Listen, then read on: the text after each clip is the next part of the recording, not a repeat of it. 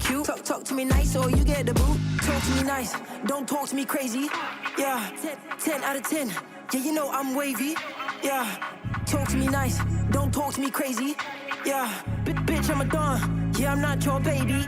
Yeah, I'm running up, back it up, they just a fan. Look at me, bitch, yeah, I'm high in demand. I'm pressing play and they pausing their plans. Feel like a DJ, I'm running the bags. Catching the service, damn, look what I started. I'm killing shit now, they can't do nothing about it. I bet on myself, give a fuck if they doubt it. It's up and it's stuck, you know me, I be wildin'. I'm out if they ain't tryna pay me the fee. I'm bad as fuck, I got places to be. Look me in the eyes when you speaking to me. I'm knowing that they with the spot that I'm in. Hair, nails, everything did. Feel like a model, I'm out of your league. Drinking my water, protecting my peace. Just hitting the pinnacle, shooting them threes.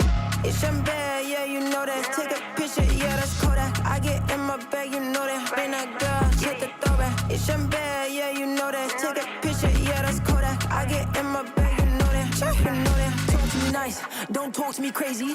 Yeah, 10 out of 10. Yeah, you know I'm wavy. Yeah, talk to me nice, don't talk to me crazy. Yeah, bitch, I'm a don. Yeah, I'm not your baby. Talk to me nice, don't talk to me crazy. Yeah, 10 out of 10. Yeah, you know I'm wavy. Yeah, talk to me nice, don't talk to me crazy. Yeah, bitch, I'm a don. Yeah, I'm not your baby.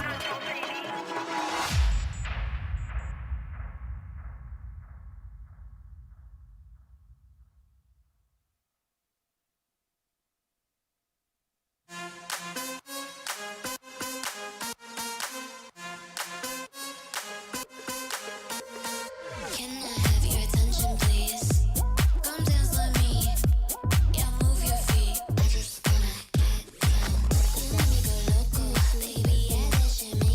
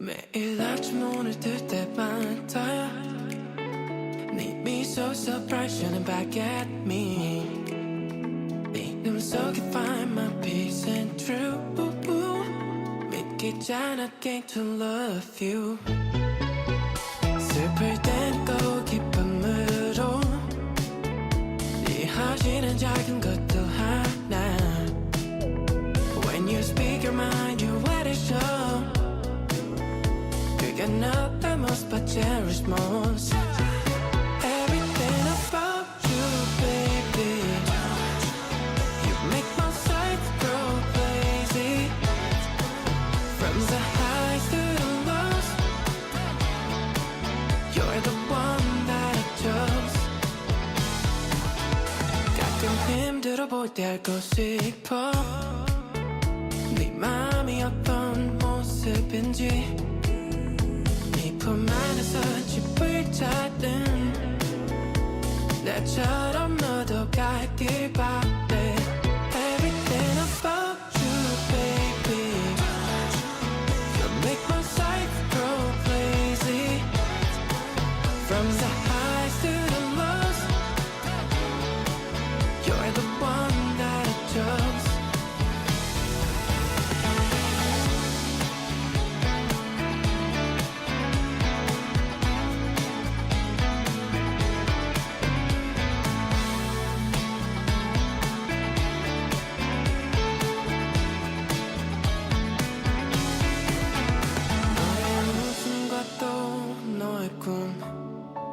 모든 게 가끔 흐려질 때 붙잡아 the things only you know I just love the way you are Everything about you baby You make my sights go lazy From the highs to the lows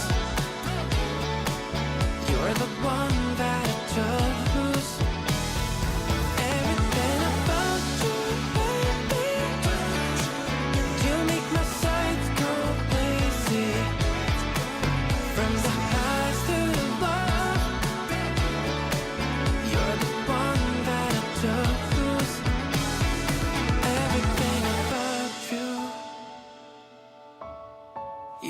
My sights grow lazy From the highs to the lows You're the one that I chose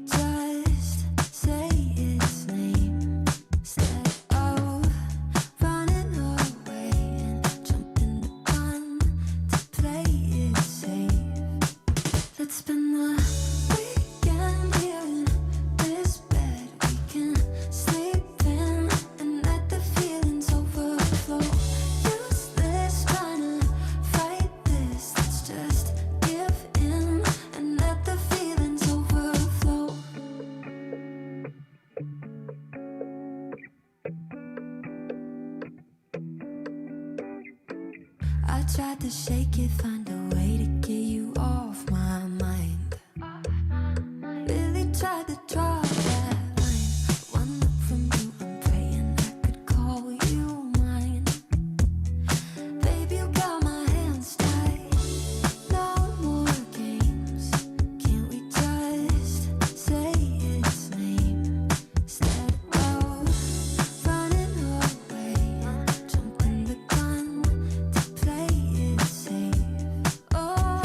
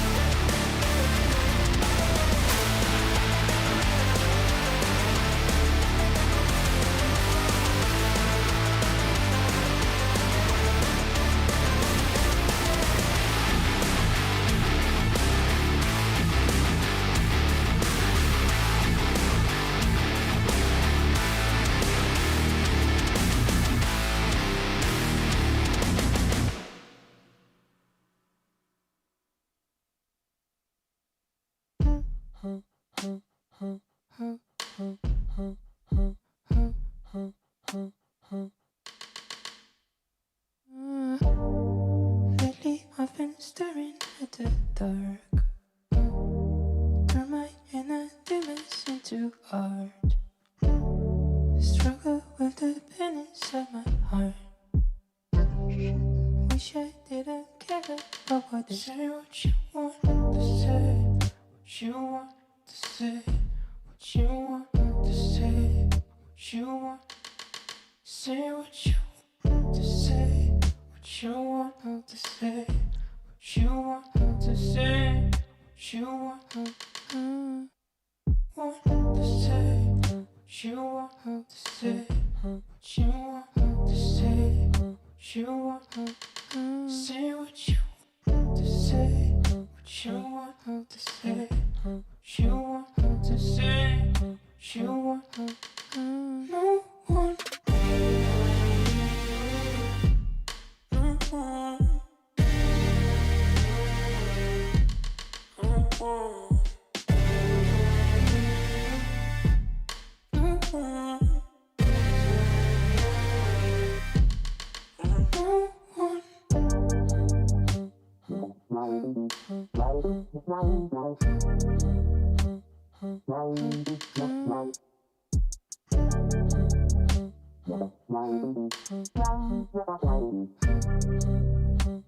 Say what you want to say, what you want to say, what you want to say, what you want to say, what you want to say, what you want to say, what you want to say, what you want to no one.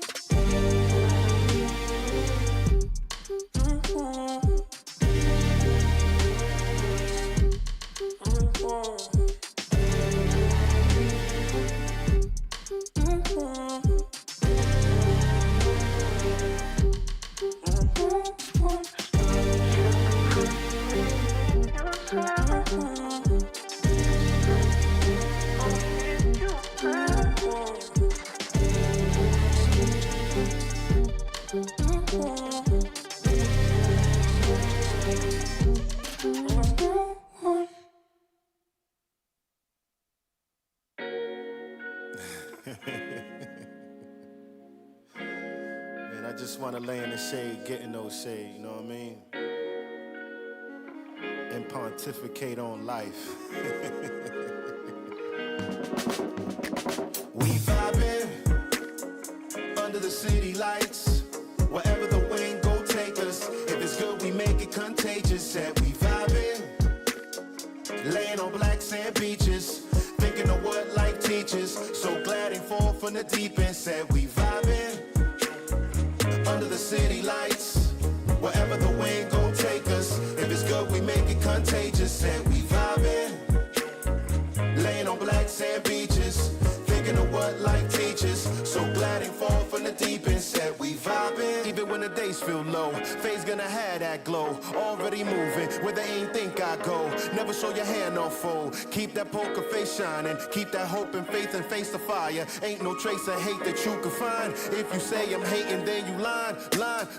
Put your hand on the Bible, won't you try and say that again? Polygraph it, I'll probably map it. Got an alibi or a friend. Ever seen lightning hit same place twice? Won't say I'm God, but Zeus like. Also the guy with the juice side. Phase after shot, we cruise.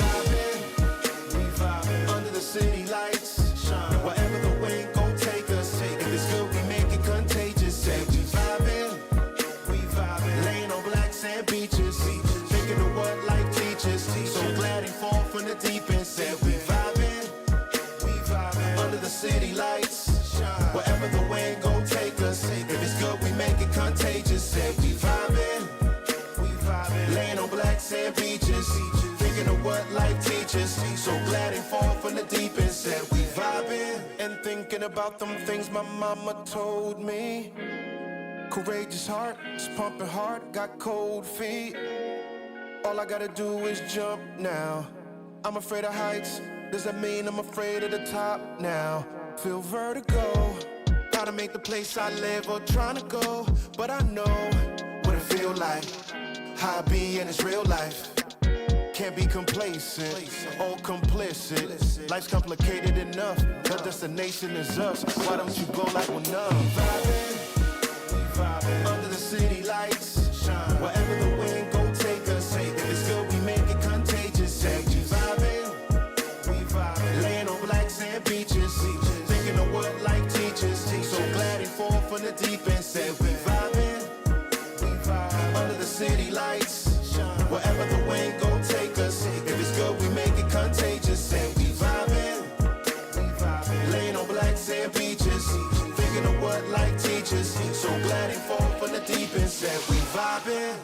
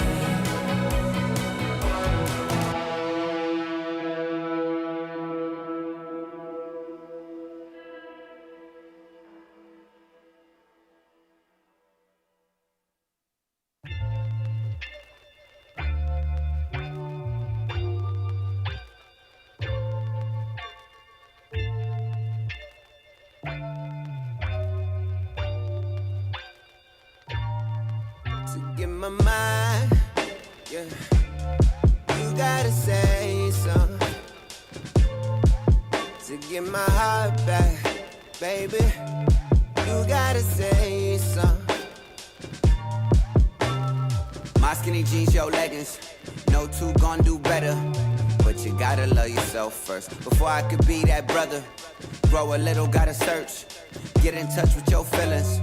No, you hate the 9 to 5. You living to catch the spot. I'll be your Mufasa. I'm your Leo, I'm your lion.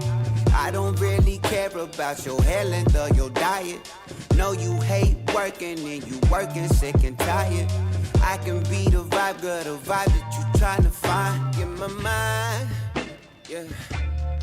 You gotta say something to get my heart back, baby. You gotta say something. Say nothing, I'll find it through someone new. I close my eyes and I just hope it's you. Hope it's you, but you gotta say something. Whole house looking like a scene out of Insecure. Talking about dreams, but you thinking fit. Floating through life cause it's sink or swim. Take what you want by the horns and ride. You only want truth, but they told you lies. Get on your knees when you pray to God, and that's a capital G when I'm saying God. Really want you when I say it's time. Spitting that flame like it's 99. And all the girls from the 99 and 2000s know what's up when it's time to grind.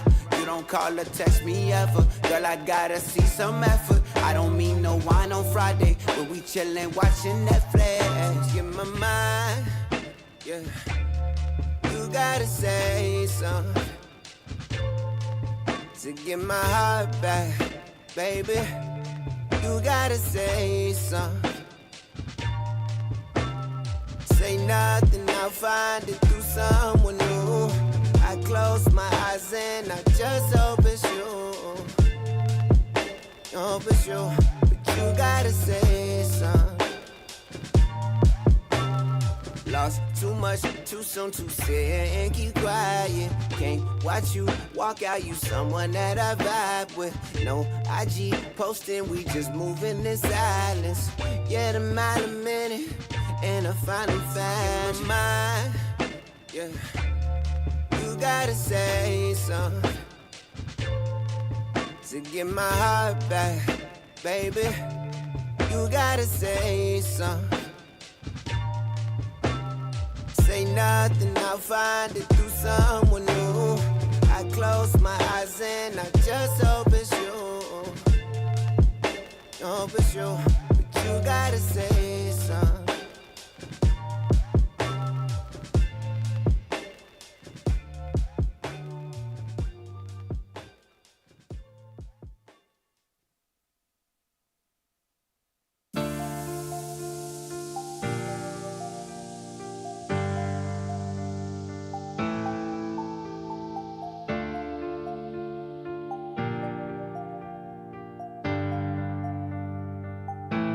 Don't try your disappearing act. No, I won't stand for that. One chance is all you get before you get the axe. Try your disappearing trick. I won't put up with it. I know you think you're quick, but I quicker.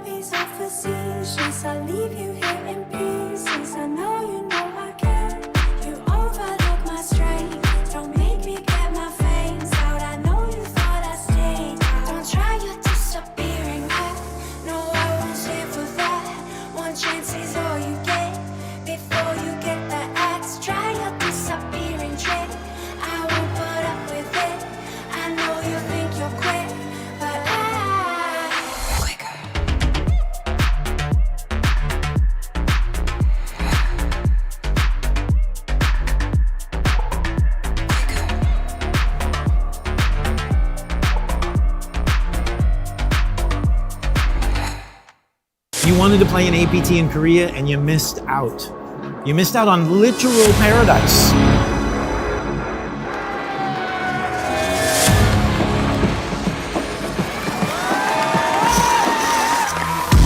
So what you're looking for is a second chance, and I got you covered. We're going to Jeju Landing Casino, end of September. They've got the stone park, they've got lava tubes, they've got waterfalls, they've got the folk village, they've got mermaids, and they have the Udo. And I know you think I don't know what the Udo is. Shan, show them I know Udo. But that's when you're not playing one of the 103 events we have at APT Jeju. We've got all your favorites. We've got the National Cup. We've got the Mystery Bounty Hunter by Natural Aid. We got the Zodiac by Natural Aid. We've got the Double Stack. We've got the Mini Main. We've got Super High Roller, Superstar. We got high rollers every day. We got women's events from Sunday to Saturday. We've got 8 women's events. We got mix events every day. Alan Kessler approved mix events. This is the appetizer, guys. This is where you prep for the APT Championship coming up in November. It's going to take the poker world in Asia over. We are just going to throw the record book out and write a brand new one, thanks to the help of all of you guys. So on behalf of everyone here at the Asian Poker Tour, we're looking forward to you guys coming and see us in Jeju, because it would not be the same without you. Welcome to APT Jeju 2025! Now at this beautiful landing casino, this series will be running for the next 10 days. Featuring over 100 events, including the Mystery Bounty Hunter sponsored by Natural Aid, the APT High Roller, the APT Super High Roller, the Superstar Challenge, and of course the APT Jeju main event with a 2.2 billion Korean won guarantee. Day 1 flights start on Sunday, September 28th. And there are 7 APT Championship main event tickets to be won too, worth $10,000 each. 頑張ってください. We look forward to welcoming you to our series, but if you cannot make it, you can check out our live streams live on YouTube, Facebook, or Twitch starting tomorrow with the APT Super High Roller. For more information about APT Jeju, please check out www.apt.poker.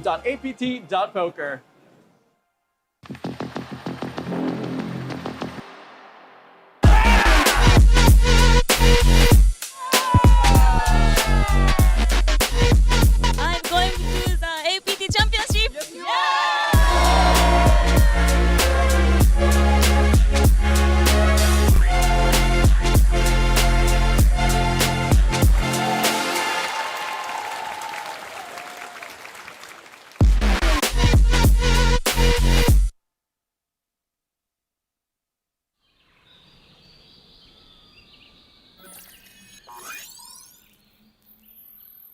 Welcome to Asia's largest online poker room. Our next generation poker software is now initiating.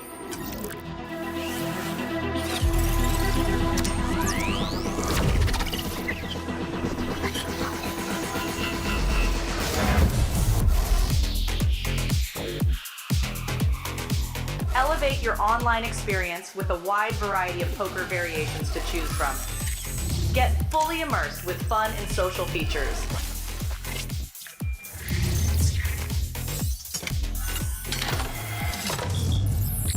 Level up your game with PokerCraft and Smart HUD. Unlock a wealth of rewards including cashback, bonuses, and jackpots.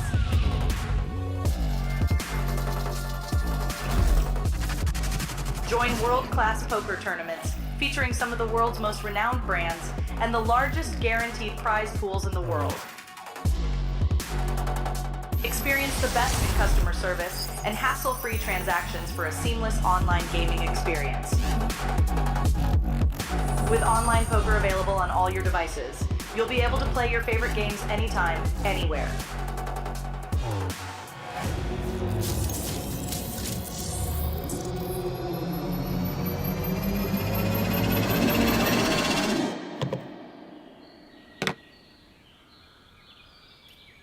Sign up now and elevate your online poker experience today. In a world where the stakes are high and the competition fierce, there exists a realm where the best of the best converge. From over 50 countries, they gather, drawn by the chance of winning millions of dollars in life-changing money. But amidst these contenders, only a rare few will make it to the top. Those who remain composed under the relentless pressure, armed with an analytical mind that dissects every move, adapting, adjusting, shifting strategies like master tacticians.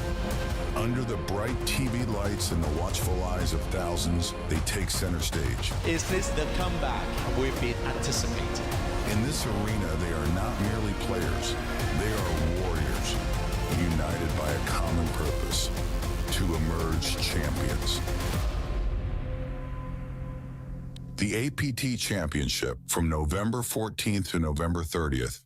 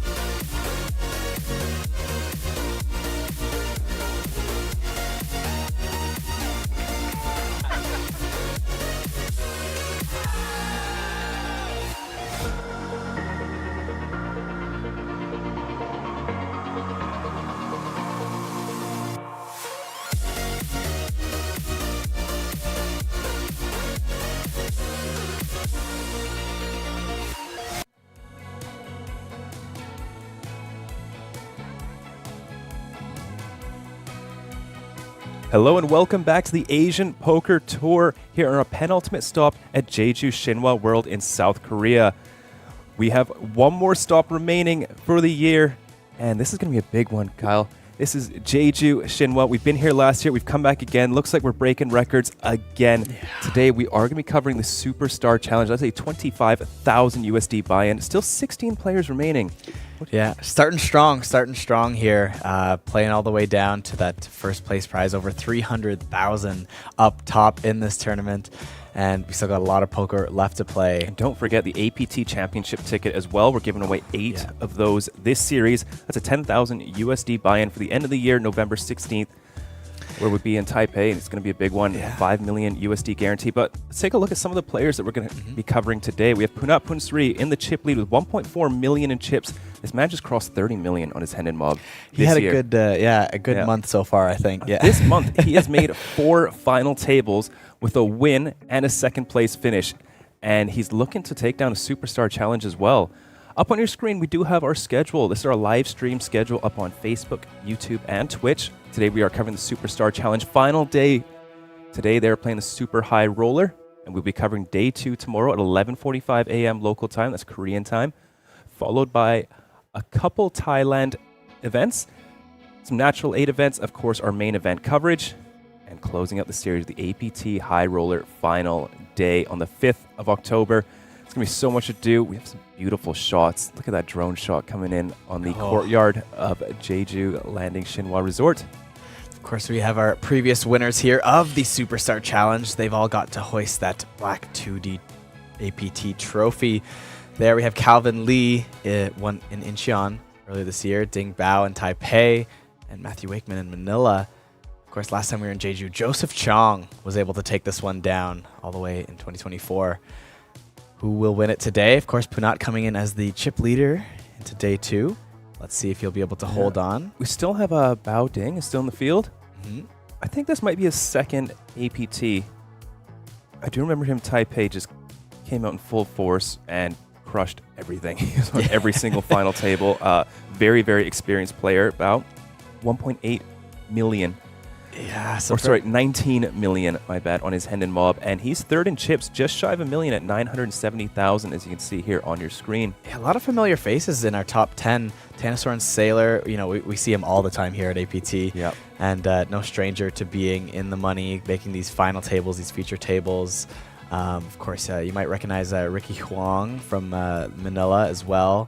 Yeah, second place in the Super High Roller, losing out to Tobias Schwecht. Yes. Very, very, very tough heads-up match, but he's back. He's in the Superstar Challenge, and he's got 4th in chips.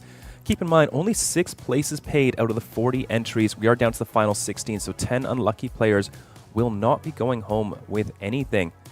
As you can see here, the payouts on the screen, a very big min cash, 25,000 USD buy-in, 65,000. That is 2. My math is terrible. I can't do that. 2.2x or so.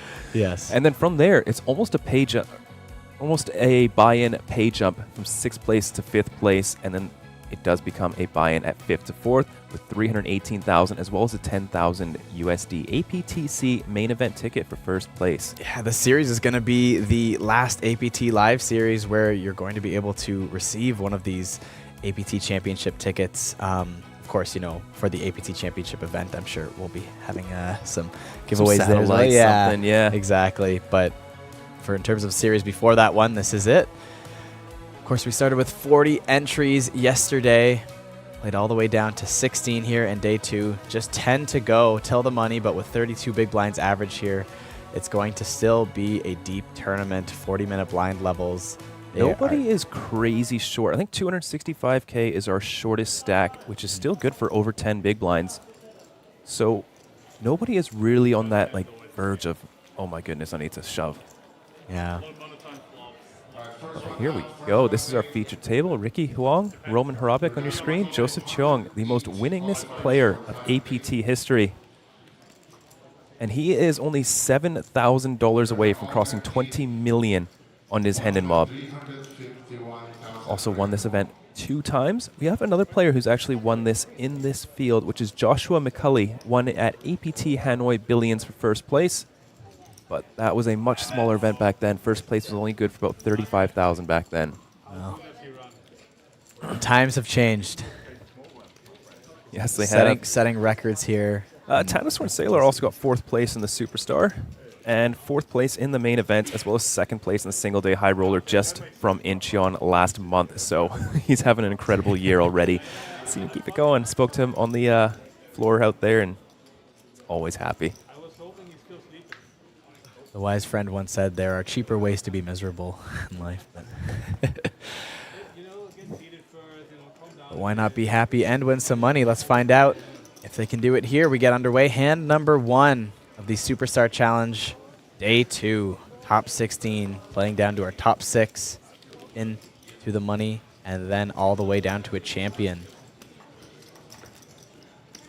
The first event, the first live streamed event of APT Jeju has begun. Holds around to the button now. Manuel Fritz with Jack 7 suited. Is our short stack of the day. He's just going to let it go. Blind versus blind action now. Yan Jing Yao, 6-4 suited. The man, the myth, the legend, Dylan Foster in the big blind with ace-9 suited here.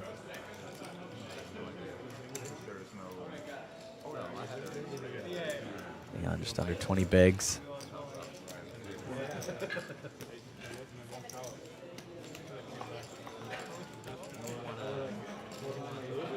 Wins the raise. And we'll just take it down. Dylan Foster wins hand number 1. Interesting to see him go for the induce there. Under 20 blinds. Yeah. And Foster, another APT regular. Always in high spirits. If you're ever at a table with him, it's going to be a very fun table.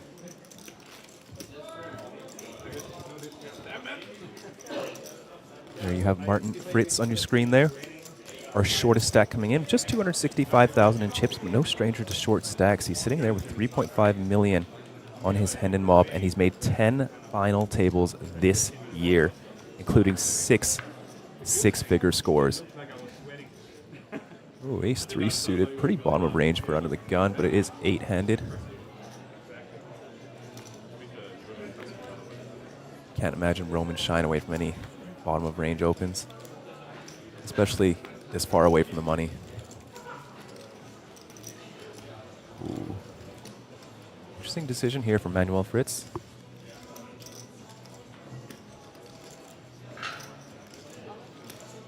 Let's go for it. 265K in the middle. Manuel Fritz puts the pressure onto Roman.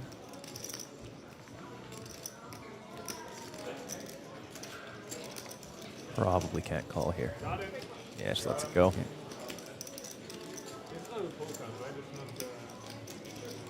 Roman Harabek, a very accomplished player from Czech Republic, 12.6 million on his Hendon mob, and just a super crusher online. Is in all the high roller events.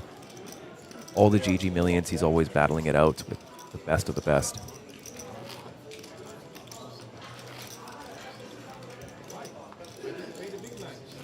We also have Danny Tang. I haven't seen too much of him. I think the last time he came to an APT was actually here in Jeju, where happened with him? He got second place in the Natural 8 Hong Kong event that he was sort of forced to play in like an $80 buy-in. Then makes the final table, gets his main event flights and everything covered. Hey man, poker's poker, you know? Yep. What about you? I've gotten into some home games back at home lately, playing that good old 5 cent, 10 cent again. And I gotta say, to scoop my friends of $5, you know, it feels good. It's always way better when it's your friend's money. Yeah. I like to screen or send them pictures of what I bought with their money. Oh yeah, I definitely took a picture of the McNuggets I bought afterwards and sent it to them. But oh, here we go. Roman, speak of the devil, pocket queens now in the big blind. 20 blinds effective. Facing the cutoff open from Jing Yao.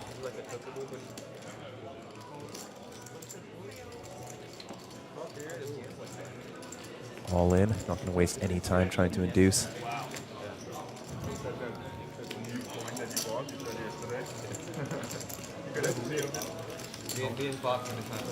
I guess still pretty far from the money bubble too. Maybe if it was 8 or even 9 in the money, then I'd want to be changing my ranges there to have a little bit more 3 bets than just jams from like just over 20 bigs. Yeah. You know, the aces and kings, I can definitely see a case for inducing, and then queens is sort of, you know, jam, induce. Yeah. This is apparently an extra large major. Find it's nice to balance a little bit more of those premiums in a raising range, and then you can. They're still at like bluff 3-bet a bit more. 40% of the field remaining, so ICM's just starting to sort of maybe play a part in this. I'm not succeeding.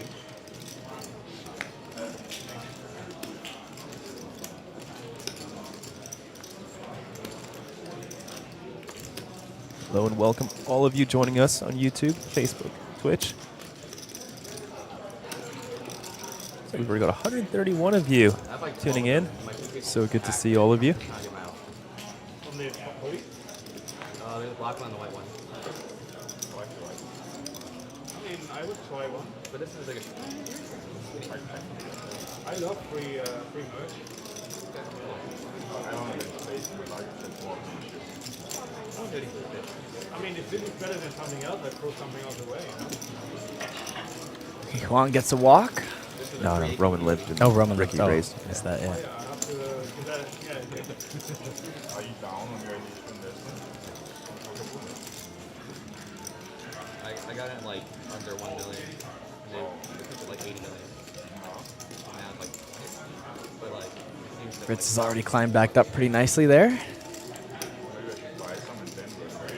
Getting in a bit more comfortable spot than he started the day with.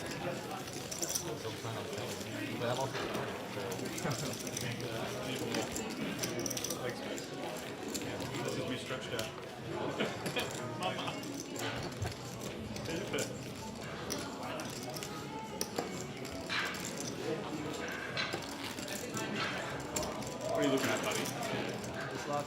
Am I making a break? I'm bringing you guys. You speak German or not? Probably the way you do. Probably the same way I will correct me every time. He always comes up with a new phrase I haven't heard from. My random German is very good. My actual German is not very good. Haven't seen too much from Punat Punser yet, but I love hearing Dylan.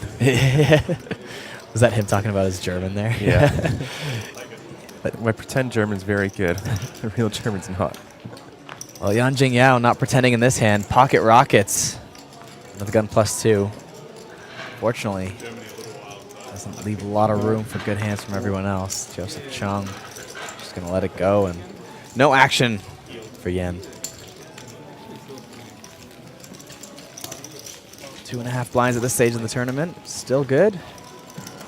Take that any day. Very commanding lead, 70 big blinds. Gotta feel good. He's been having an incredible month already.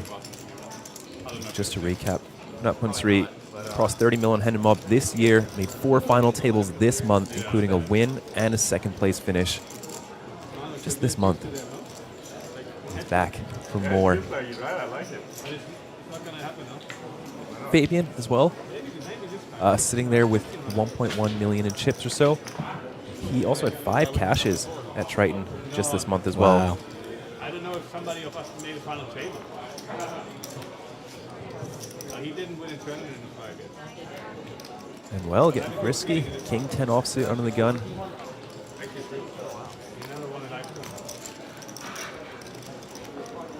It's really scary. Table overall, a little card dead so far. Maybe Manuel thinking that everyone's tightened up a little too much, potentially. You're turning 30 now. Still young. You can still make it before your 30th birthday. Oh, this is where you want to play. Your first tournament, my tournament, you was the fight point, right?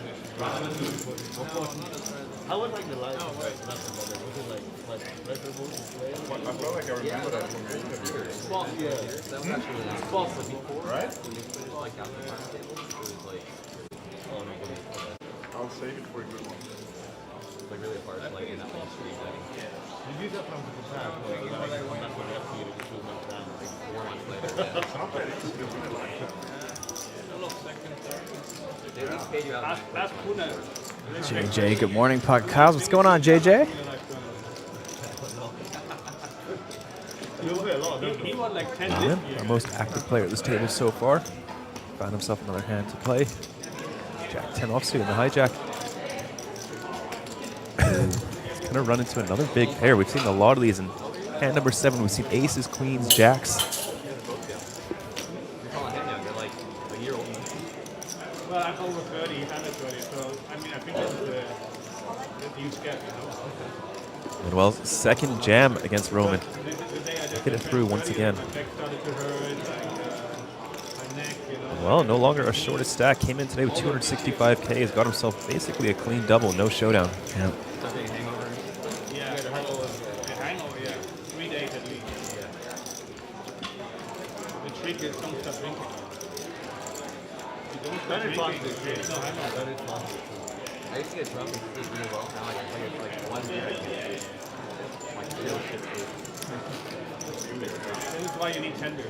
Then you think, like a baby. But then you wake up after 3 hours. We do see a player eliminated from the field, down to 15 remaining. 9 away from the money.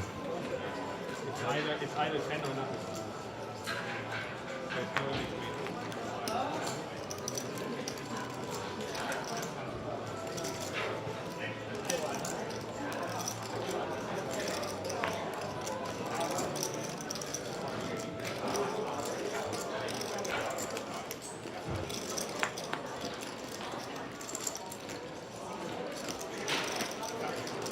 Nuts turn with the big pair. Pocket jacks on the button for our chip leader.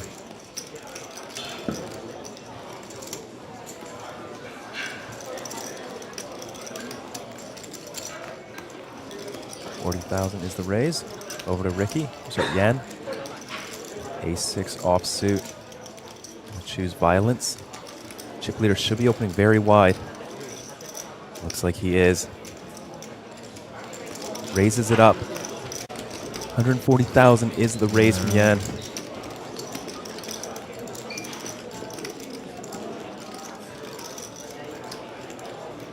How does Pinot want to play this? They are start the hand 35 or so blinds effective.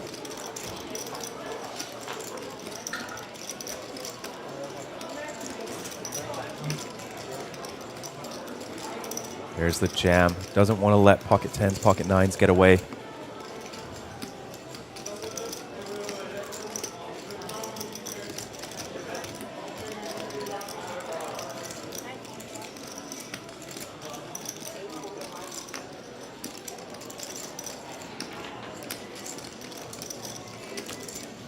And unfortunately going to run into the jacks.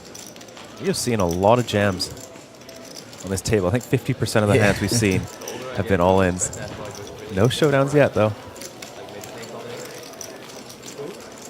Not just adding to that chip lead. 1.5 million now.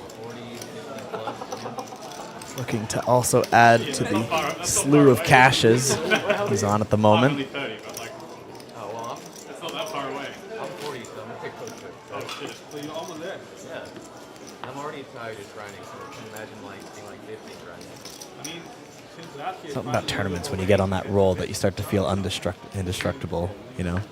Yeah, I could definitely see that in tournaments more so than cash. And Fabian, here we go. Ace Jack offsuit.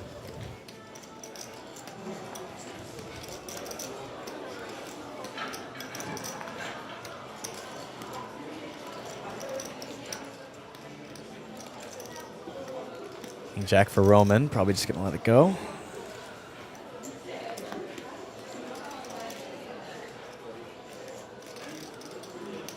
Might just get it through.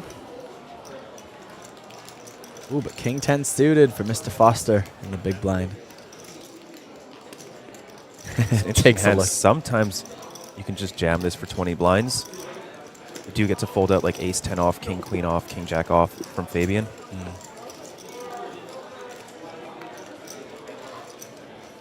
Just for the call. Really good playability here under the gun range, you know. I like the call. All right, we got Not a little bad. bit of action for our, I think, first flop, perhaps. Dylan Foster with quite a few backdoors and middle pair, and Fabian with the gut shot to the nuts. We'll give Dylan 2 pair.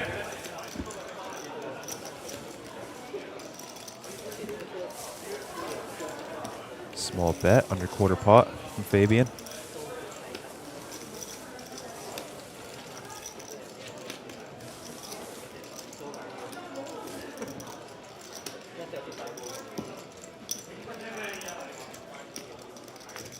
There's the call, 8 of hearts on the turn. Fabian picks up an open ender.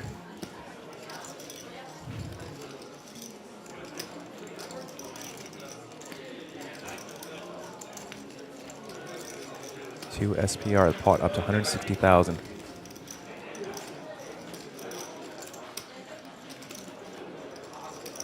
Good morning, Steven.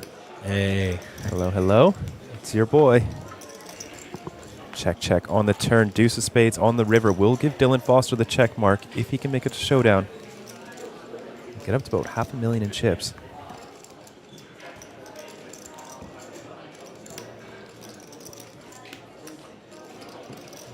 Turn checking through is interesting here.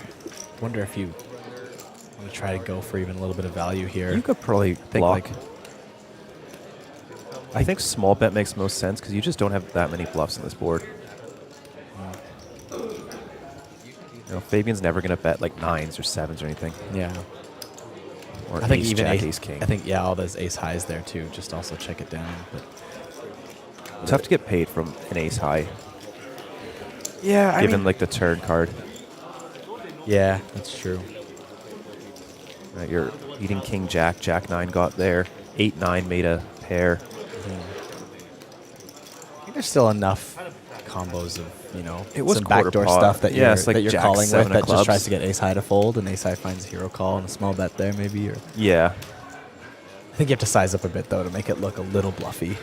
Like you can't. I don't think You just go don't have enough super bluffs, and small you've got blocky. quite a bit of value. I wouldn't go too big, and Fabian's going to be decently capped. Yeah, I think something closer to like 1/3 though, over like Yeah. 20% or something like that. Yeah. Because then it feels like you're trying to get some fold equity in there. I feel like. Yeah. As opposed to going too small on the block bet. Roman getting active once again. Queen jack offsuit under the gun.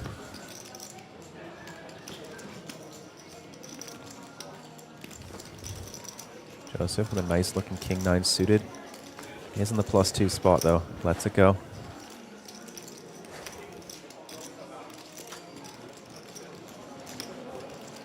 Pocket fives hitting the muck.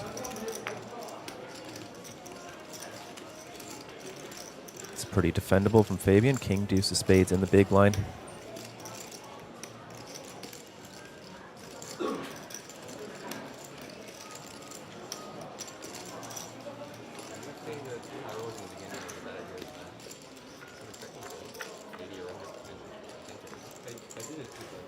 Up comes 997 Rainbow.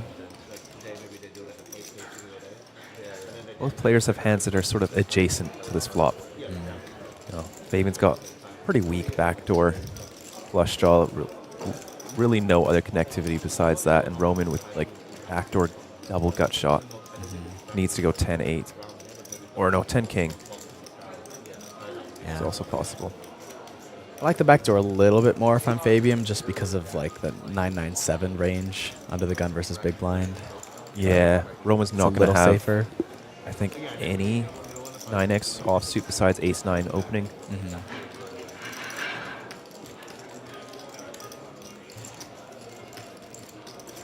That'll take it down. Of course he did, Steve.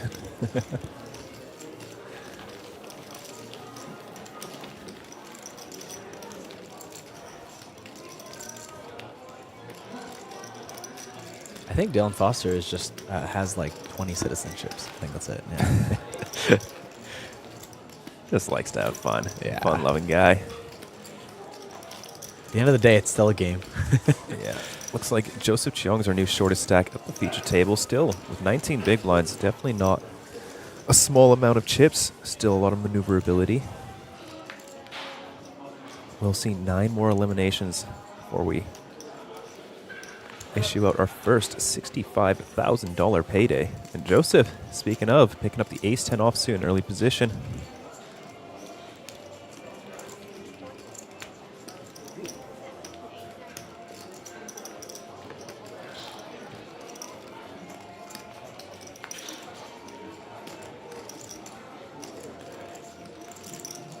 Roman, ace-7 of clubs in the big blind.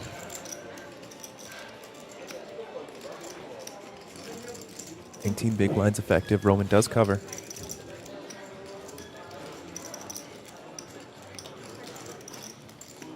Oh, wow. Goes for the jam, putting max pressure on Joseph. Might be able to get him off a better hand just like that.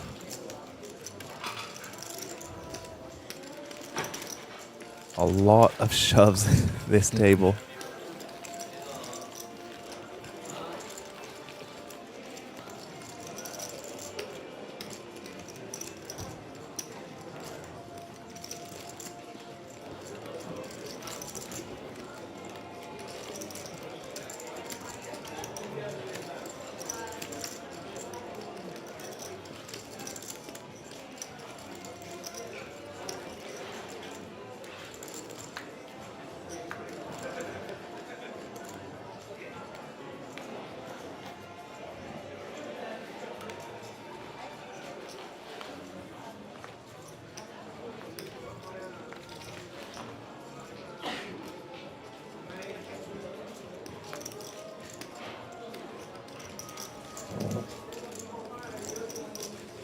I believe in 16th place, we did lose Josh McCulley, former Superstar winner.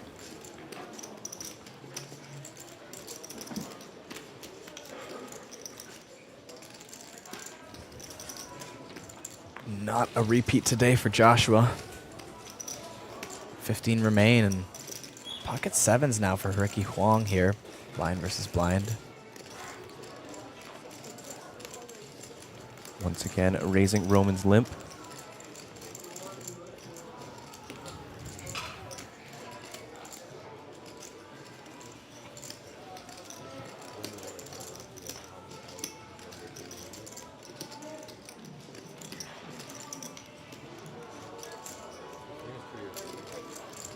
Roman will make the call with the suited queen. 31% as they take a flop. Ace, Jack, 8, 3 overcards to Ricky's pocket sevens, but overall a pretty good board for his range. Roman's limp shoving a lot of ace X and a lot of lower pocket pairs.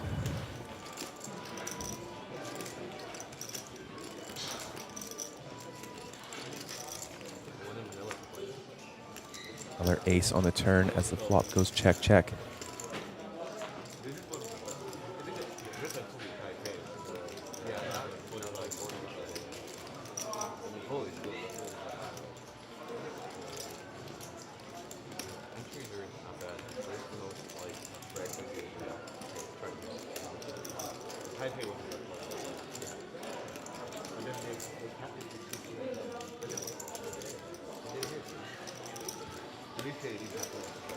Check, check as we take a river. 8 of hearts counterfeiting Ricky's pocket sevens now. Roman will win if he can get to showdown with his queen high. Does he feel the need to try and bluff a hand like pocket 9s or pocket 10s? No, just checks it. Yeah, queen now Becoming a pretty nice bluff catcher, though, this river, but just gonna go check.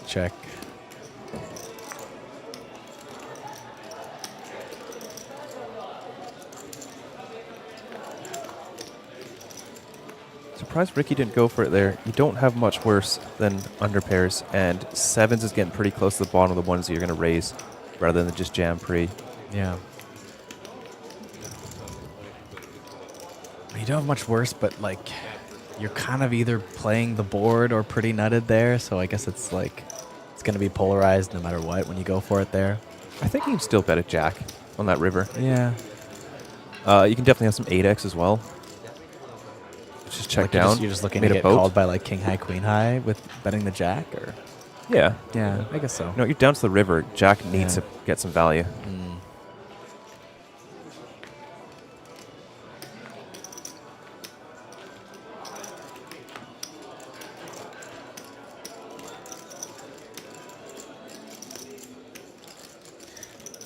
Damien with an ace in his hand.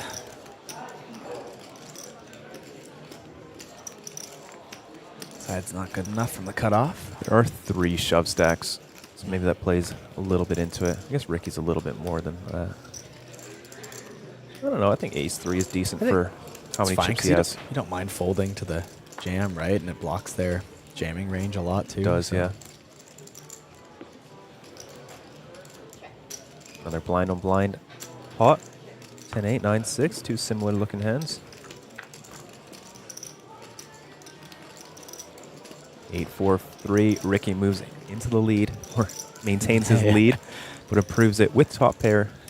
Believe it or not, 10 high was ahead, yeah.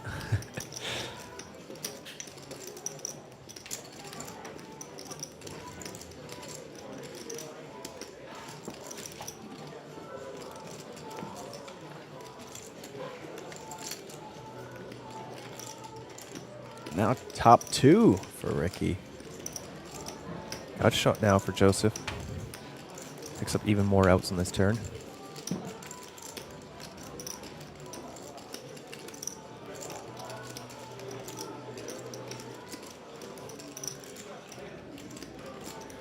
I like the check here from Ricky.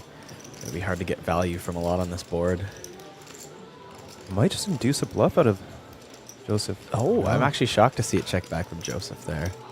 Might get some value now. It's a pretty strong hand. Check down. Second pair.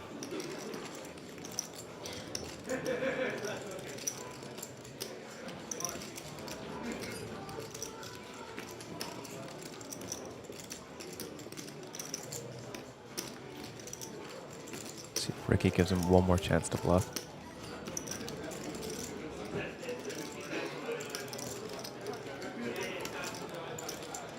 $125,000. That's for the overbet.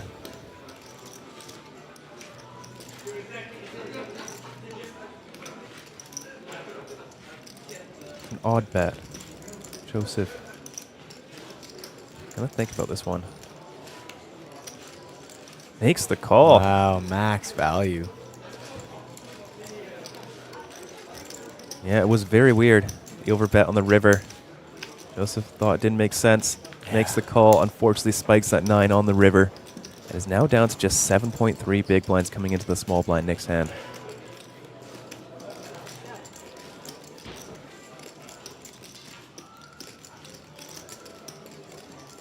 I didn't picture overbet. I did like a large bet there though on that river. I think it's gonna be hard to get find too much that they're gonna call down with, but if they're gonna find that hero call, I think going for max value there. Yeah. Makes the most sense because they're also gonna think you're not too nutted, so if you're gonna size up a bit, maybe they level themselves into going, well, they don't have the strength of hand, so I have to call here with the It really feels like Queen Jack or 7-6, but I imagine 7-6 is betting that flop 100% of the time. Yeah. And Queen Jack might just be shoving pre.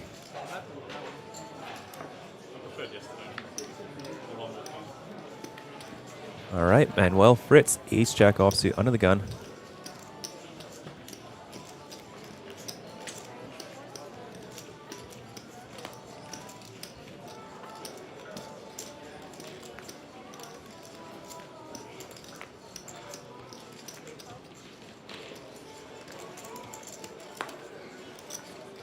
No action so far. Puna could flat this. Usually not one to shy away.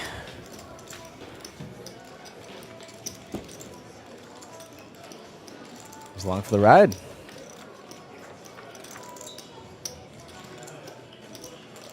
Pretty good flop for the 5-4. However, Manuel does make top pair with a very good kicker. Not, of course, with the gutter. 2 pairs would help. Trips.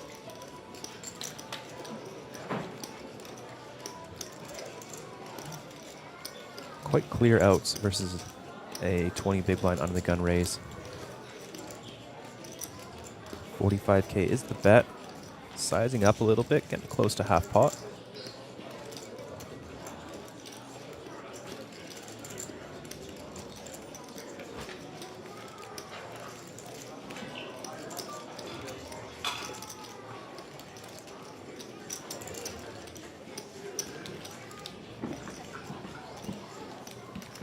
There's the call.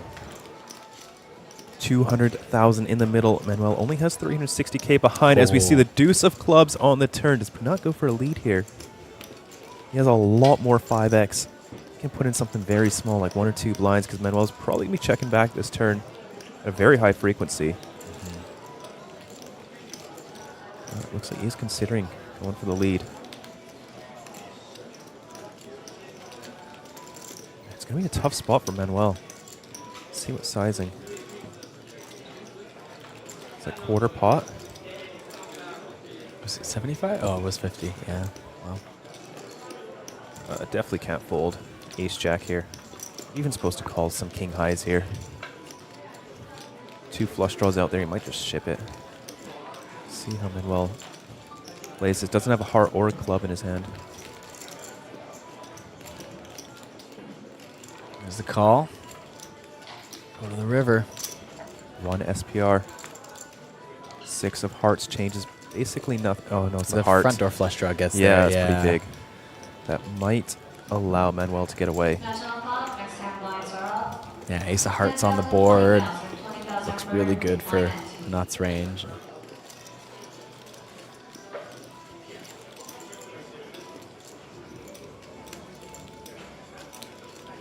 Something notable, so 7-6 might not bluff the river. Not. But he still has clubs. Is that just 300K? Is he leaving him? No, 400K. Basically a jam. And backwards to Manuel, a very tough spot now. Got a good, strong top pair. He will have some 2 pairs, like all the suited ace-X. Aren't that many of them. Could have some straights like ace-5 suited, but that should be it. And then a few flushes as well. Just folds. Serves his stack. Not chipping up once again. 1.665 million. Yeah, overwhelming chip leader. Big fold though for Fritz. Way to get away from it as you, you know, your stack starts to dwindle a bit there. Stay in this thing. And Lollipop in the chat. No, not a rerun. We are live with you here. APT is always live. Yeah, we do it right. Of course, it is a delay, so make sure keep the game integrity going. But you see on your screen there, we have the chip denominations. If you're looking at the table, the whites are 100K, 25K, and 5K there.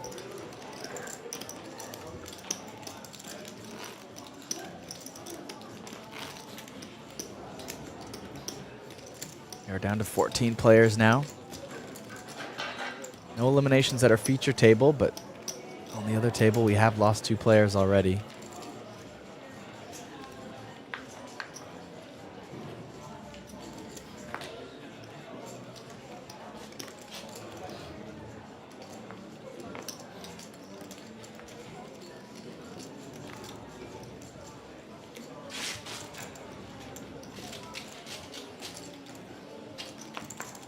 I don't think it's yet on the live reporting, so we don't know who's been eliminated just yet. Joshua was the first one out.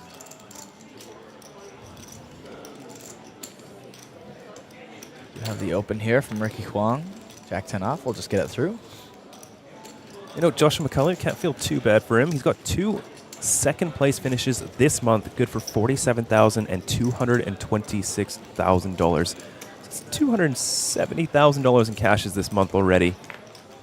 I'm sure he would have loved to add even more to that, but I'm sure he'll be jumping into the our 10K high roller, which is running right now. I saw Ike Haxton playing that.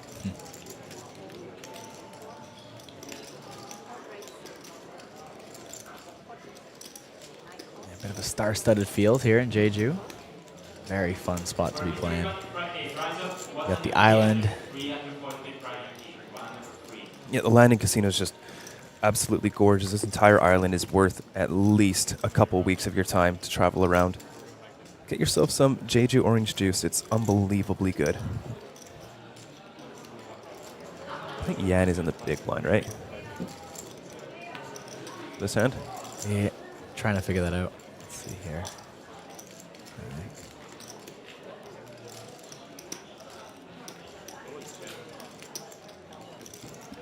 Punat was big blind. Yeah, Punat was big blind last hand. No, he is a... Where'd Fritz go? Fritz didn't get eliminated. I think they just bounced the tables. 7-7. Yeah, okay. Yeah. That makes sense. Yeah. So he was big blind. Okay. Right. That makes sense.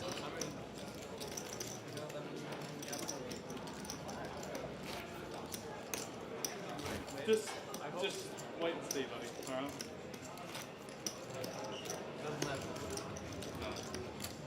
And I can double first and then double. Yeah, you're forgetting about all these alternate scenarios. You guys doubled me up first for all that. Got about 4 minutes left in this blind level. Then we go up to 10K, 25K.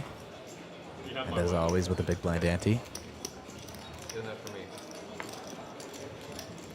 I did that yesterday. I didn't like it.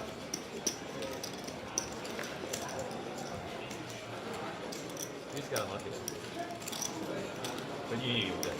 Huh? You knew you were going to win. Mickey Huang with King 8 suited. I didn't know, but Opens it up from the hijack. I know it's tough against certain people who paid $1 million. I mean, you had it on. Not with the mystery hand here. I thought that was good. Please, man. He's going to bump it up from the big blind. 100K or so. A button. From the button, yes. The big button. Knocks up the blinds. Back over to Ricky. I'm doing quite well. Close to $1 million in chips.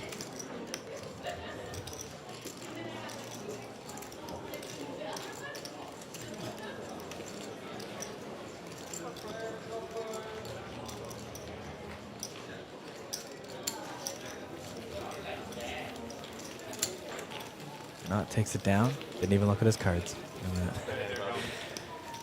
1.7 million now. Almost 90 big blinds for Mr. Punsri.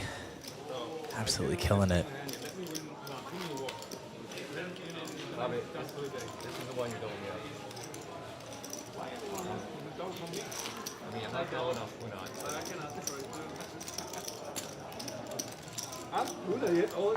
I'm not confident. Very nice person to talk with, but you don't always want to see him at your table when you're playing. Yeah, I could agree with that. Yeah. Ace Queen now. Arabic picking up a lot of playable hands here and wasn't shying away from opening even wider under the gun here. So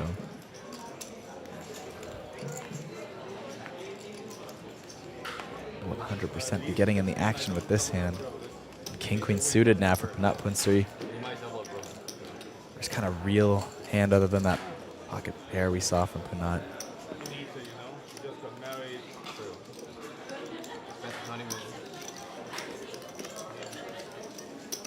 Just flat versus under the gun open.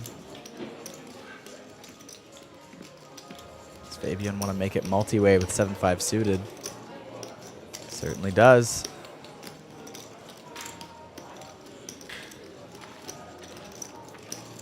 Decent stacks colliding here. Take a flop, Queen 8-3. That's top pair, top kicker for Roman. A lot of red cards in their hands. Unfortunately, nobody with hearts. Top pair, second kicker for Punat. This is gonna cost him. Yeah.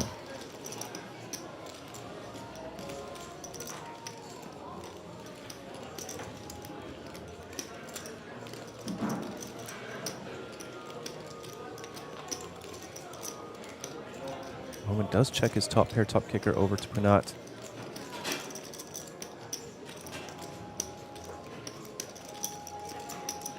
will fire at it. Likely to be the best hand, unfortunately. Roman is waiting in the weeds with the ace-queen. Gonna proceed with a call.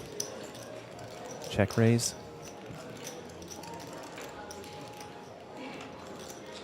All right, APT Jeju World Day on blinds are up 1,000, 1,500, 1,500, big blind ante. Also, Superstar Challenge final day blinds are up 10,000, 25,000. Here in the background, the blinds are up next hand. There's the check raise.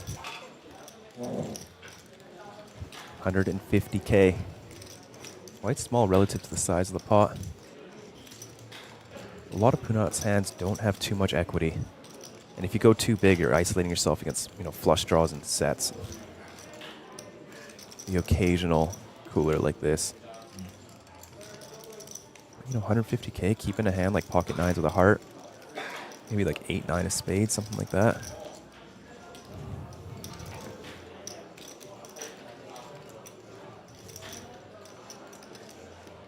Punat is losing to ace-queen, pocket queens, aces, and kings, and pocket eights. I don't think Roman's going to be raising threes. So there's not a whole lot of hands, and he's blocking queens. He's blocking king-queen. Or sorry, he's blocking ace-queen as well as pocket queens. A really nice hand. I don't see how he gets away.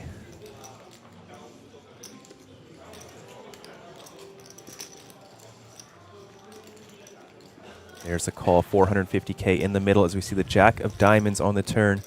No additional equity for Punat. 10-9 did get there, but going to be very tough for either player to have that. Perhaps 10-9 of hearts specifically. Yeah, I think the tough spot for Punat though is like, you call 2 streets of value here. It's jammed on this turn. Probably going jam for Roman. So really tough to fold. Like, I feel like when I'm in that spot in the flop, it's like, oh, my hand's too strong to fold, but then I'm just facing a jam on the turn, and it turns into a hero call, and now I hate it.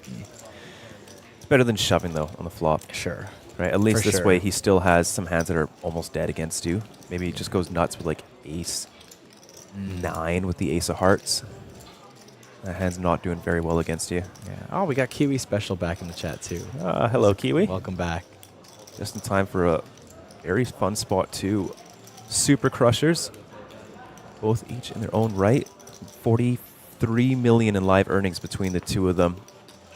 Going at it in this, what could be our first over 1 million chip pot.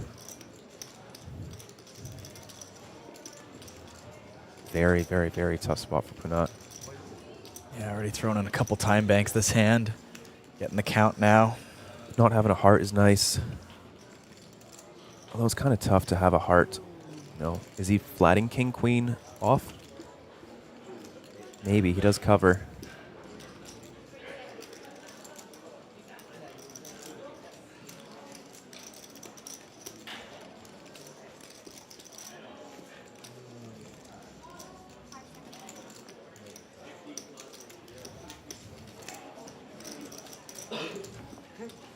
Going through his time banks. Can't help but this smile now. This looks like call.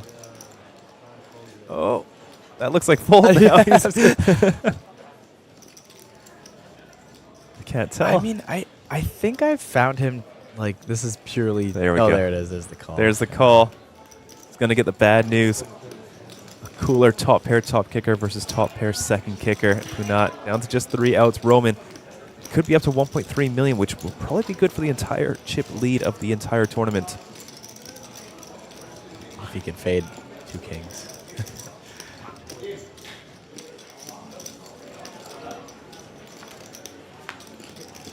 And he does. Massive double up for Roman Herbeck. Started with just 400,000, has now tripled his stack and moved into the chip lead with 14 remaining. Wow. Massive spot here as we get down to the money. Still 8 players away. Quite a ways to go, but as the blinds go up, I guess we'll start to drop a little bit faster. Joseph Chong now just sitting on 6.8 bigs.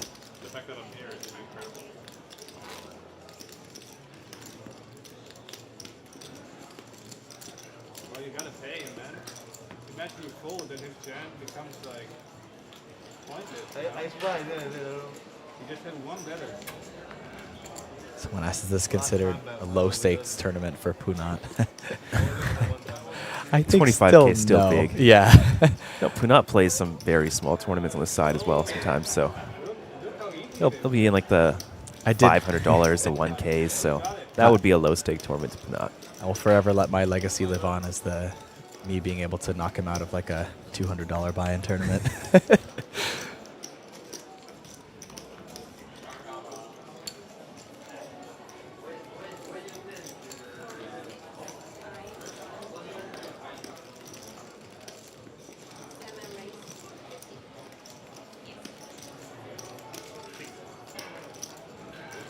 We're not getting right back into it though. King 10 off in the hijack.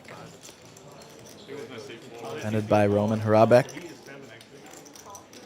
Mystery hand so far.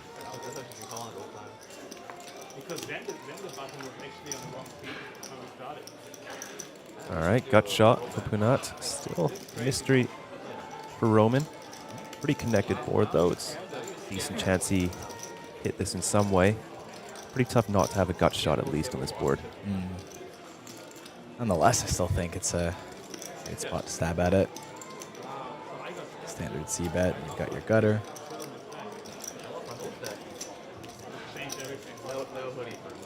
Not a hand you want to get check raised. Like you have to call, but you hate it.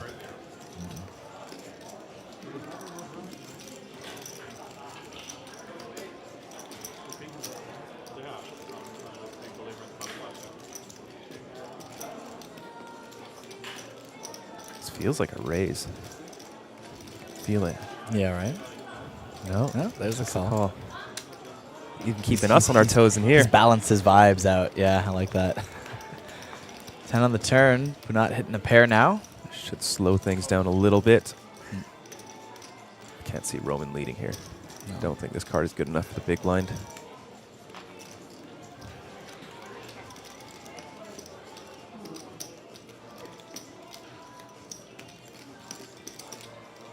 Maybe a 6, 7, 8. You could throw something in there, but 10, not really helping you out too much. Yeah, Punat's still got King Jack offsuit. Jack 8 suited. Queen 10, 10, 9. Check, check as we see the 7 of hearts on the river. I like this. We should have more hands like this. Put us to the test here. It'll be interesting if Roman bets. Then we'll have a... He could have some... He could have any of the ace-10 suited. Go for some value. Got some Queen X going for value. Some 2 pairs, sets, straights. Just checks. Probably got like a 9 or a 5. Maybe something like 7, 8. Yes. So checks to you now as Punat though. Do you go for the thin value here with a 10? You getting called by those you're deep 9s enough. and 7s? I would. Yeah. I expect a queen to bet very often. It's gonna be tough, and then you get raised. Like it just it sucks, but it is what it is. Part of the game. Yeah. Yeah, I would probably put in something like 120 to 200K, something like that. Somewhere in that vicinity. Yeah. 115K from Punat on half pot.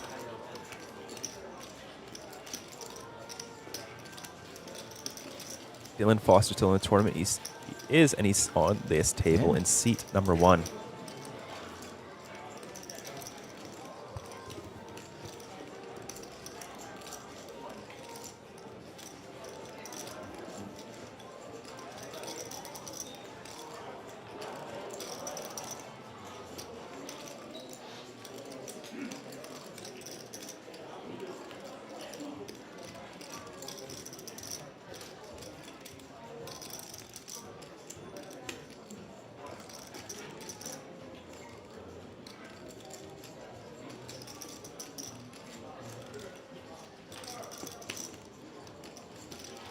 Robek really going in the tank here.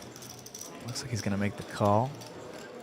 Oh, no, sorry. He's got raising chips in his hand.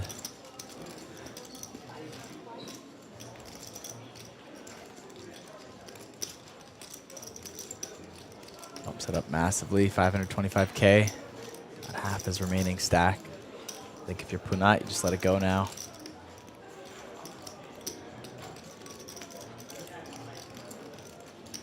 Screaming 2-pair plus here. Some straights get there on the river.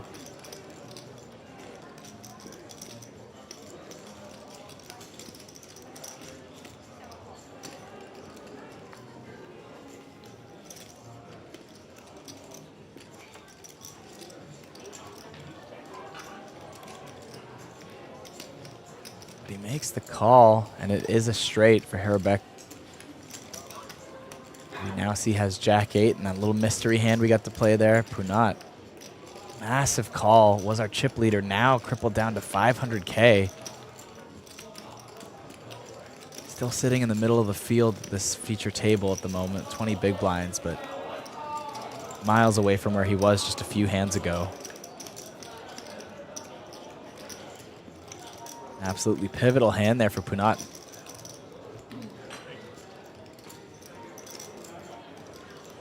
You're asking what did he show? He showed Jack 8 for the straight there on the turn.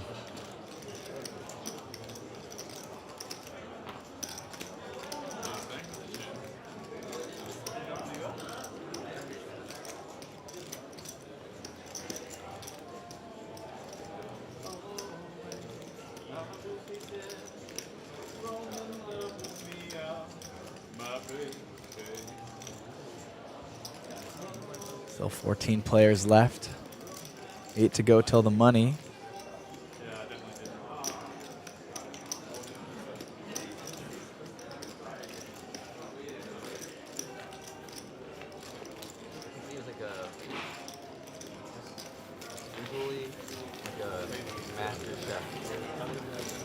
What's all the fat jokes, man? No, it's not. It's like the tattoos, you know? Oh, that's like And those asking about Dylan, there he is. Good conversation going. It's almost always Mr. Foster. Everything would have changed. I was actually thinking about it before. I think the other one never got a amount of or at least significant amount. Yeah, but there's no people. That's very common in Asia. No, not really. They do, no? No, they do all the white boys now. Playing up to that min cash top 6. Quite a large min cash here this series, for this tournament, sorry. Well, for the series as well. 25K buy-in, 65K in cash. Joseph Chung going to take the spot here with ace-3 off under the gun. This is only 7-handed. And he's very short. So far, so good. Gets it through to the blinds. One more hand to go. Queen Jack off for Ricky Huang here in the big blind. Just has to call 4.4 big blinds. The big blind ante in the middle. No spot here. I think he might just flick in the call here. But he doesn't. Lays it down, folds. I know, I needed it. Once again, we have lost another player on the outer table. Down to 13. No one at the feature table busting.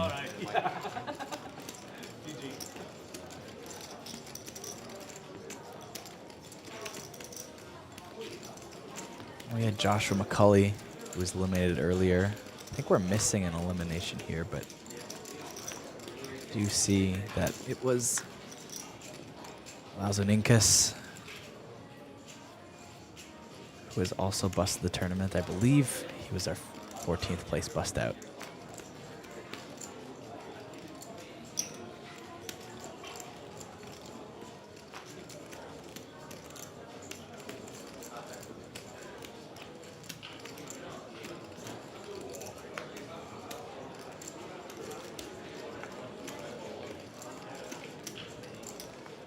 Wow, big hands here. Not punts reopening. Queen Jack off front of the gun, and Yanqing Yao, pocket Kyles,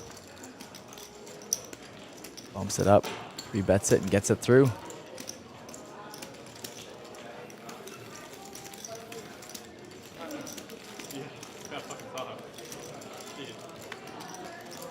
Seven off the money now. It's getting closer.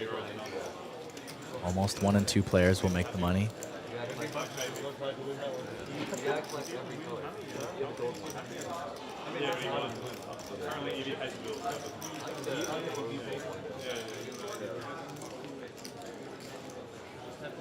Must be nice to not need to.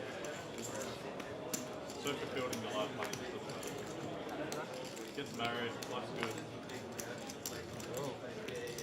Running hot in every single light, you know? In Germany, usually they say, like in the game, or I don't know. Right? They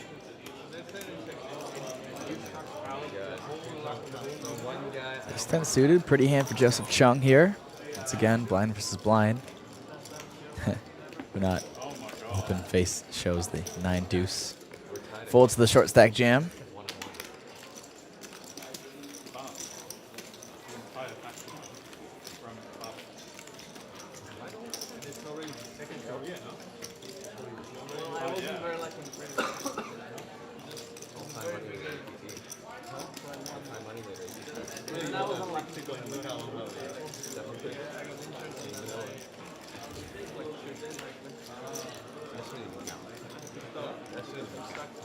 Worked out really well. I feel like his career is a bit more fortuitous. Just again. Now Dylan Foster waking up with a hand here. Ace king off under the gun.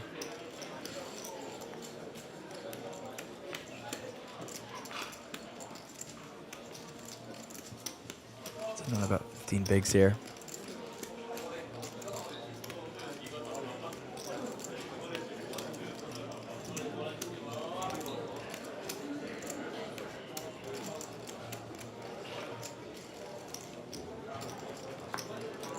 Jack 10 suited for Ricky Huang in the cutoff. Has him covered. Huang second and chips at the table. We'll just let it go versus the under the gun open.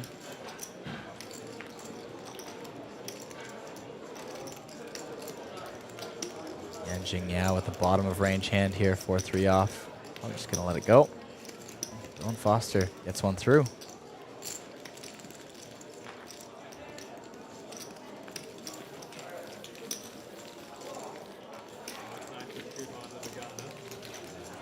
Dylan picks up a few chips, just shy of 500K now, 20 bigs.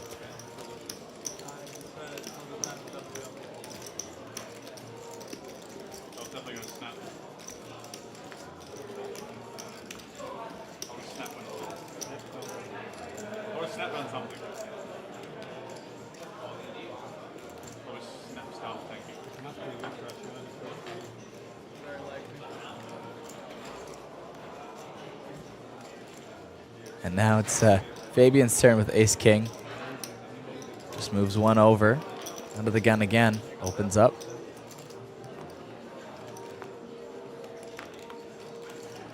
Huang throwing away a suited connector as well. Again, a little bit worse this time. Quicker to muck. Dylan Foster, Queen 10 off in the big blind here. Sure will be defending. There we go. Grabs all the chips. Throws them in the middle. We've got under the gun versus big blind action once again. Flop comes 9-5-6 rainbow. Neither player connecting with that board.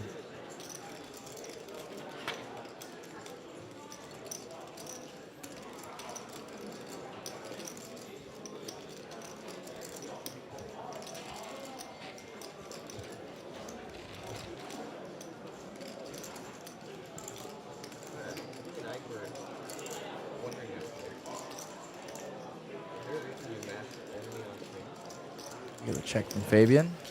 Go to the turn. Jack of clubs. Now an open ender for Dylan Foster. Backdoor equity suddenly turns into quite a lot of outs.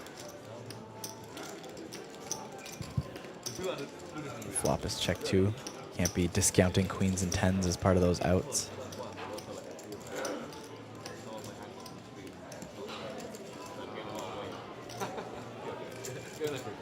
Could see some overpairs checking back on this board.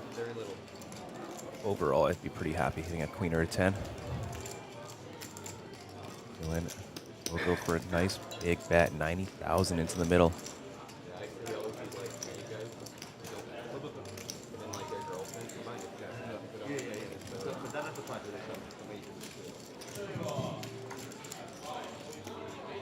For mystery money front A, the price now 200, 300, 300 for the decline team. Round of 4.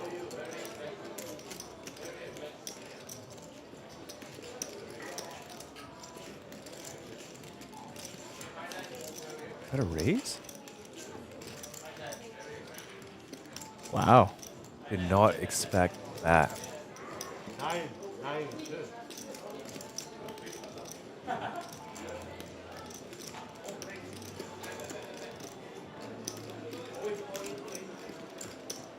Wow, that's a very interesting play.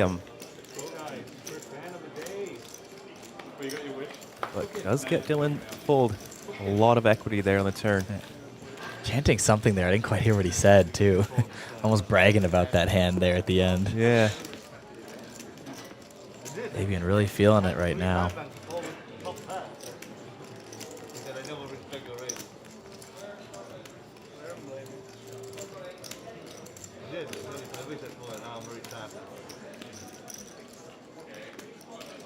But maybe was civilized. You have to yeah.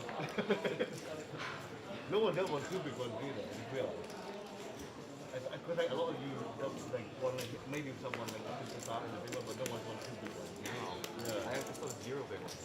I would trade my 2 black ones for big ones.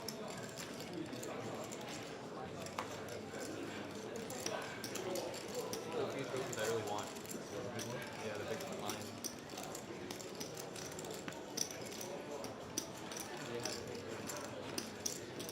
But not now with King 10 off and the cutoff. Of course, has lost a lot of chips at this feature table. I don't know if you caught the end of that hand there. Is going for thin value there with 10s, but he ended up getting raised huge. Unfolded? And no, he called. Catching up there. Wait, before you go to the end, I'm curious your thought process, because they did show the cards eventually. Okay. So put up bets. I like the bet. Yeah. I would play fold to the jam, although it's a pretty... Yeah, it was like a good hand to... It was a half stack raise. Half his remaining stack. 15K raises to 525. That's a big raise. Yeah, big raise. I remember when we were discussing before, I was thinking that like bet fold was the best line there. It's kind of where we were at. And I don't know. King 10 kind of makes a lot of sense. You're blocking King Jack. You're blocking a lot of 2 pairs that don't raise the flop. So overall, I think it's a very good hero call candidate. Okay. But I wonder if you want Jack 10 instead to block King Jack, Jack 8. I think I prefer Jack 10 as a hero call, but I'm also not sure if I'm value betting Jack 10 on the river. Right. Well, Ace Jack is an even better hand in this hand. Joseph Chong gonna rip in his 7.8 big blind stack. +1 does get not to fold King Queen.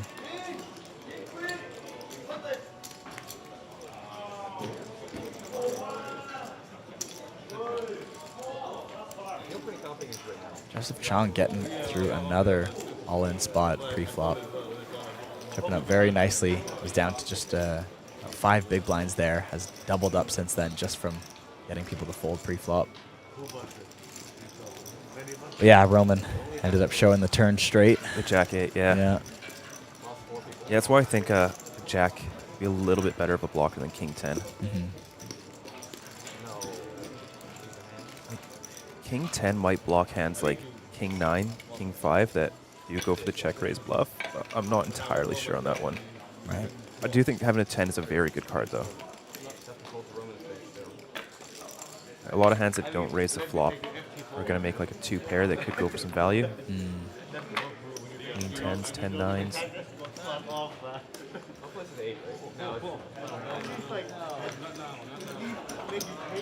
Well, 10-9 feels a little bit thin for that size. As played, probably still good. I think we lost another player on the outer table there. To 12 now. This feature table is impenetrable so far. All our short stacks just doubling up or stealing blinds and to the table. Oh no! Oh yeah. Okay. 12 now. There we go. There it is. 30% of the field remain. 1 and 2 will make the money.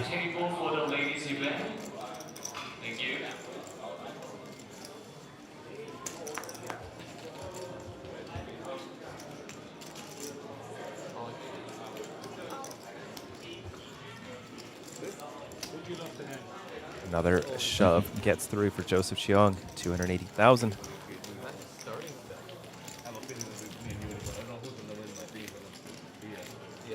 He's almost caught good up morning, to Blue Dylan. Ice. Good to see you again. Sorry, what was that, Kyle? Oh, I said he's almost caught up to Dylan Foster now, just from stealing these blinds. Dylan just chilling. I like that. He had Ace King under the gun, and that's about. Other than that, just kind of been enjoying the conversation at the table so far. Who I have a speech playing with on my 5 big blind shoves. Yeah. I'm making notes, bro. A lot of fans of Dylan in the chat. Always. Always, yeah. I mean, when you're gonna be that much of a personality, right? You're gonna get some people loving you. For sure. Probably hating you too, but you know, it comes with the territory.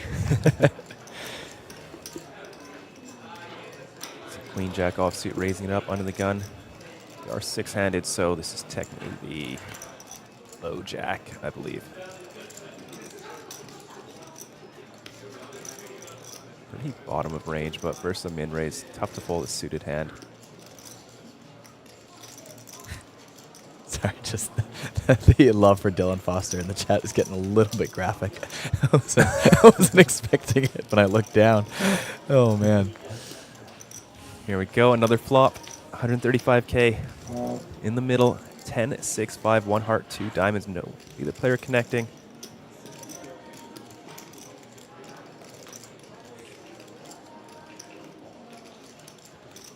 Queen Jack does like betting on this board. You see 35K into the middle. Yeah. Now with a few backdoors here, does he go for It's too short. raise? Yeah.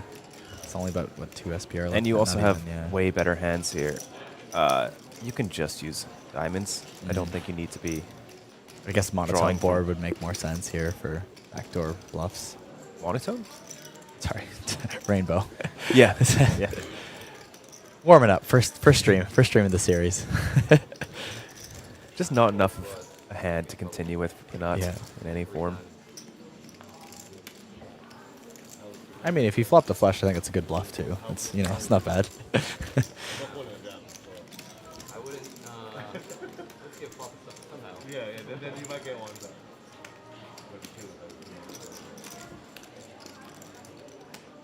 You guys are wild in the chat. I'm not going to read that out loud. I hope he at least cashes this. He's seems excited to be playing the Superstar.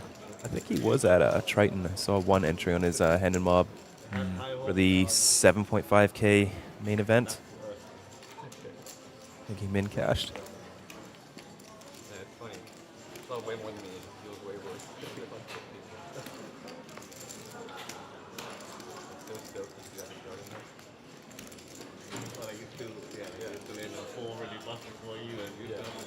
Go Queen 5 suited, opening up the cutoff.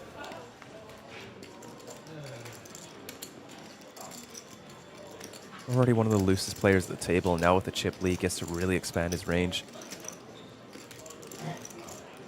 Well, Queen 5 is probably pretty close to chip EV already.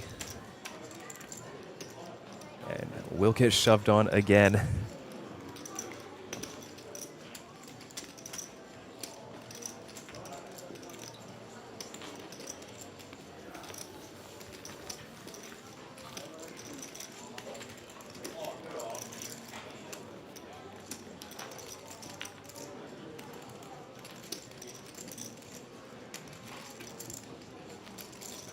Punts are really the downfall of this feature table so far here. First couple levels of day 2. Yeah, most of his chips going Roman's way. We're still well within range to do some damage in this tournament, but very different spot from where he started the day with. We have lost 4 people, just 6 more to go till the money. We'll hit our final table before that, so no hand for hand, which is nice. But if players do want to use their time banks, it will be in about 2 players from now.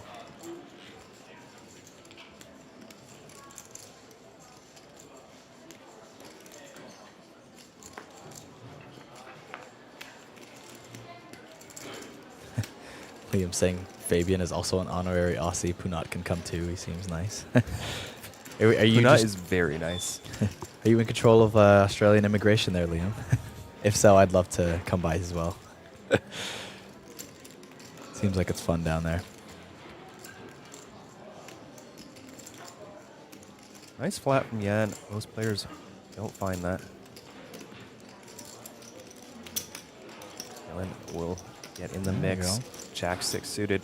Does not want to hit a jack. I think I find that king jack off flat there, but it's because I find too many other flats in that spot too as well. I was shocked how wide you flat small blind versus under the gun. Mm. Like, can you imagine just like flatting like Jack 7 suited in some spots? Really? Wow. Yeah. Jeez.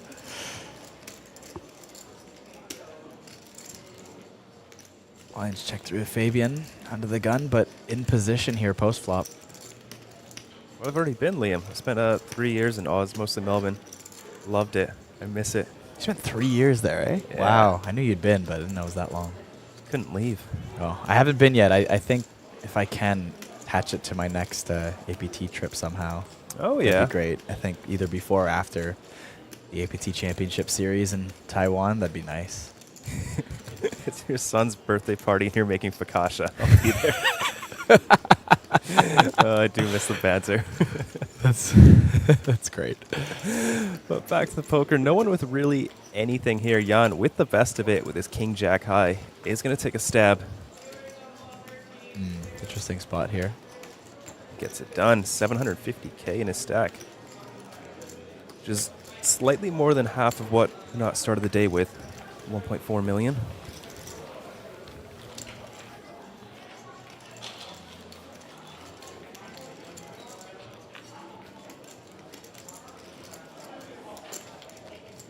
I like this. So for the landing casino, we had the cash game tables, which were further close to the entrance. And now they just cleared out all the slot machines for us by the just to the left of the tournament floor. So all the cash game tables are going to be there. And the space looks amazing. It's so much bigger than it was last time. They just saw what APT brought last trip and Wow. made as much room as they could for us. That's amazing. Yeah, it was my first time in Jeju for APT, and I had trouble finding the feature table because there were so many APT tables around. I went to the wrong side first and was like, where is everything? Ooh, interesting spot here for Dylan with the pocket jacks in the small blind, sitting on just basically 10 blinds.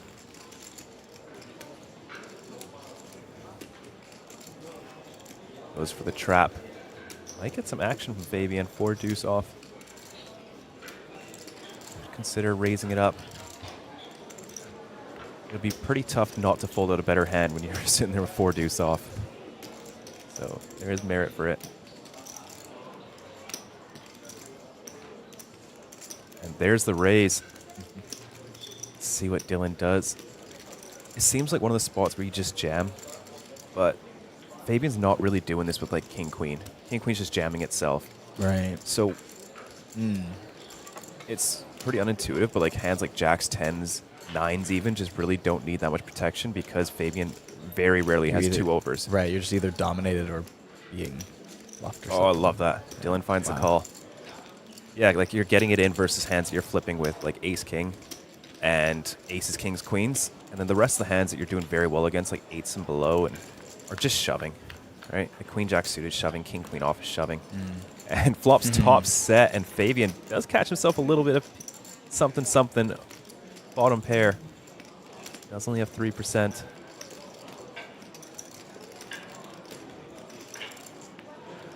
Interesting to see how Fabian approaches this. Just checks. Very quick check from Fabian. Yeah, so Dylan has a lot more flushes in this spot because he can limp call a lot of suited hands, whereas Fabian will just be jamming them pre-flop or checking them back. Yeah. So Fabian's like really just dying for flushes on this board. Yeah. Hearts on the turn. If he had one club in his hand, I think he's always going to be betting that flop there. I'm thinking Even he's just small. checking very high frequency. Yeah. Even with like a one Even club just any hands. club, yeah. Just because his range is doing so poorly. Wow, Dylan couldn't even get 40K out of there. I mean, you'll take a pre-flop raise with 4 deuce off, though, you know. Yeah. That's still pretty good.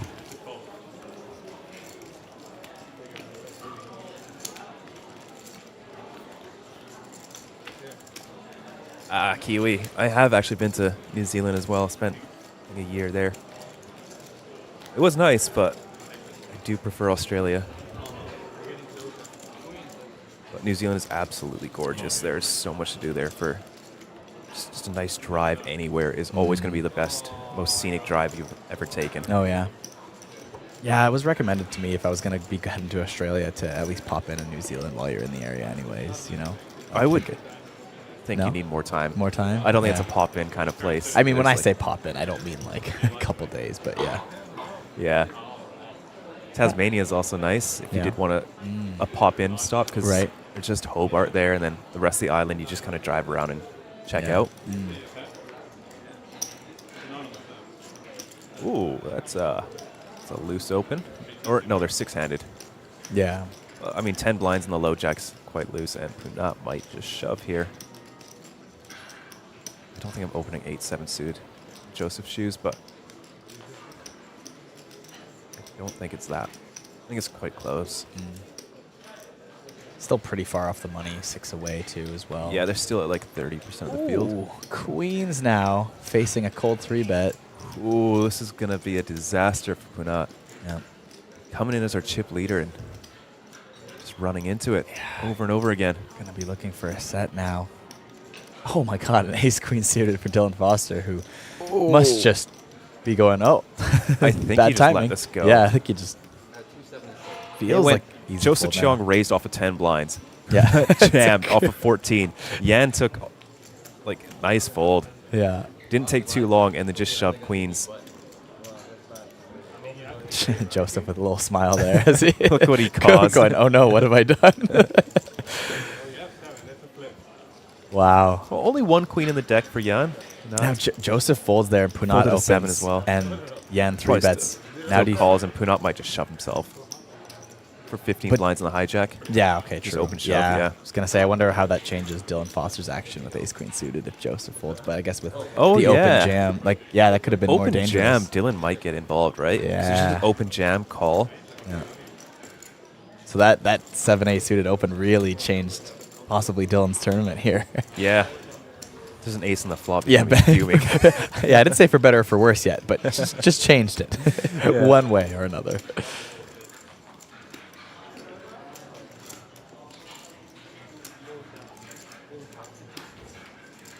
God, the blind's already going up in 2 minutes again. This table's starting to get a little bit fun. The time's starting to fly by a bit. This is some wild action for a 25K blind. The chat calling for a 7. We go to the flop. Jack 9-5, 2 hearts, no heart in Punat's hand. What a flop for Joseph. 7-8 of hearts to hit the muck. Board pairs still looking for that remaining 7 in the deck for Punat. Can he hit it on this river? The 3 of hearts will be elimination for Punat Punsri, eliminated in 12th place here in our Superstar Challenge. He's going straight over to the super high roller. Of course. Of course. Without a doubt. He's already registered. He's got one of those auto register buttons, you know, that as soon as you're eliminated, it just takes it out of your goes in, account. yeah. The floor has got his seat number ready. 23 players in their APT super high roller already. 2 players eliminated. That is a 10,000 USD buy-in. Arthur Conan and Chow Medi already over there from the Superstar. Oh, Fabian. Looks like we did lose him. And Gitis. Everyone. Of course, Ike Haxton is still playing. Oh, Martin Sedlak is here. And Renee Von Redden is also in the mix. Bamardino Magsakai playing the super high roller. Folks, if you do want to check out all of our other tournaments that are going on right now, head on over to apt.poker. Very well-designed site and all the information you could ever hope for as we are down to the final 11 players. Yeah. Coming up on the next 17th level, 15K, 30K, a small jump. Yeah. I don't think it was this Fabian, though, in the high roller. Was it Oh, different yeah. Fabian? Yeah. I think that was Fabian Schmidt. Schmidt. Yeah.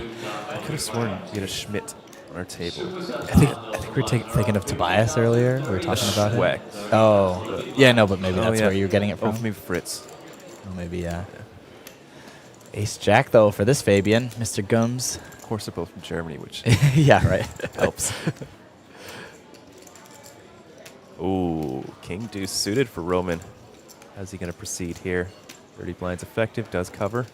3-bet call. I can't see him folding this. Oh, he does. I know in chip EV it's a fold, but I'm just surprised this close to the bubble that he's not going after Fabian. Joseph doesn't stop and go with a king 4 off either. Yeah, I mean, still 5 off. I guess it's because you're so short-handed here, though, until that final table comes in. Really affects the dynamics of the play quite a bit. Yeah. Virtually everyone's in like late position constantly, and Yeah, I would think the first thing I had in my mind was king 5 suited. But, you know, like, you wouldn't think that number king 5. Maybe. Folks, just give us 1 second. Our internet is struggling here. But let's talk about a few of the other players. So we also had Bao Ding, who is 19 million in live earnings, and he's like a super crusher online. Used to play on all the highest stakes on GG Millions. And he actually just won the PLO event for a $50,000 buy-in just 6 days ago. So this week, that was good for $880,000. That's a very big score. Did not know he could play PLO. The man can do everything. And he's also won. He beat Nicholas Go. I think they were heads up in Taipei.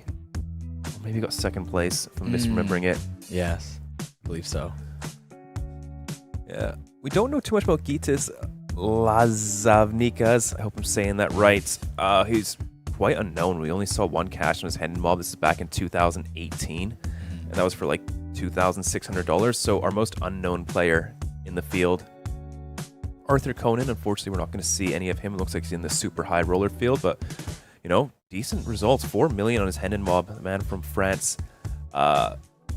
He's also won quite a bit. He's got 8th place at APT for 68K. He just won the 10K at Onyx for 103,000, and also 3rd place in the PokerStars Open High Roller for 58,000. That was like a 2K euro buy-in. So having a pretty good year up until now. Tanasor Sailor, of course. APT regular, shows up every single APT. Had an incredible Incheon series. 4th place in the Superstar, 4th place in the main event, and 2nd place in the single day high roller.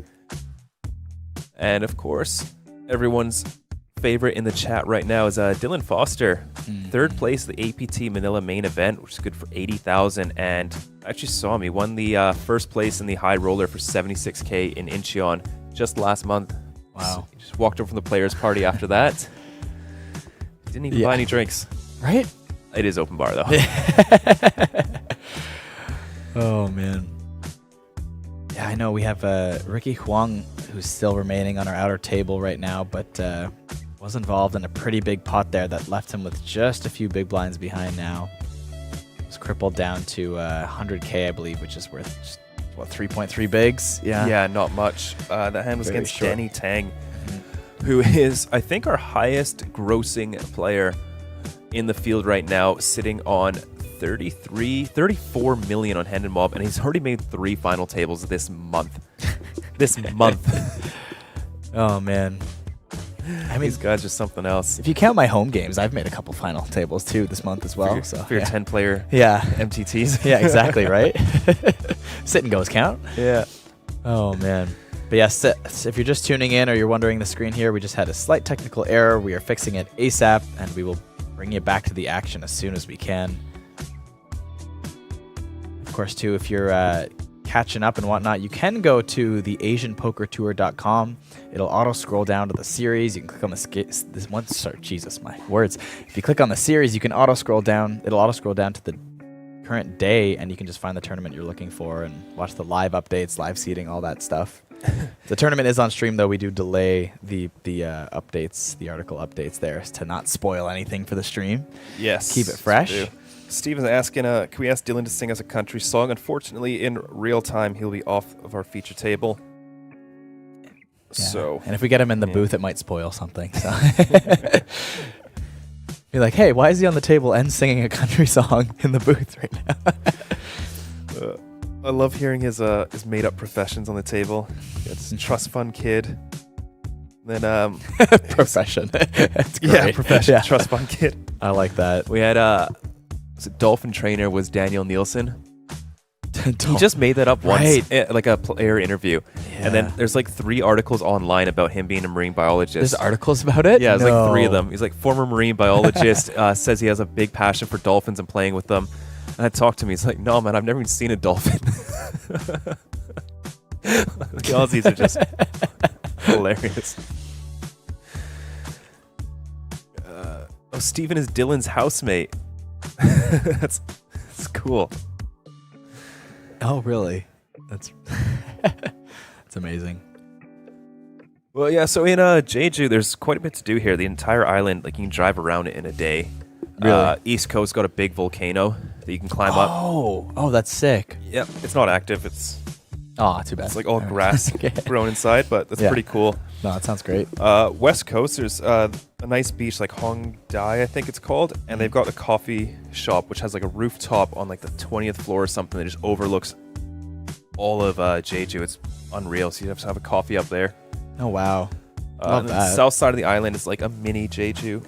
It's got a smaller, I think Sogwipo, I think it's called. Excuse my pronunciation. I'm very sorry. Really nice little city, and the best hot pot I ever had was in that city. Yeah. Oh, it's incredible. Oh, love that. It's so Love cheap. that. I think I spent like $8, and I treated my mom as well. Nice. But the most important thing to get when you're here in Jeju are those orange hats. I was gonna say it's the hat, isn't it? You absolutely need to go home with at least 10 of them. At least 10 of them, he says. They're like $1 or $2 each. Really? Like you need. Okay, you know what? I was thinking I'm really bad at buying souvenirs for like friends and family. I never do it. All your friends are gonna hate these. It's gonna be great. I love it. That's the best kind of souvenir. Did I show you the picture of Stephen Lai with his I don't orange think bucket so. hat? No. He looks incredibly stupid. He looks like he needs like someone to walk him around. Oh man, you know what? I wish this series was like a week early. I just did a pub crawl back home, and we were missing stupid hats. That's what it was missing. Oh, so I'll yeah. have to come back after this and do another pub crawl, but with the hats this time. Yeah. Oh man. No, it's all good. And then of course we are heading on over to Taipei to close out our year. November 14th to the 30th will be our championship series. Of course, that super main event. Yeah. 10K freeze out. 5 million guaranteed. Absolutely wild. And a series for us as well. It's the Asia Gaming Industry Championship freeze out for a Taiwanese dollar 13,000 buy-in, which equates to roughly 400-ish USD. So we can jump into that on the 13th of November. Oh, all right. Okay. And then National Cup starts straight away on the 14th. I am excited to see how many entries we get. It's our biggest venue, our busiest series. Taipei is always just setting records, and I cannot imagine this one not setting every single record APT has ever set. Oh, that's massive. Are we back at the same venue? I think we may have 2 separate venues. Yeah. Just to accommodate. Like I know it's huge, the but ridiculous volume we're gonna Yeah. have. So remember last Taipei? There's so many events we'd had to like postpone, cancel, push back, shorten the blind levels because we just didn't have enough tables, and we didn't expect so many of you folks to show up. It was fantastic. It's a great problem to have, and as we move forward, we will be looking at how to expand and place more tables so you can all play all the events that we do have scheduled. Yeah, it's a hilarious thing to brag about, and it's usually that would come from like maybe you were a little disorganized or something. Someone was like not prepared for something, but it's like no, we just had an overwhelming amount of people come out, and it was just like that was the only thing. It was like wow, our space is huge. We've got all these things ready to go, but like not for how many of you decided that hey, we're gonna make APT the series to be at. Yeah, and so now we're just like scrambling to keep up with you guys because you're just growing some of the series guarantees massively. We're like 2x over. Which is just right for a live event. It's just kind of nuts. Oh man, yeah. I can only guess what the APT Championship Series is going to be like.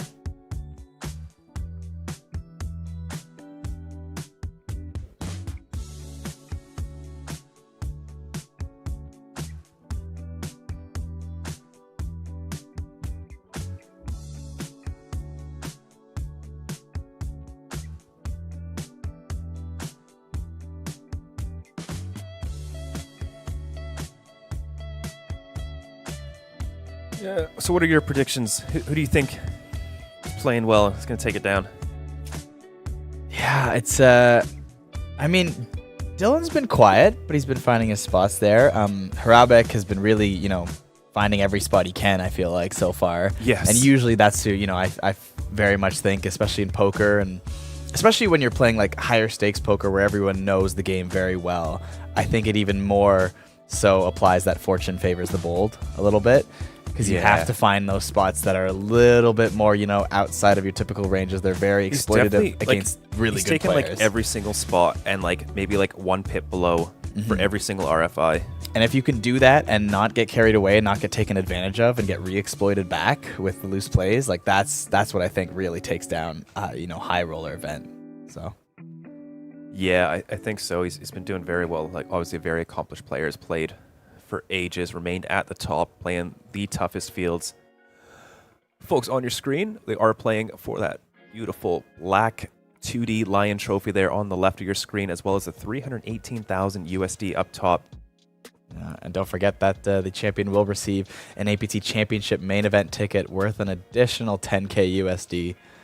So nearly 330K in value for first place. And of course, you know, trip back to APT.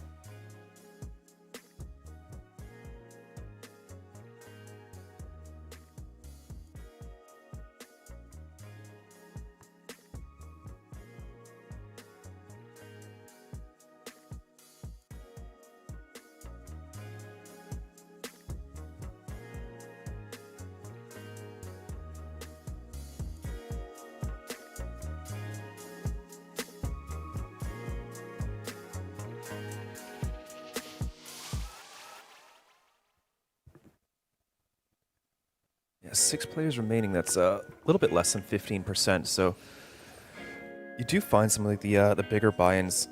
I don't know if it's the players that favor it or just having so few players to have such a big min cash and so few places get paid out. Yeah. 15% is, I think, 7th place. Let me take a look. Maybe round it down. It's like from 40. It's 15% to 6. Oh yeah. Yeah. Yeah, we've got exactly 15% oh, yeah, exactly here. 15%. But yeah, just increasing that min cash though. It's just, you know what, I kind of like, you know, you've seen a lot of these different structures, and I think we've all gotten used to, at least with larger field MTTs, it being somewhere between like 12 to 15% payout. Yeah. And then, but the min cash being like, you know, maybe double your non-raked buy-in, right? So double the prize pool money. Maybe it's just because there's so few min cashes. That's how the math works out. Because first place is still getting like 30% of the prize pool. Right. Yeah. Yeah. I guess that's why, because you're not spreading it out over, you know, 20 people or something like that, and so the math kind of does something along those lines. But I mean, that's an absolute, like, you know, think of the ICM jump from like, I mean, obviously the bubble's always a massive ICM jump, but from bubble and then 6th to 5th, all of a sudden feels like a sigh of relief, which, you know, normally post bubble it does, but now you're already suddenly final table after the bubble. So it's, you know, normally you don't ICM get, you don't get that like same break from ICM jail. Yeah, you usually do. I feel like you do, because of how big the min cash is, though. You kind of get like still gonna 6th to 5th and 5th to 4th down, right? does like a nice little shift, as opposed to it being like, oh my god, we're final 6 suddenly, and it's already intense again. Yeah, it's got but a little bit it's not like of a where break. like the main event where the bubble bursts and you're back to playing. Oh yeah, basically you're just GBV. like, it's just day one again. Yeah, right. ready to go. Yeah. Have fun, bluff it away, do whatever. Yeah, try to build your stack, but here it's like, all right, there's nearly a buy-in coming up if I just fold my ace-3 off. Oh, you try to build your stack when ICM pressure's off. I'd just bluff it away, just punt it off. That's more what I do. Yeah. Like, no ICM? Great. Time to triple barrel. All right, looks like we've got everything sorted out here. Little break. To be fair, if I was dealing, I would never notice that. After like multiple days of just spreading the deck every single time for that.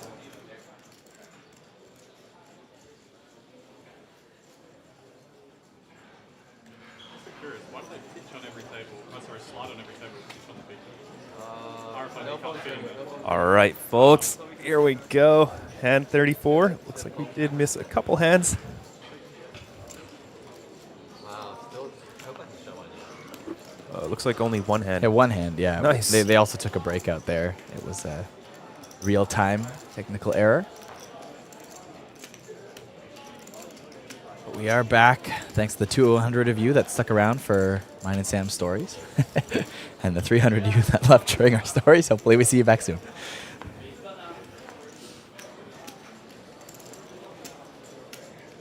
Oh, and here we go. Right off the bat, Fabian opening up ace-4 off under the gun. And Roman Harabek going to find a 3-bet here with ace-5 off in the cutoff. We'll take it down. Just who I was talking about earlier is kind of one of my favorites here, Roman Harabek, finding every spot possible here, that ace-5 off 3-bet. He's just really going after it. Yeah. Sees the middling stack. We are down to our top 10, just 4 off the money. Like, pressure is building. And like, this is where you really get to build those runaway chip leads. Yeah. And with the final table so close, you know, you're going to start, you're going to lose this 5-handed action very shortly, so.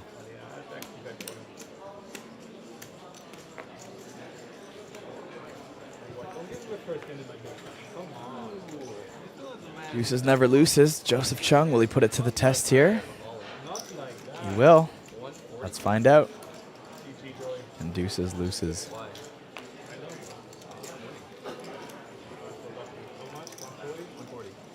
They cannot. Fabian with a 7-4 off. Double hand smack and turns him over, throws him in. Joseph Chung winning 100% of his all-ins. This feature table.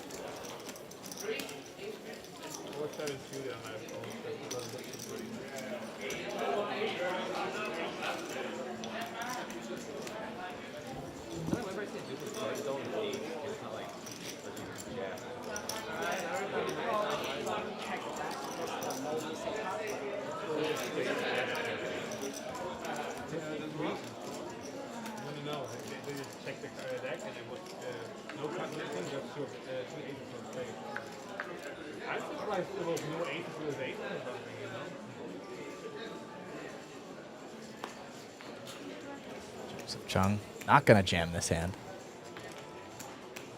Very playable. Queen 10 in the cutoff. Sucks raising into Roman's big blind. The hand's just way too strong. If you lose, you just oh. And hope they don't notice those streams later, 30 minutes delay. You can't do anything at that point. Wow, that would be big. That's such a free line. Maybe somebody did it actually. I don't know. Roman? Jan's going to take that one down.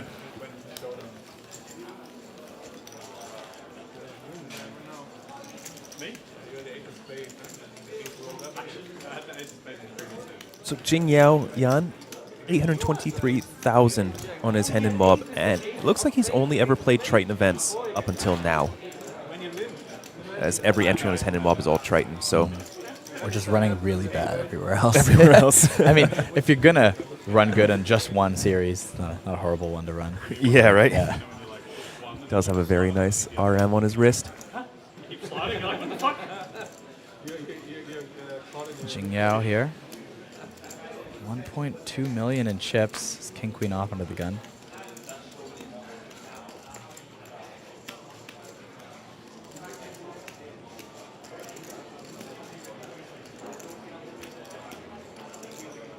Not our chip leader at the table though. Harabek does have him covered with 1.7 million. We'll get out of the way in this hand.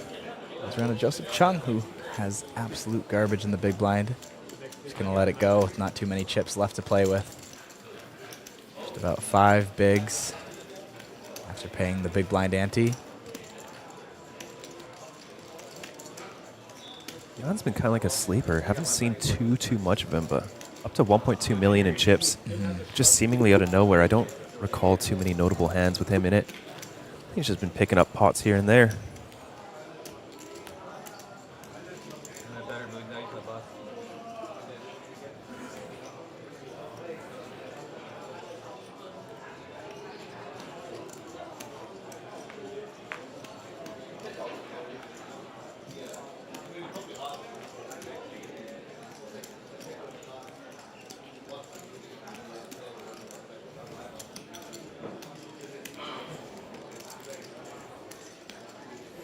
Foster getting involved again here. Queen 9 suited on the gun.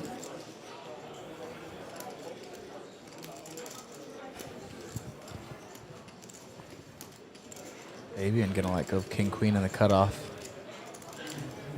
We are playing 5-handed here.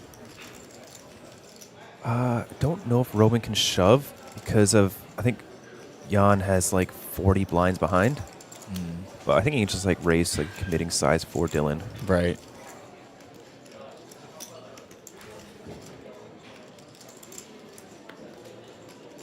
Yeah, surprised to see the fold there.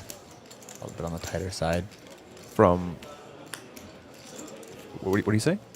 King Queen to hit the muck. Oh, yeah. Yeah. Yeah, right. I was Hijack versus expecting cutoff. But yeah. I think Dylan's range is, I don't know. I don't think it's that tight in the hijack. Yeah. He is quite short. He's pretty short, but hasn't played a bunch today. You know, just under 40 hands in.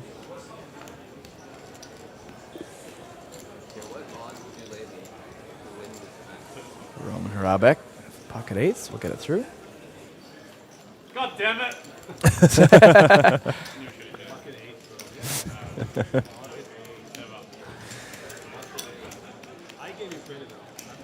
Yeah, JJ, Joseph Cheong has won this event twice. He can make it rare at 3-peat. I remember him winning it in Manila, the shortest day of our stream. He came in with, I think it was Mag Sakai and, oh, what's his chops? The other Filipino. And it was over in like, I think 12 hands. Wow.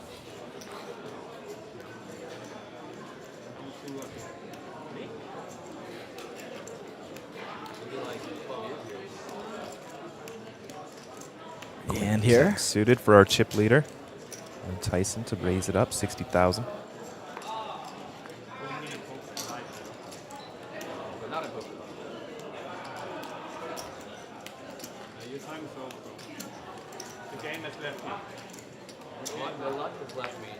Probably folding this in Dylan's shoes. Your hands can be dominated a lot, as you can see on the screen. I think suited, possibly. It is tough to fold that. It is cheap. Does not want to hit a queen. 8-8-5. Nobody really connecting here. Everyone with a little bit of a backdoor. ironically, probably one of the best flops Dylan could ask for in the situation. It's a 9 would have been nice, but.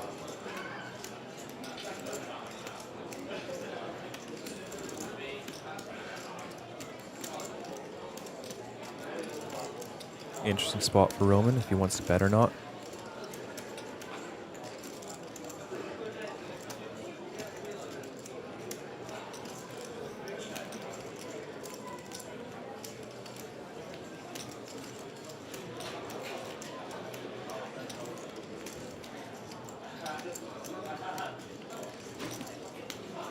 He does go for the small bet here.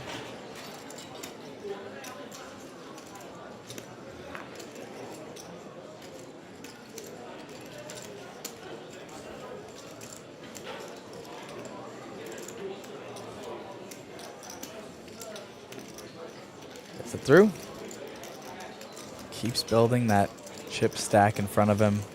Roman Hrabek sitting on nearly 2 million in chips now.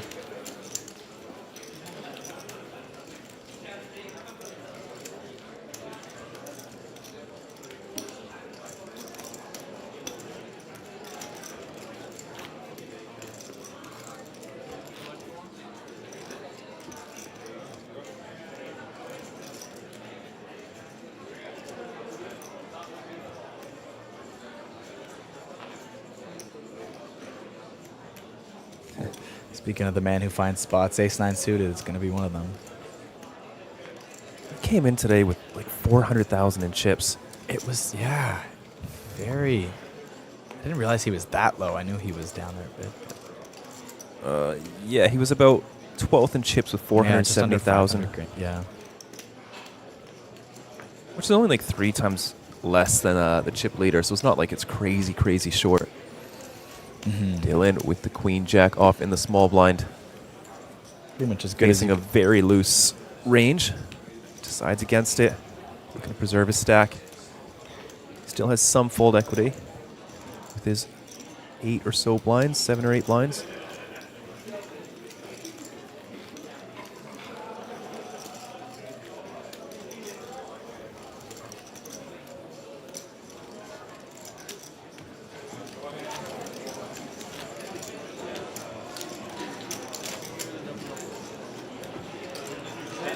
That is the first time I've ever heard you. It's so nice.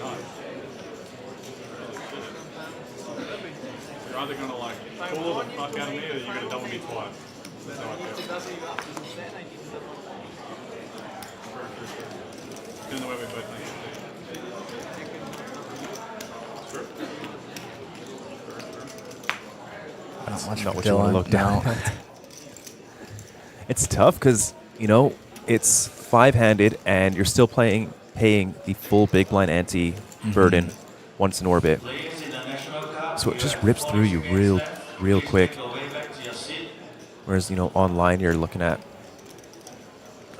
just 10% of an ante, so 0.5 of a blind every orbit. Yeah. Yeah, that short-handed big blind ante really changes things quite a Yes. bit. Yeah. And pretty interesting flop. Gut shot, backdoor flush draw for Fabian, and open ender for Roman. With Slightly better stronger, backdoor flush draw, yeah.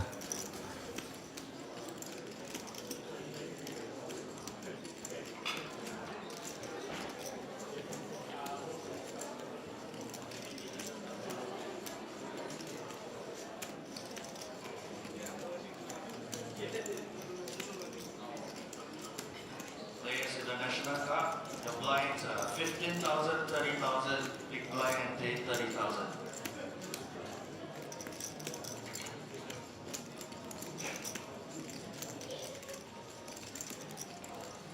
60K bet from Roman, quite big. With 2/3 in position here. Guess he's just saying he's not that interested in betting a jack when check two. Repping a queen plus. Fabian releases. Roman adds more chips, up to nearly 2.1 million.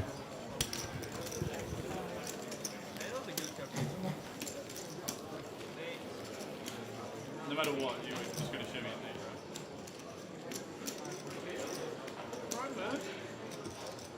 Be nice to me. I'm the fish in this field. Be nice. I already gave you too much information yesterday. You did. I gave you plenty in return.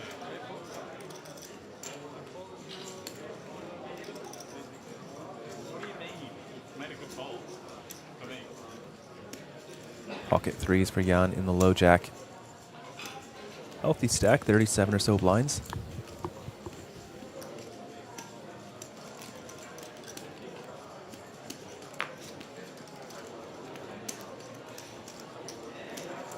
There's a raise. You see him sizing up a little bit here. Disincentivize some loose calls.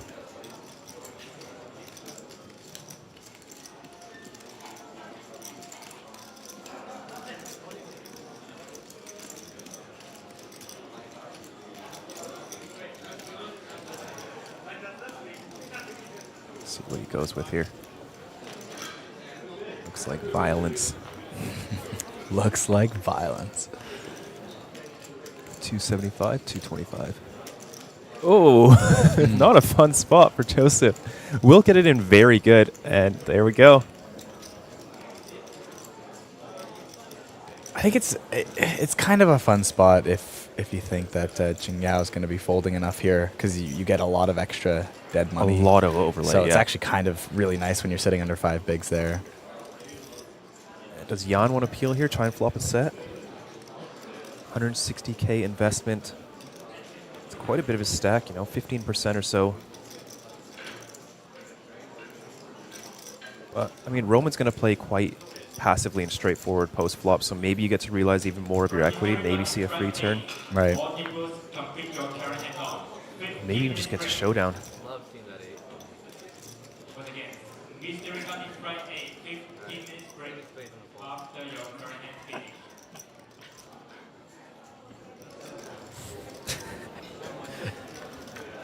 Joseph could nearly triple up here if he can manage to hold. Pretty good flop for the queen 10 of spades. It's a fade an 8 or a club on the turn. Oh, some chop outs. Yeah. Joseph will nearly triple up there, up to 315,000. Good for 10 blinds. Back in it. Joseph, been up and down a lot on this feature table. No stranger to being around 5 big blinds. Just hanging in there. Yeah. Just nearly sent to the rail by the blinds and found a spot and took it down. No longer our short stack. Dylan Foster is now our short stack with just over 8 bigs. 250K in chips.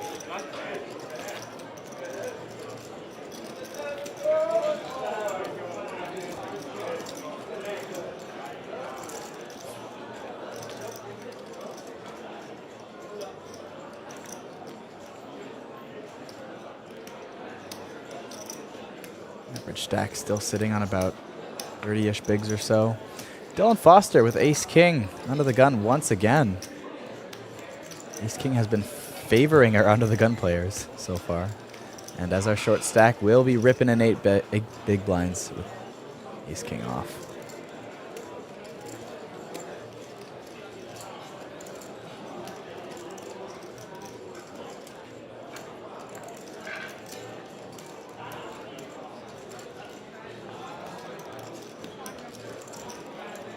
Call or a walk would probably both be pretty favorable to Dylan in this spot. I think I prefer a call. I don't think the stack is big enough to where you just want to fold in for money. Right.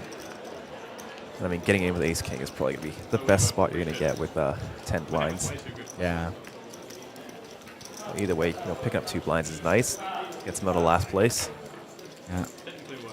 I mean, 2.5. Don't forget that glorious small blind in there, right? See if we've got any live updates from our outer table. No, looks like still the... oh no, Daniel Tang, 7 minutes ago.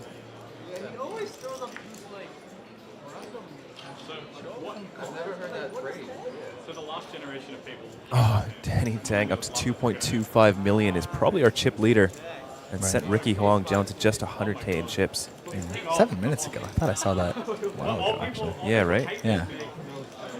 But pocket 9s here for Fabian Gooms under the gun. Just 5-handed, though. Going to bump it up. Not running into much so far. Just has to fade one more player, and that's Dylan Foster with 9-6 off. Who feels like he wants to get involved a lot more here. It's not really getting the hands except for that Ace King there. It's either jam or fold, but starting to get a bit of separation here from the rich versus the poor on this feature table. 2 shortest stacks, just 5-handed here. Both 10 bigs are below. Double, toil and trouble. Double me up or I just may bubble.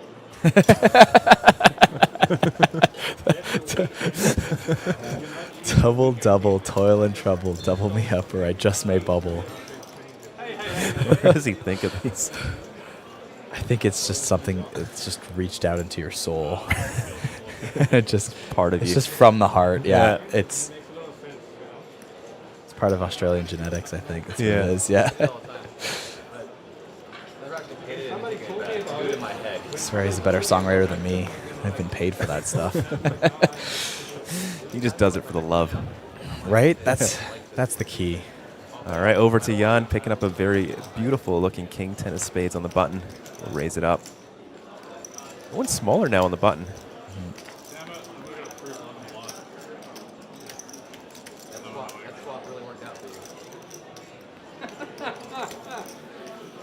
Because I did it too late.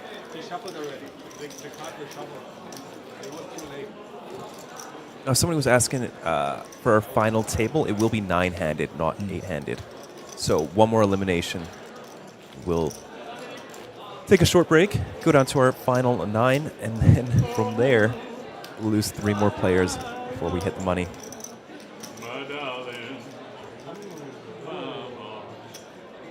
On the bright side, we don't have to lose any more players to hear Dylan sing. Go so slowly.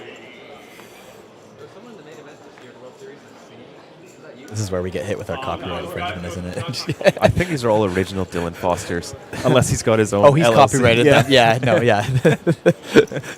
That's why, yeah. They're not covers, but he's just already... He's just singing them and reporting us on YouTube. Oh, man. 10-9 suited for Fabian. Some decent hands here, blind versus blind. Once again, dominated in this blind on blind. Diamonds will be all Fabian, though. Go to the flop here.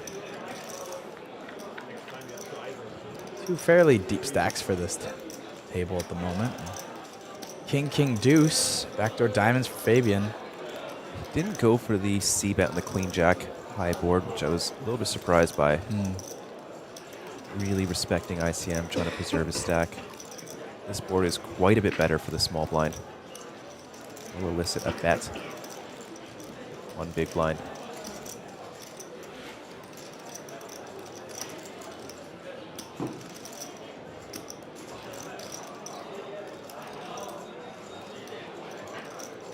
And Roman continuing. Does have 80%. No way of knowing that.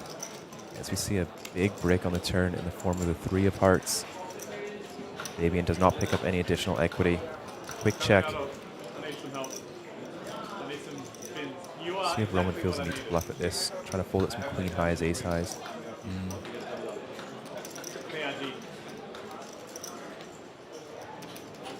I have less than starting stack. How many bigs is that? 8 approximately. It's tough because Roman doesn't really have any pocket pairs here. But 8 becomes 20, 20 becomes And like, 25 very quickly. I guess he has some deuce X. Especially if But there's 2 aces. are those really interested in betting? Probably not. And the 10 on the river now gives the check mark to Fabian.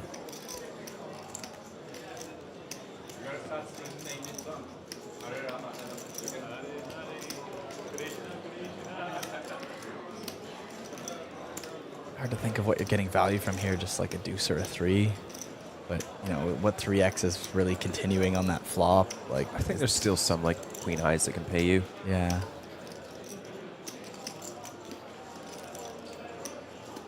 Quite big, 120K.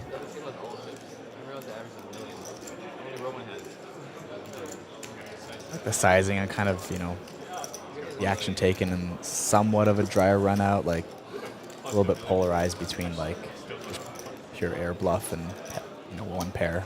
Yeah. Not too much to go with here. Interesting to see Roman's plan. His hand after just calling flop, checking turn. Let's it go. Look at 2 stacks and change, man.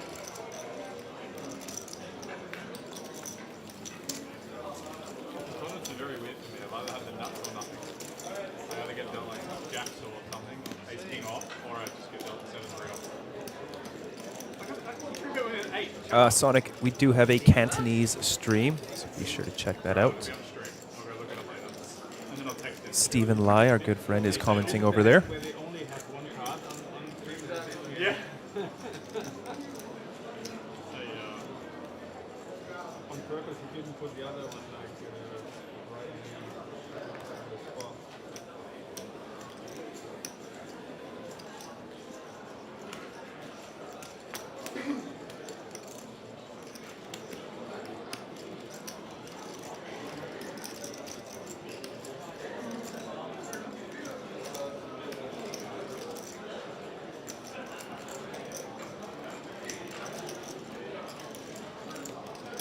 Wow, back to the hand. We have pocket jacks from Jan raising it up in the low jack. Fabian with the pocket kings on the button. They are sitting around 25 big blinds effective. I don't see any way this doesn't go into the middle. A really nice hand. Have to fold in the big blind. Yeah, 25 bigs, quite a bit this level, but these hands are monsters. This probably just goes jam here from Jan. I don't think there's room to 4-bet small. There it is. Yep, all in. Fabian will check. Make sure he still has pocket kings. Yeah. And is in great shape to be up to 1.6 million. Jan looks a little bit defeated there. Nothing he can do. Does have 2 live jacks.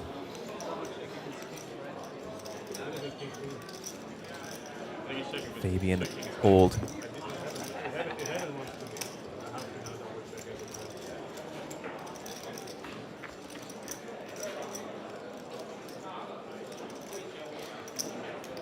Ace 5-3, no help to Jan's pocket jacks. close. Right suit, wrong card. It's safe. Jan crippled down to 310K is in, unfortunately, that 10 big blind territory with half the table as Fabian summits up to 1.6 million in chips. Yeah, massive, massive pot. This stage in the game, just 4 off the money.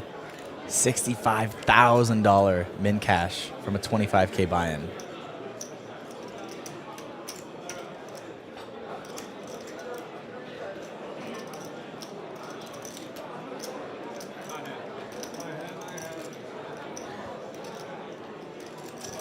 And Fabian's been having he started off second in chips today with about 1.1 million, so has now eclipsed that at 1.6.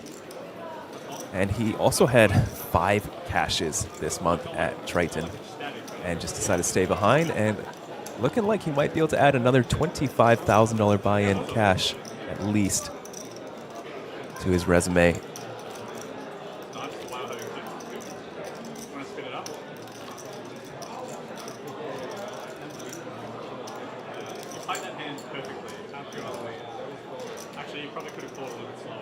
On the outside table, Fritz has been jamming a ton of hands there, putting on the pressure, but was called here by a couple people and is crippled down to also about just shy of 400K now.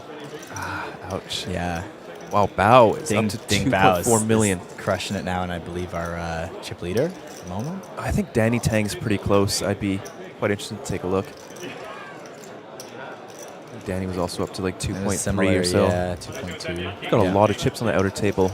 Back to our feature table. Roman, the ace 10 off, will just jam into the 2 short stacks.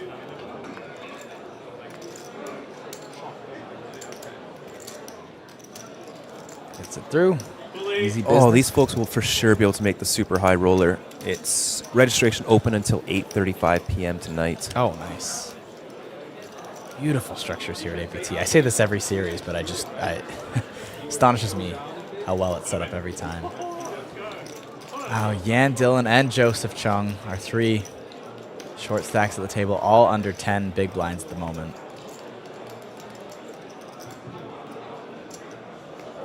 Add to that the fact that we will be going on break in just a couple minutes here, and blinds will be going up once again, making them even shorter. Would not be surprising, especially with I think there's 2 other really short stacks at the other table too. That's like 5 stacks, like half the field under 10 bigs right now. This could dive into the money real fast with the blinds up after the break. It'll be interesting to see once we get to our final table, and the seat draw will be very important.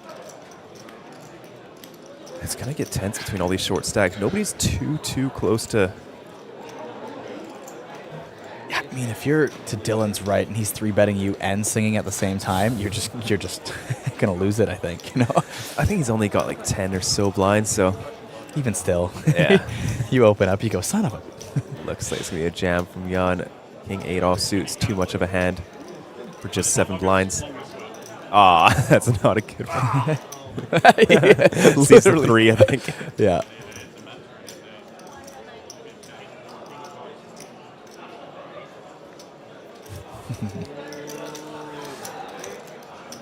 Oh, toil and trouble for Dylan Foster at the moment.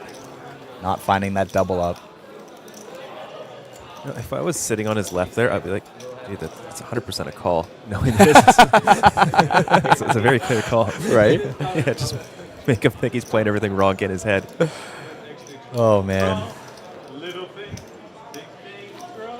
I don't know. I don't think you can kill that man's spirit. No, I don't think so. He could get 1 outed on the stone bubble here, and he'd still be singing his way off the table. Yes, he could. Yeah.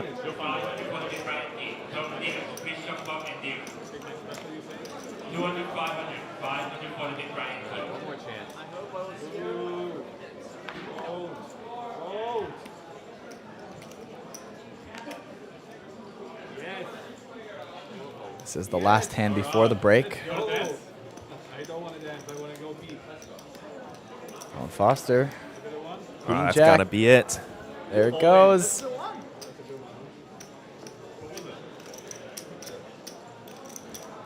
Ian taking a look, says good enough with.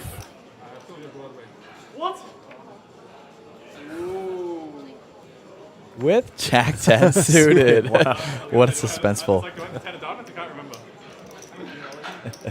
I'm all in. I got blue. All right, Dylan Foster is dominating here. Even has the better single diamond, should 4 diamonds come out. You can do it. I love the camaraderie. You can do it. You can take my chips. Yeah. Safe flop so far. Some pretty deadly turns. Is that Eric Sai in the back? Or no, Nevin. Oh, the sweaty one. No CBN. No CBN. Yeah, it is Nevin. Needs to dodge a 9 now as well. 9 or a 10 will be it for Dylan, but the 5 of clubs is safe for the double up.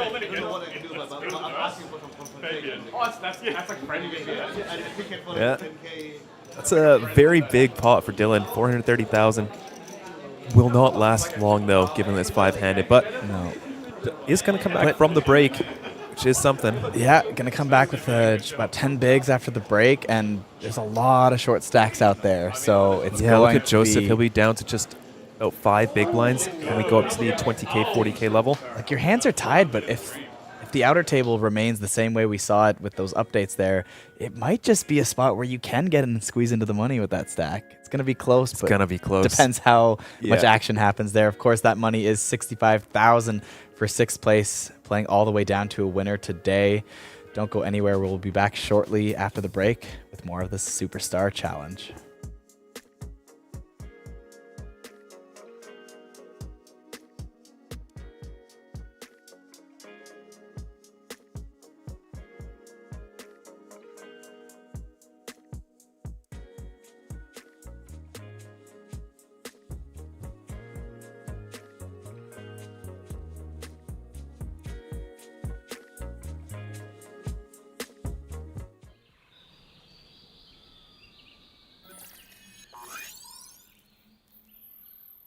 Welcome to Asia's largest online poker room. Our next generation poker software is now initiating.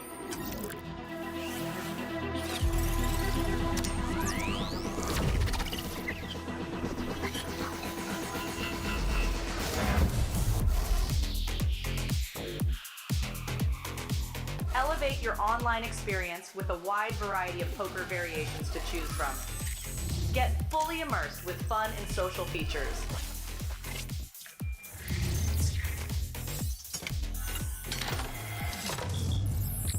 Level up your game with PokerCraft and Smart HUD. Unlock a wealth of rewards including cashback, bonuses, and jackpots.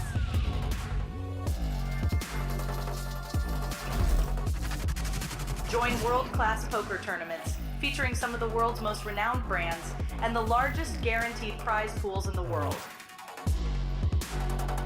Experience the best in customer service and hassle-free transactions for a seamless online gaming experience. With online poker available on all your devices, you'll be able to play your favorite games anytime, anywhere.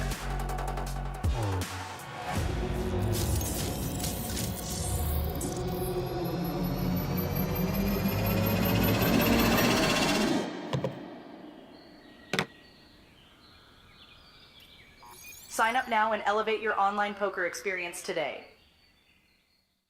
In a world where the stakes are high and the competition fierce, there exists a realm where the best of the best converge. From over 50 countries, they gather, drawn by the chance of winning millions of dollars in life-changing money. But amidst these contenders, only a rare few will make it to the top. Those who remain composed under the relentless pressure, armed with an analytical mind that dissects every move, adapting, adjusting, shifting strategies like master tacticians. Under the bright TV lights and the watchful eyes of thousands, they take center stage. Is this the comeback we've been anticipating? In this arena, they are not merely players, they are warriors, united by a common purpose: to emerge champions. The APT Championship from November 14th to November 30th.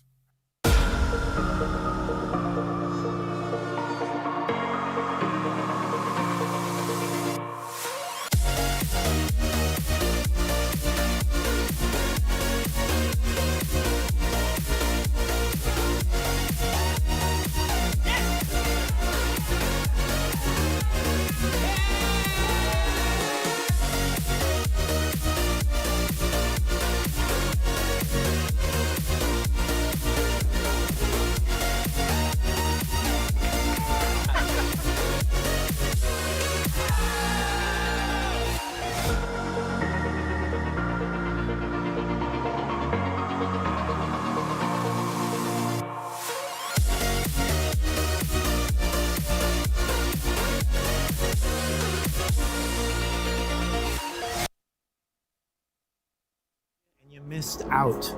You missed out on literal paradise.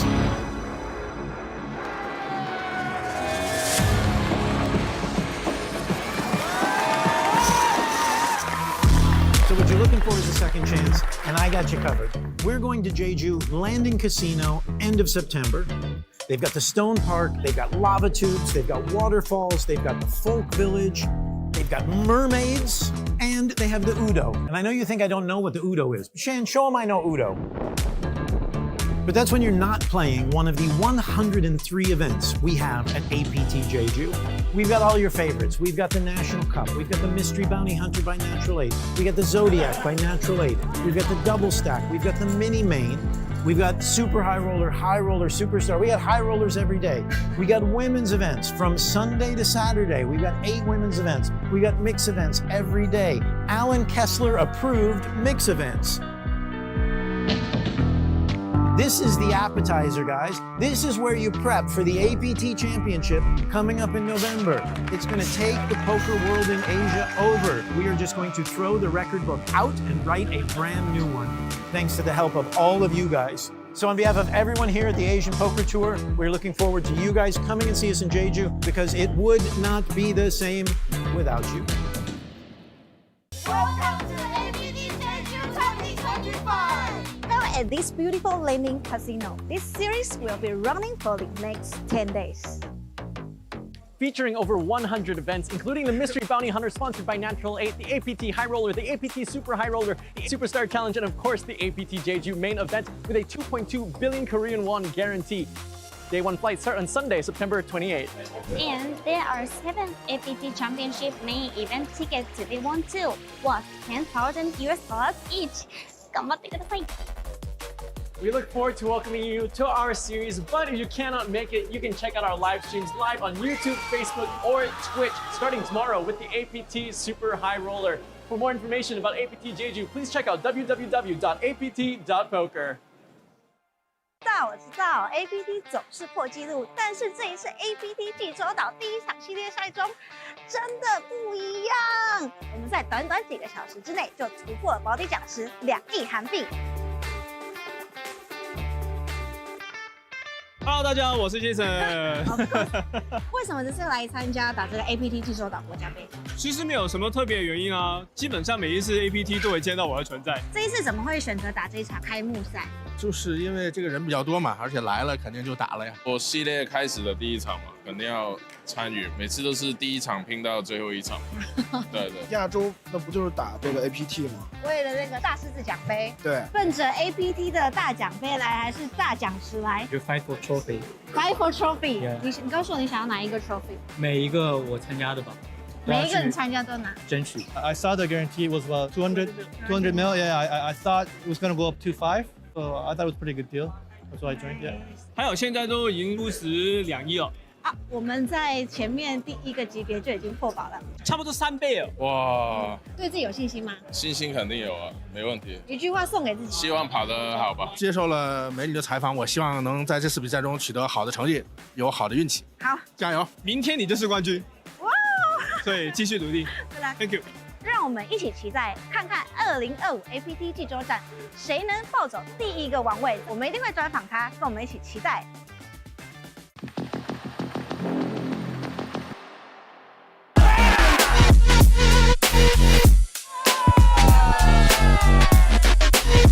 I'm going to the APT Championship.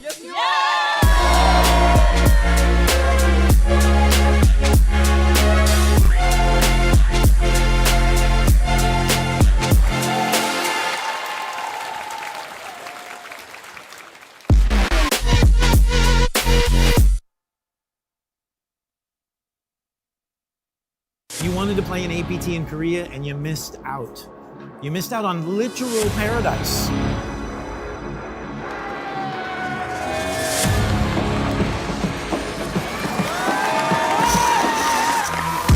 So what you're looking for is a second chance, and I got you covered.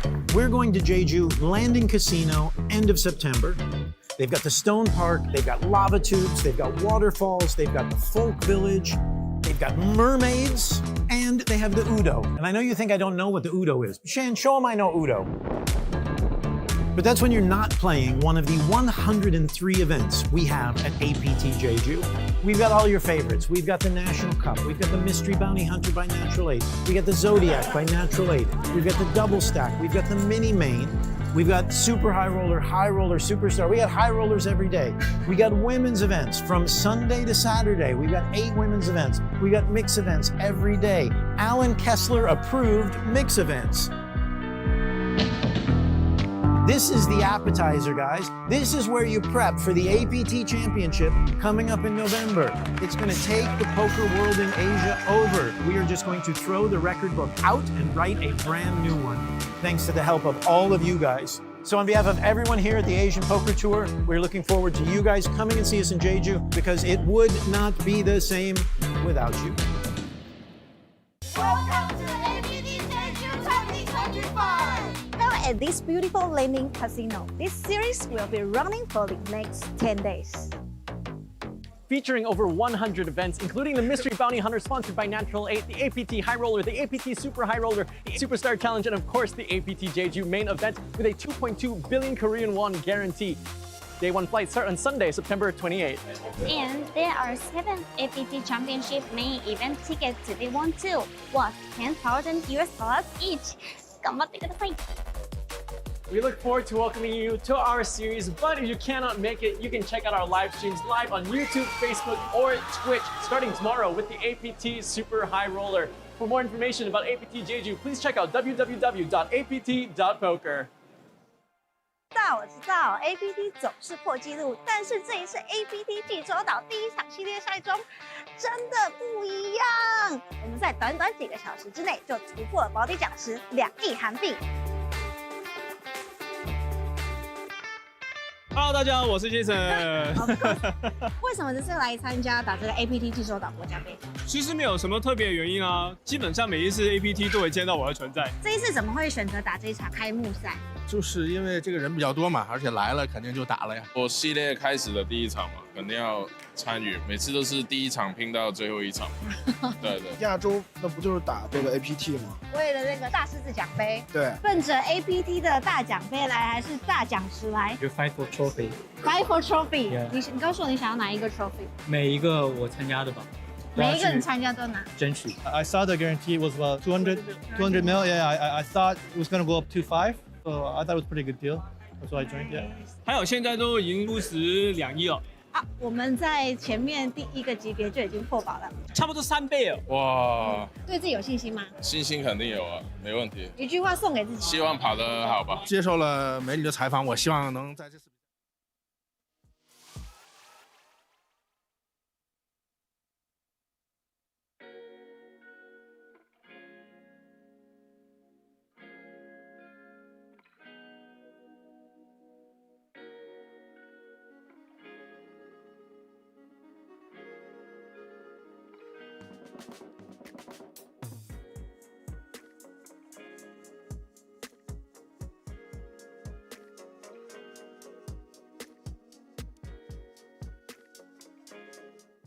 Almost heaven, West Virginia, Blue Ridge Mountain, Shenandoah River, life's old there, older than the trees. I want you to sing younger than the mountain, blowing like the breeze, country road. That popular song these days, the K-pop one? Oh yeah, no, You should do the KTV guys.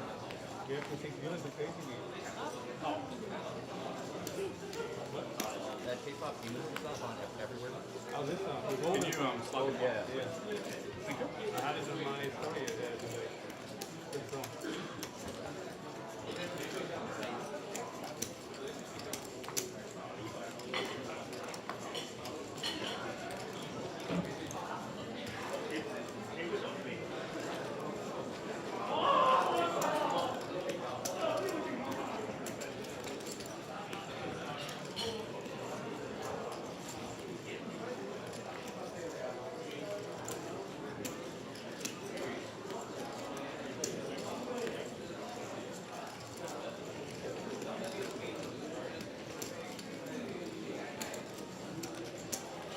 Last time when these tournaments where like I had 5 big blinds left in the shove ever. You just sit there.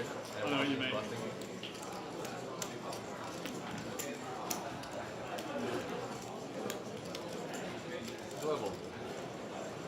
fun. I feel comfortable. Yeah? I mean, there's no pressure.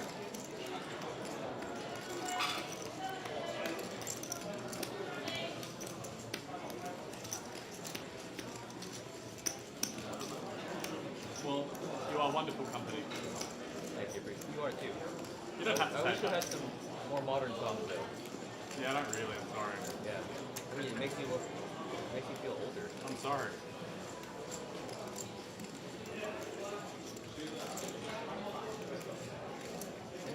And it's like Justin Bieber is your repertoire. Oh yeah, I can do that.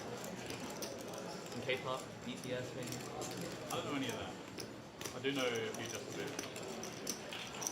But I'm not going to sing it right now. I'm a bit of a believer though.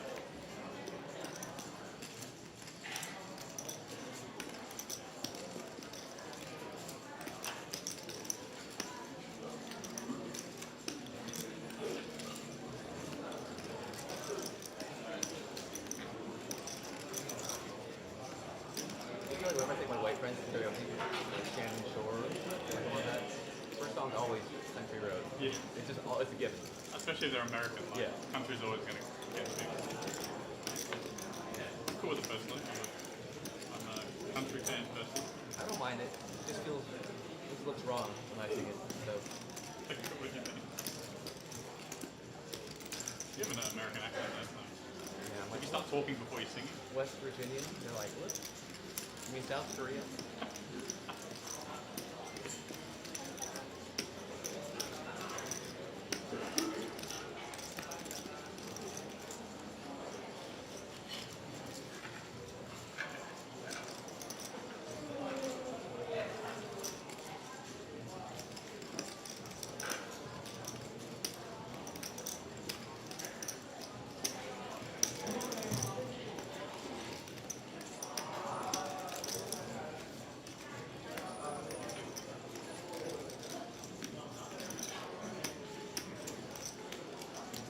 One.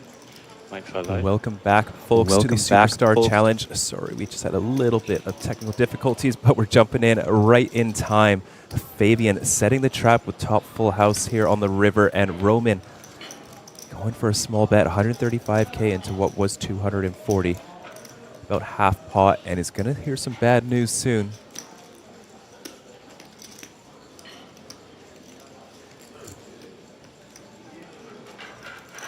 As played, it might be quite tough to get away.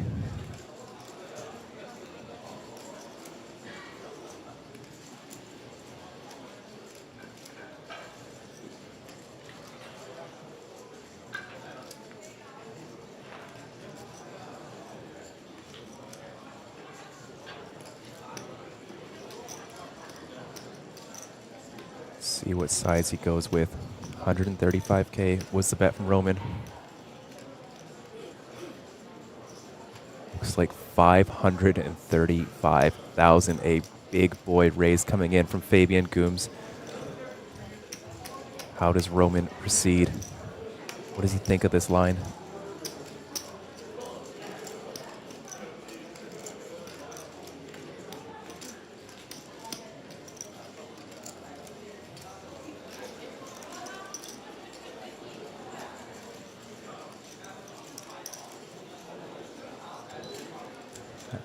Just to remind you guys, action went check call on the flop from Fabian. Check, check on the turn. River 8. Check. Roman bet around half pot. Gets raised up a lot.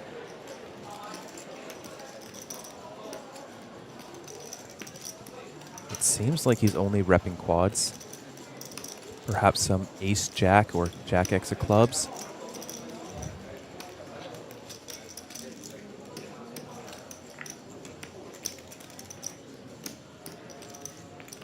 That's so kind, El Julianus.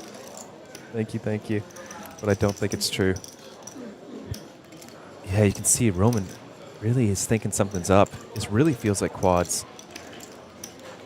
And then to find bluffs on this run out, like you would expect 10-9, 7-9 to be betting the flop.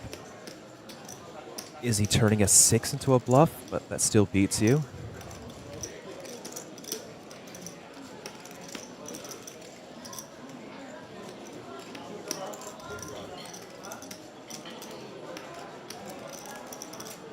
Really tough spot for Roman. You can tell he thinks something's up. Burning through quite a few time banks. Very big spot. There's nearly 1 million out there.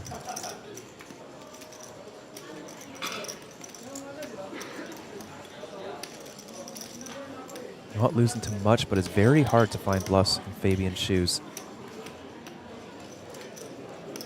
Now check call the flop. Check check on the turn. And check raise river. I'd expect a jack to bet out on the river at some frequency. Very nice fold from Roman. You can tell he doesn't like it.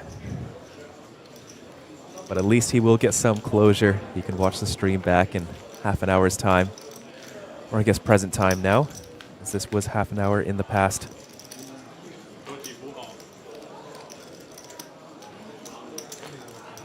I don't know, I'm having trouble thinking of what is a good check raise bluff on that river, Julianis, because you know, those kind of bottom of range, like 7, 9, 10, 9, are pretty happy to just bet themselves on the flop. I don't know how he's playing his strategy. It seems like he is checking quite heavily blind on blind, so maybe those hands are just check calling.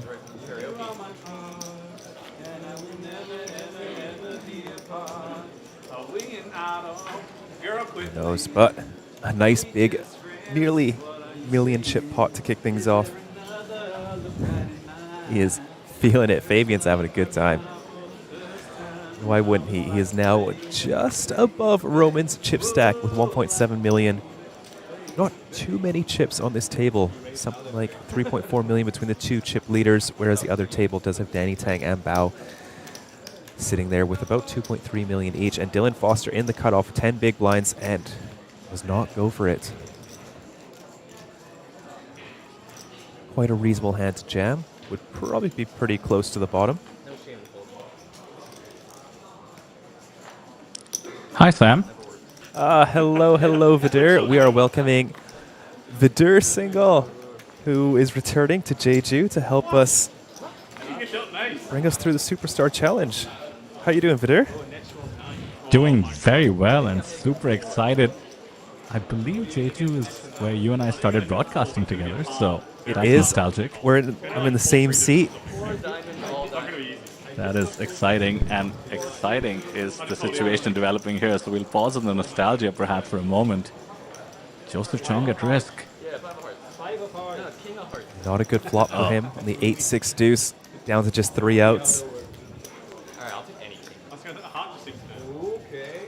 Picks up a gut shot on the turn. Will it be enough to secure a double up for Joseph Cheong? No, it will not. And Roman Haravec back to chip leading the table, as that will be our 10th place finisher. So, folks, we are going to be setting up for a final table now. Let's see if it's just right now. Yes, Vidur, you're just in time for 5 cards to be dealt. Well, but the final table is a fake one, I suppose. The money comes in at 6th place, so I think I've joined for the business and the fun end of this 25K. Cannot wait to see how it goes. Absolutely. There you do have the payouts on your screen. $65,000 is the min cash. 3 more players will be going home with nothing as we do approach the first place payout, which is inclusive of the APT Championship main event ticket valued at $10,000, as well as the $318,000 and the Black 2D Lion. Vidur, I guess we can cover a few minutes time before we take a 10-minute break. How you been? How's things been for you? I've been fantastic, Sam. Been more and more involved in bringing poker to the masses, and that's what the APT does best. Cannot wait for the next one, of course. Not to jump ahead, we have 9 excellent days of streaming and, of course, the Jeju series left. But Taipei is just looming large, the massive main event. By the way, this event in Taipei is going to be a $50,000 buy-in. That is insane. The APT just going to new heights. Love to see it. It's going to be absolutely nuts. I'm so excited for that. I hope you join us, Vidur. It'd be nice to see you again in Taipei. Yeah, folks, we are going to take a short, about 10-minute break to set up for the final table. So don't go anywhere, folks. We'll be right back, and it'll be Vidur and I taking you through until hopefully the money. So with that, folks, we'll see you all in just 10 minutes. Elevate your online experience with a wide variety of poker variations to choose from. Get fully immersed with fun and social features.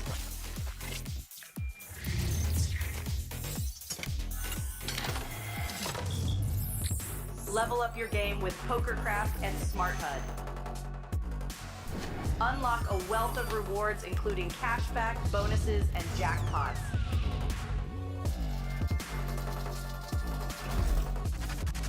Join world-class poker tournaments featuring some of the world's most renowned brands and the largest guaranteed prize pools in the world. Experience the best in customer service and hassle-free transactions for a seamless online gaming experience. With online poker available on all your devices, you'll be able to play your favorite games anytime, anywhere.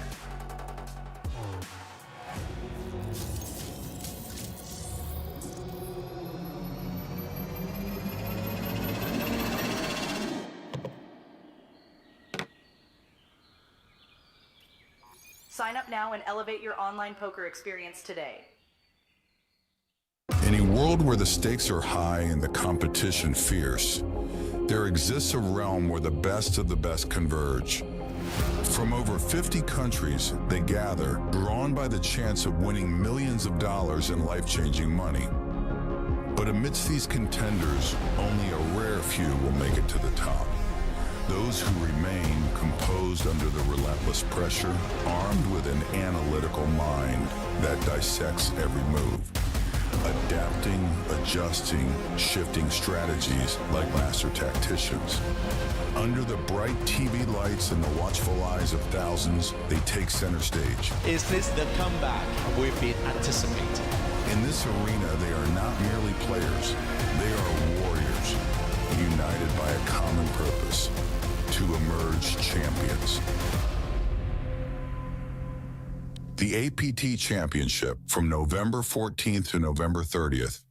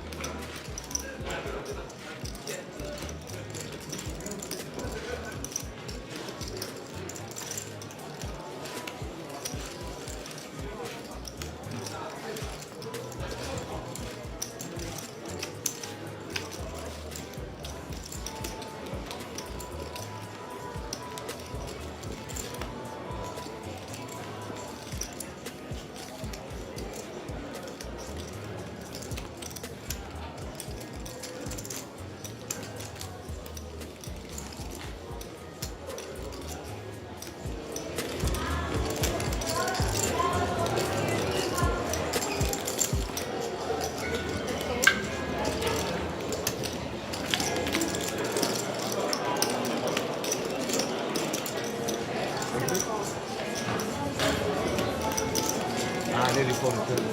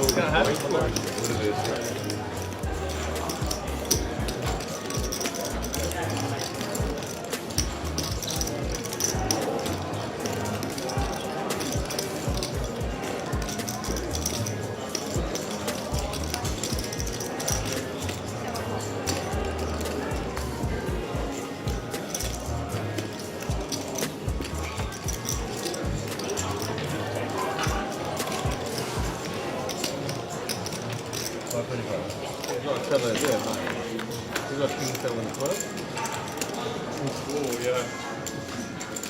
Pull the back door. 800 James, this thing got.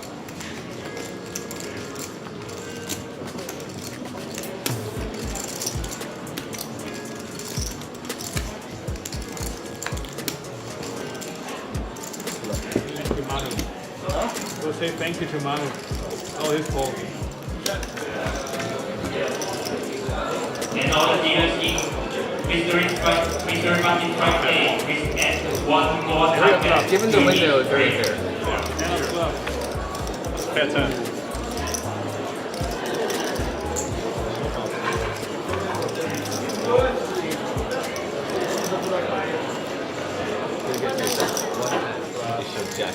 King 9 off all three bets.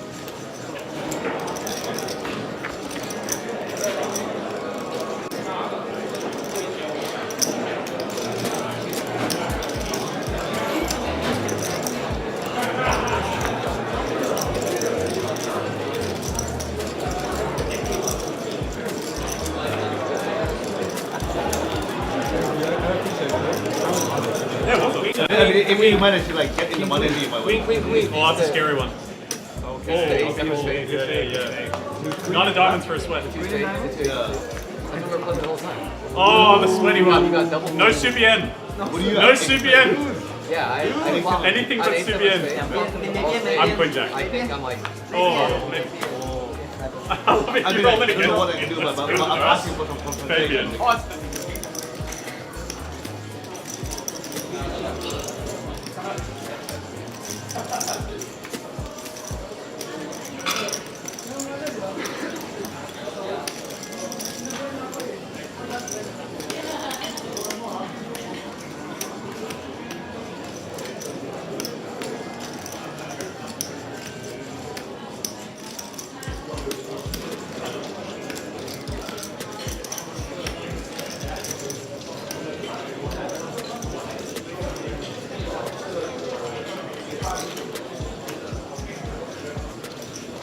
It's not close any of those trucks. 4, 3, 2.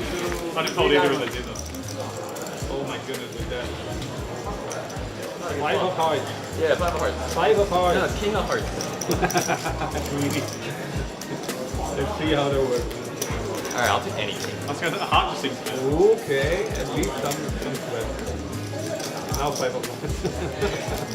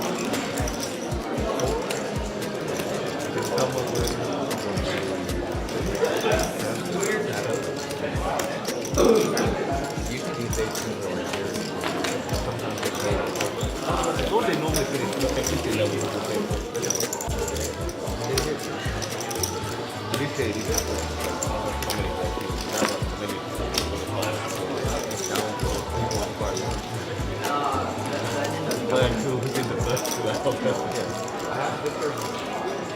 Like, oh. Yeah, like you said, right? The ones that are here is like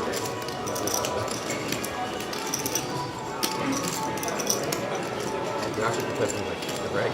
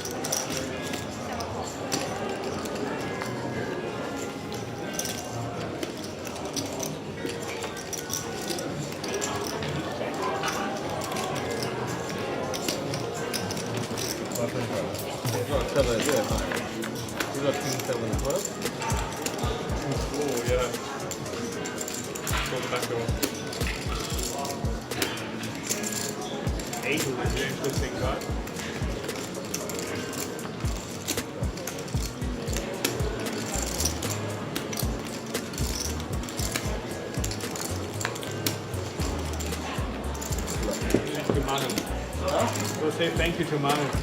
All his fault. And all the dealers in Mr. Martin Strike A with S one more target. Given the window, it's very fair. Fair turn.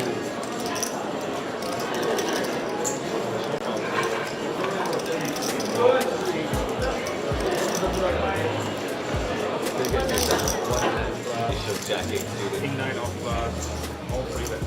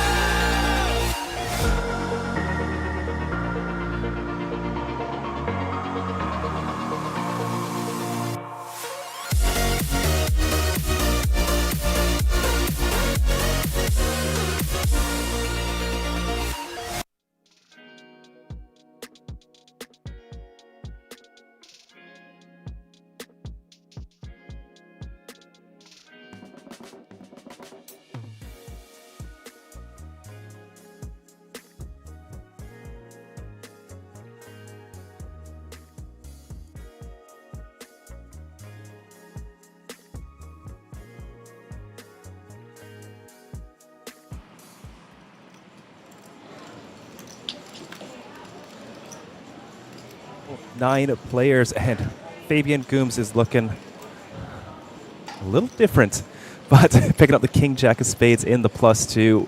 9 players remaining. Only 6 players will get paid. Oh, looks like we're down to final 8. Maybe a double elimination. One on the outer table as well.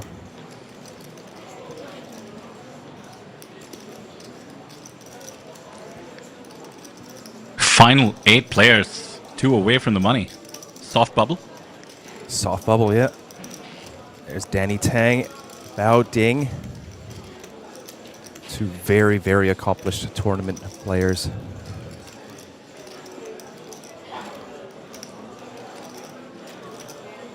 This is a big bubble, by the way. Almost 66,000 USD. More than 2.5x of the buy-in. And that's quite a buy-in, mind you, 25,000 USD. And I wonder how tense things get. I mean, look at Ding. 3-bet in the King 7 suited versus Fabian's open. Looks like Danny got a chip down there. He was at 2.25 million in the last live update, down to maybe like 1.15 or so. That was a decent spot for him to go for a shove in the big blind there, knowing how aggressive Ding can be, but obviously very risky this close to the bubble. Fabian going for the jam. King Jack suited shutting it down. 42 big blinds at risk there. He gets it done. Wow, that is impressive. How does he know? That is ballsy. I wonder if call is just a little bit better. You know, if you shove and get called. Oh my god, that sucks.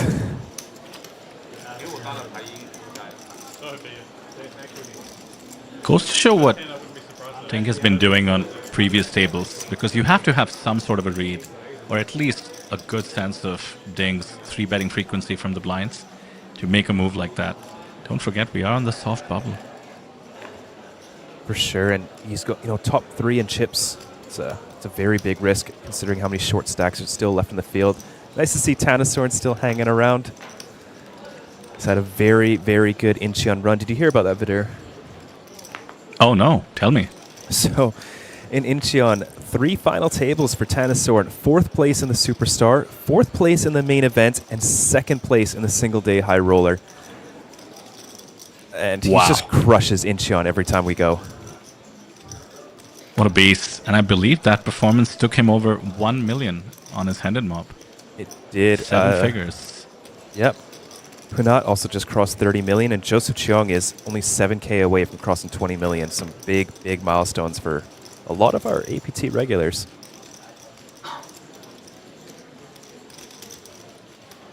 King 4 diamonds good enough this time. So Sam, you've been playing a lot more tournaments, and as we take a look at the stack distribution, this is just easy pickings for the big stacks. So many short stacks on the soft bubble. It's really nice, the table positions for our big stacks. They are all separated by all these short stacks in between them. Nobody's sat beside each other. So overall, the chip leaders got a very good table draw. Danny Tang maybe not the best, being directed to the left of Ding. But yeah, all these short stacks are... It's going to be tough. It's not a fun situation. We have 4 players from 8 to 14 blinds.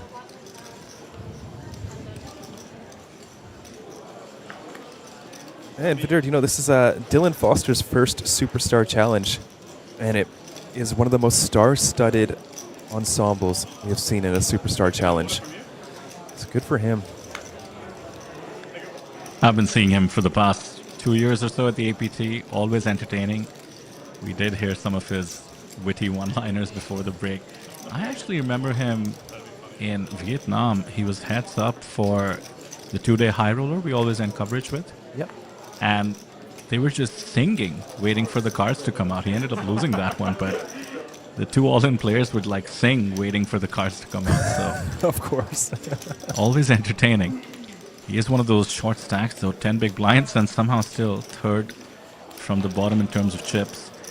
The short stacks just need to find a spot to get it in, 3-bet jam, and hopefully take it down. Don't envy them, though. You know, just watching Dylan play, it's you just wouldn't expect it. Like the plays he's making, he's very, very, very skilled player.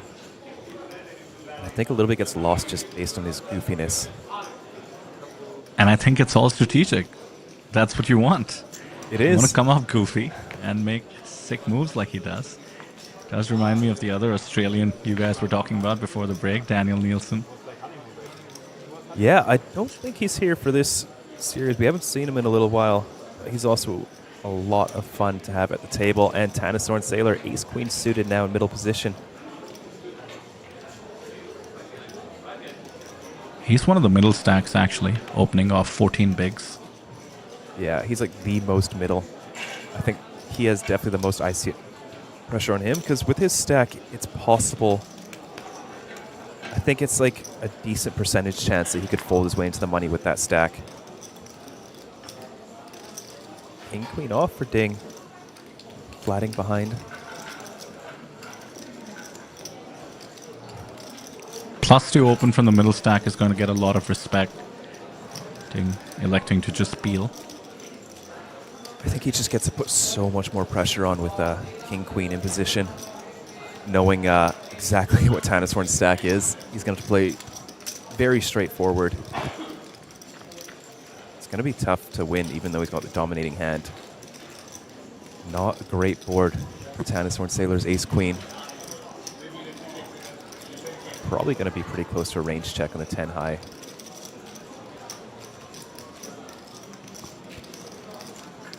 You just hate to see it. Absolutely no connection whatsoever. And you're facing the chip leader in position. And a famously aggressive chip leader. Exactly. We saw quite a bit of Ding at Manila as well as Taipei. Made our feature table a lot. Taken down some trophies, a very accomplished player. Said he used to play a lot of online MTTs, but given the time zone difference, he would have to stay up till ridiculous hours. So he's transitioned into the live arena and is now got himself 13 million on his hand and mob. Sorry, 19 million on his hand and mob. Looking to eclipse 20 million. Could do it this series. Well, that pickup certainly helps the cause. 1.5 big blind. Takes it down. Well done. And takes him to 86 bigs. 3 stacks hovering. 10 big blinds or below. And Tanasorn at about 12. I'm enjoying it right when the tension is at the highest, it seems. Yeah, Tanasorn, it might feel nice to have, those extra 4 blinds than the rest of the short stacks, but you can't even win ace-queen versus king-queen. It just sucks being on that chip stack. Yeah, and this is the aspect of tournament poker that I just have a love-hate relationship with, where it is indeed rational to just let the big stack take your chips. And maybe I'll prompt you to explain to our beautiful audience the concept of risk premium, but it's just mathematically sound to play conservative, right? It really is. Doubling up is, I don't think he even moves up in place, so his situation doesn't really improve that much. But busting is $0 compared to $66,000. It's like a year's salary for a lot of people. He does have a lot of support in the chat. That always helps. For sure, the ties always come out full force. Love to see it. And the Google Translates are also wonderful.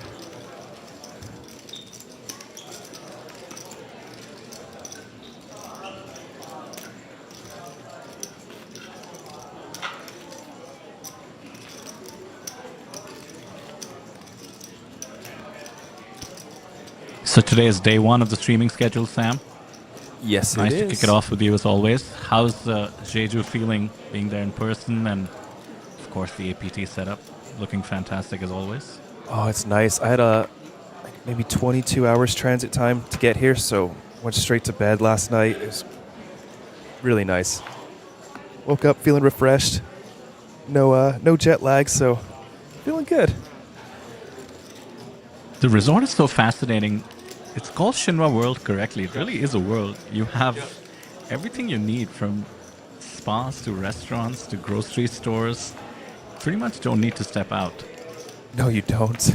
Even a theme park, a pool, truly everything. But Jan taking the spot with 7.5 bigs in the hijack. Dylan Foster with the same stack and a mystery hand right now. Oh, the table would love to see an all-in between the two short stacks, and looks like we have it. There's the Jan call. gonna love this.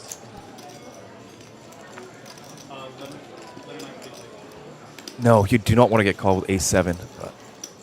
You could be ahead of some hands, like not like ace-queen, but perhaps like king-queen.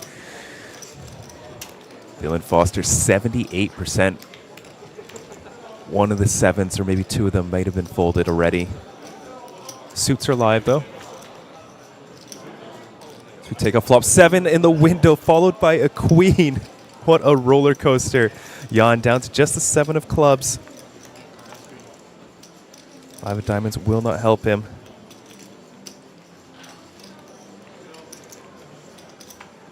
And GG to our first elimination of the final table. Yan Jingyao. Unfortunately going home with nothing. And now Vidur, we are on the Stone Cold Bubble. The Stone Cold Superstar Bubble. One superstar is still going to go home with nothing. Everybody else will be in contention for 318,000 USD up top. Not to mention the 10,000 APT Championship. Yeah, it's gonna happen. Yeah, no, I need to double again and then it's gonna be done. So with these 7 superstars, Sam, do you think they are valuing that min cash as much as, let's say, mere mortals like you and I would? See, I think that in today's day and age, with everybody being so ICM aware, that the min cashes start to matter more for them than, say, us.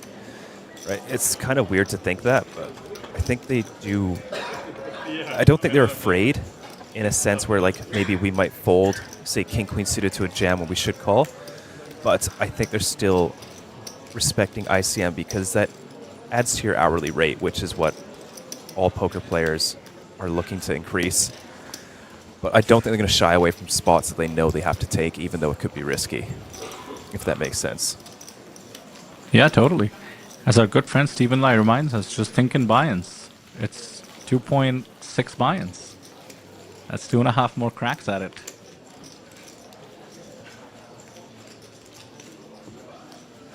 Yeah, for sure. And as well, I think having it being our biggest buy-in event of the series does play a part in it. You know, busting this is tough when the next biggest buy-in is $10,000 to kind of get out of that hole. Still very doable, but it's not a great way to start your series. Yeah, great point. Great point. And on the flip side, I mean, a min cash here means you're free rolling the rest of the series. I think it's pretty tough, actually, to spend $66,000 in buy-ins, although you never know. You do hear about some 5-7 bullets every once in a while, but... Yeah, well, they're only going to have, you know, maybe 4 hours to jump into the super high roller, because the registration will end at 8:30, so in about 6 hours from now for that one. And then from there, we only have a 5K, I believe. We do have a few, like 1Ks, 2Ks, 3Ks going on for the rest of the series. Yeah, tons of events. Meanwhile, Dylan Foster on a rush. Aces. He's 3-bet committed. I think it's basically a shove. Just left himself a few chips. He's on... How many blinds is he on? 650K is 17. There isn't too much room to go for a small 3-bet. If there's anyone to small 3-bet, I think it would be the chip leader. Nice pickup, up to 830K. Good for over 20 big blinds. That's an in-the-money stack. So Dylan started off today 16th out of 20th in chips, with just 405,000, and has managed to double those just now.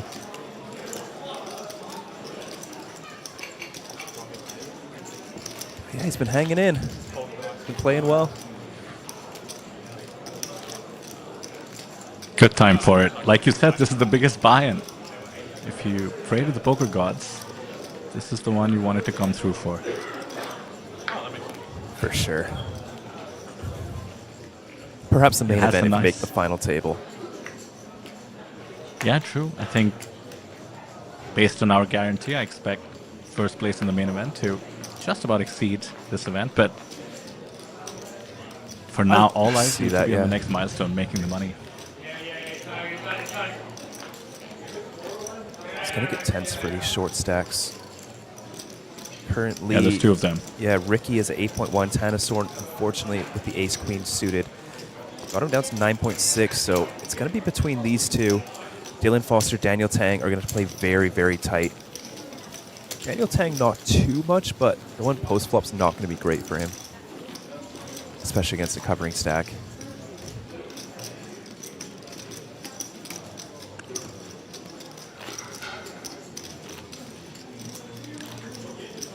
These players have battled their way, as we can see on the top left, from a field of 40 down to 7, so chances are they've played many, many hands just in this event alone with each other. They'll have a lot of reads on how each other play. I don't know if you just saw that, but Ding's watch was like spinning around in circles. I wonder what that was. Yeah, you're a watch guy, right? Not to that extent. I have no idea what that one is. Is it like some tourbillon, Jacob and Co. situation? It feels like that, but with the color, it feels maybe something else, like I don't know. But he does have, oh, this could be it for Tanasorn. Oh, What a no. rough spot. This is just an auto all-in. Cut off open. You have 9s. You think this is exactly what you've been waiting for, so that you can outlast the other stack, but bad news incoming. And Ricky is going to be so happy with this. He is now 80% chance, that's Ricky that is, to cash for $66,000 with the shortest stack. Tanasorn could bubble this. Not looking good for him. Does have 2 live 9s. We haven't seen any all-in bad beats today. Could this be the first? Otherwise, Roman will be up to, I think, 2.6? No, 2.2. Off to a flop jack, 8-3 rainbow. What do you think, Vadir? Is there a chance? I'm always rooting for the underdog. The chance, though, is 13%, and there's a 9! How did you do that, Sam? That was you. Did I? Well, they're still out, though. A queen and a Oh 10, and there's my. a queen! Oh my goodness. What a roller coaster on the bubble of the Superstar Challenge. Hard luck, in a manner of speaking, but as it happens, Tanasorn leaves us bubbling the 25k, and everybody else is in the money. Very, very rough river there for Tanasorn. Lucky turn, but rough river. And congratulations to our 6 finalists. The ICM pressure is lifted, especially for Ricky. Cashing for $66,000. That's got to be awesome. That'll make the YouTube shorts. We don't know too much about Ricky, but as far as I can tell, he's only played Triton events. Or sorry, I'm mixing him up with somebody else. Ricky. No, Ricky got second place the APT Super High Roller Manila, losing out to Tobias Schwecht just this year. The person I was thinking of was Jing Yao Yan. Oh, but Ricky Huang is a pretty solid poker player from Australia. So 66k cash will be fantastic for him. Yeah, I took a look at his hand and mom as well. It looked like he was starting out his live poker journey, but considering he did so well in the Super High Roller, my guess is he does play online, maybe? Maybe, well, yeah. He has kings now with the shortest stack. This is just lovely, isn't it? In the big blind as well. Any merit to trapping? He's up against I think the biggest too stack. short. Because your opponent's going to call with so much worse often enough for an additional 5 blinds, so it's not like you're folding out too much. True, Queen 8 off might be good enough given the pot odds. 205 to call, getting 2 to 1. And if you let in like some of those weaker hands, they're usually just going to bet 1 big blind and they give up turn. And then maybe it gives some ace highs a chance to show down. or fold. So I think jamming is the play.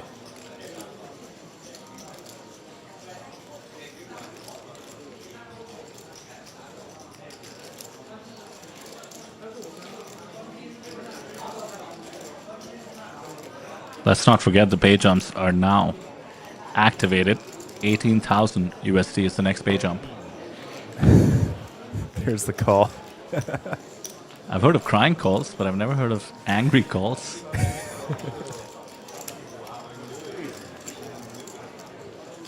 There you go, about as good a situation as you can have pre-flop, 91%.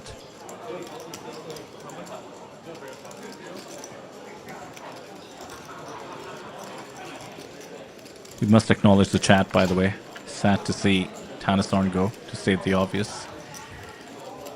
He's 7-6, the queen 8 nearly dead. Backdoors only. Yeah, 9 or 5 to make it interesting. Nah. King will lock it up. Ricky just having a great couple hands here. Quads. Wow. Yeah, you know, best looking cashes quads, and then I would say. Pocket kings? Yeah. Better than aces somehow. Yeah. Yeah, I could see that. 16 bigs now. No stack shorter than 15 big blinds. Let's play poker, gentlemen. 66k locked up, 318k up top.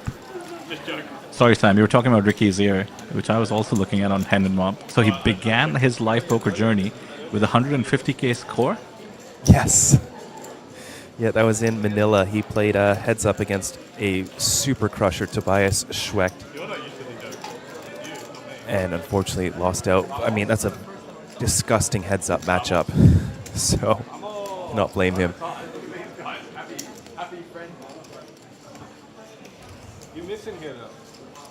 I think Tobias is here. I think I saw his name in a super high roller.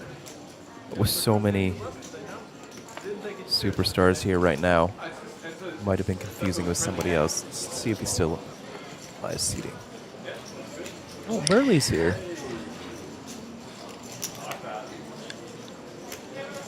By the way, for those of you watching, what Sam is doing is what you can do as well. In case you're supporting anyone, go to apt.poker.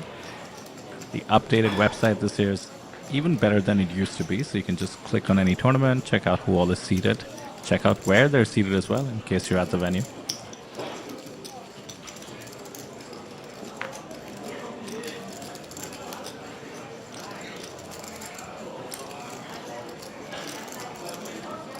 Surprised to see the flat there from Daniel. Usually in these spots you're kind of just looking to not go post flop, but he's in position, and I think Ding will be opening quite wide. Fabian joined the party 3 ways. Don't see that too often.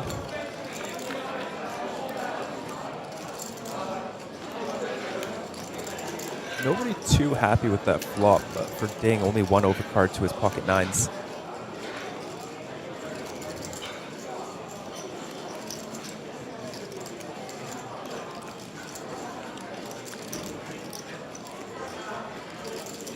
I don't see Danny Tang betting here, but this could be a balance in terms of timing as well.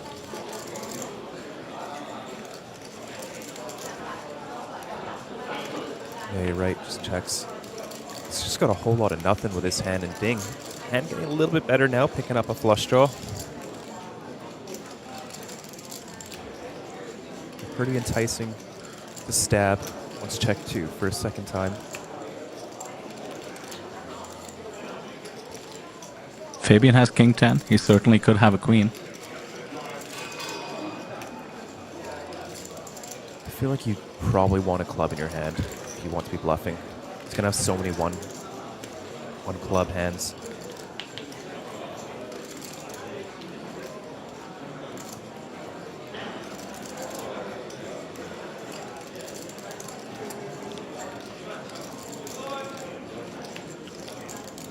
I think Ding is starting to get a sense of where he's at. With the club, he's willing to just try and realize his equity, which might be plenty. Gets the check mark now.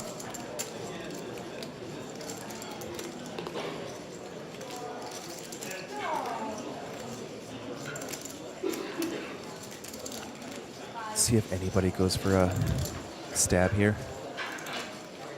I think King might have might try to get some value. It's tough to imagine what from though. Perhaps Danny Tang has pocket 7s or 6s. I think it's been check 3 streets. Best hand pre-flop, best hand post-flop.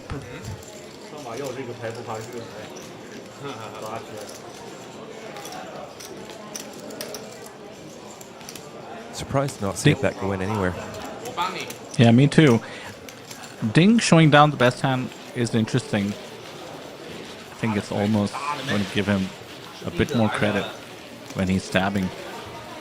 But when something like this happens, when it just gets checked 3-way, 3 streets, should be a wake-up call to the table. You can't just let the chip leader keep accumulating. You have to fight back.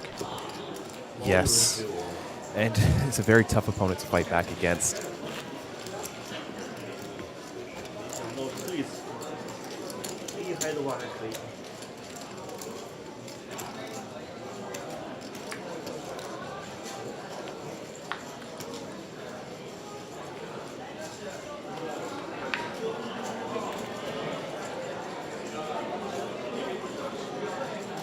Suited ace for Roman, albeit the worst one. Good enough for an open. This might be the first hand he's playing at the final table. No, he knocked out Tanasorn. Ah, of course. Did end up with queens. But I think besides that, I think you are right. Yeah, he was one of those middling stacks. Can now get activated. Ace-2 suited, 6-handed. Certainly can be opened. Under the gun. Under the gun, 6-handed, I believe you're the low jack, so sort of middle position. It's all about seeing where the chip leader is seated against you as well. Ooh, or in look this at case... this. Dylan going for the here we raise, go. the king-4 offsuit. And just a little bit too weak to call, so instead uses it as his 3-bet bluff. 240k. How does Roman want to proceed here with the worst suited ace?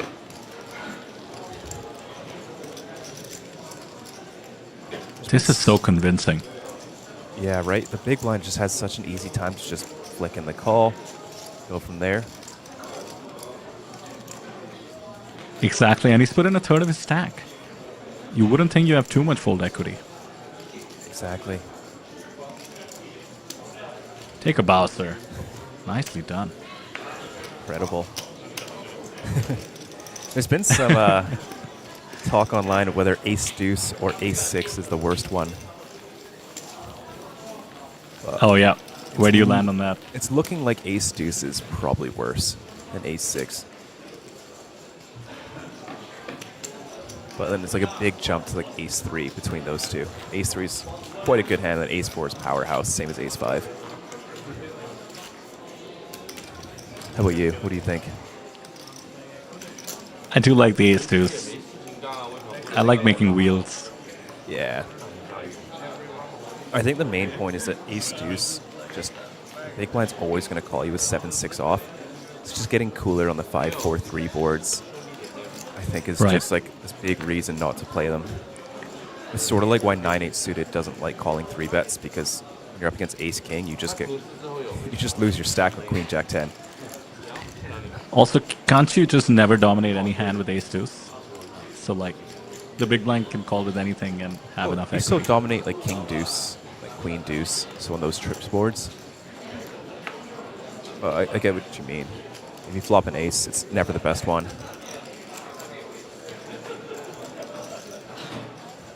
I do remember when we were learning poker, which is embarrassing to say was a decade and a half ago now, but we just never folded aces on the flop. And then, you know, there's that one friend in the group who goes and learns some actual poker and then starts folding correctly. And everybody else used to mock him. Like, how can you fold an ace? Well, there you go. This is why you don't fold. Ace on the flop. Ricky with an absolute lock on this hand. Middle pair, though, should cost Roman some chips.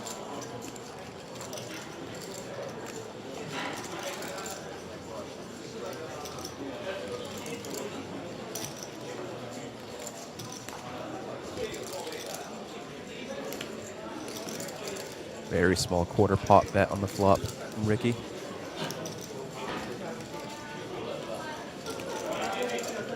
I suspect he's pretty balanced in this spot. Ace 7-3 rainbow. Certainly a range bet kind of board. Yeah, I think your c-bet frequency goes down a little bit because Roman covers you, but I just imagine maybe instead of having some big bets mixed in, it just goes to pure small bet and then just size down from 1/3 to quarter and then just range bet again. Seems reasonable. 9 of spades on the turn introduces some backdoor flush possibilities.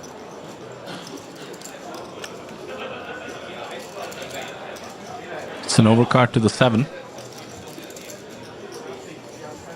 Unlikely though to connect with Ricky's cutoff open considering his stack size.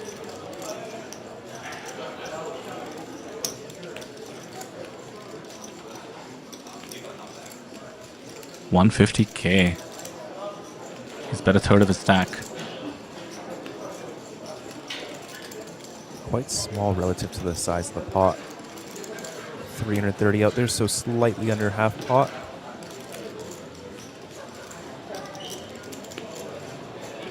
It's nice, so sets up half pot on the turn and half pot on the river. We'll get another call from Roman's middle pair.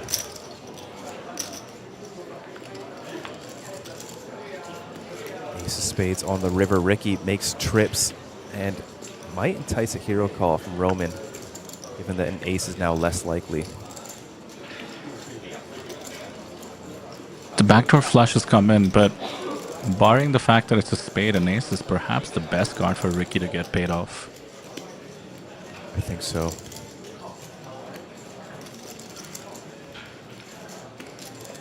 Ricky has been representing an ace, especially with that turn bet. So now with another one on the river, does Roman buy the story?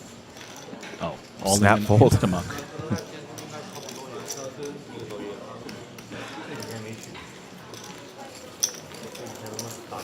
Almost $1 million now for Ricky, and look at that, he's no longer the shortest stack. Nobody's too short here. Dylan Foster with 23 blinds as the shortest stack is very playable, especially when you get down to the final table. This is like, you'd still 4-bet fold with 23 bigs nowadays. Before it was just 3-bet jam, that was it. So Sam, how are you liking the transition to tournament poker? I really enjoy it. I think studying cash has gotten quite boring, but Danny picking up aces. It's just, you're always on 100 or 200 big blinds. It's always the same spots. And then now just having like a new lens of ICM that you have to go through. So many more wide range spots. I love it.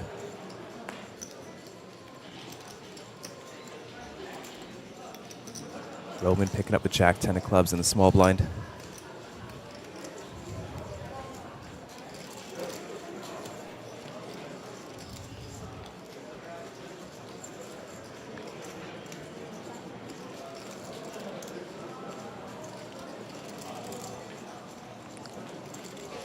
That looks like a raise. Music to Danny Tang's ears as he faces a 300K re-raise from Roman Hrabek. He's in position with the aces. That could be pretty maybe one of the best feelings in poker. Yeah, right? I think you'd need a pretty specific read to not trap here. Don't forget, it was Roman who opened the ace-2 suited, got 3-bet from the blinds by Dylan, and laid it down.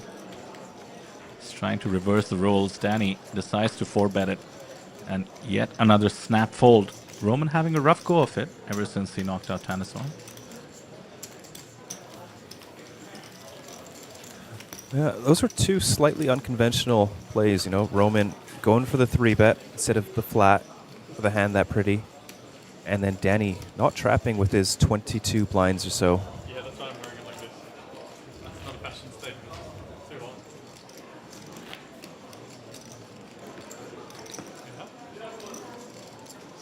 Just wanted to get it in there in case Roman had what he's representing. He has a pocket pair or some Broadway cards. Yeah, you know, just doesn't want to give up that cooler equity.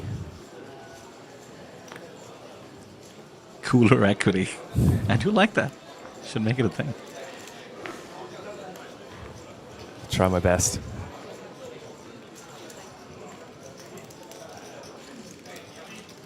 San and chat insisting we call Daniel Tank by his full name Daniel. Can do. I have nothing against it. No, I think he means the other way. I think one of us said Daniel rather than Danny. Ah, okay. That makes maybe more sense. Yeah. Question in chat, isn't Jack 10 suited in that case? Unconventional, because it should have been a jam instead of a flat. Well, he 3-bet, not jam or flat, but usually on like 20 blinds, Jack 10 suited is preferred to just jam. But on 20, I think he was 26 blinds. Let's see, blind levels. What's it at right now? 40K. 40K. Oh, just went up to 25K, 50K. So Oh, yeah, he had 25 blinds on a final table. That is quite a bit. It's quite a bit to jam. Yeah.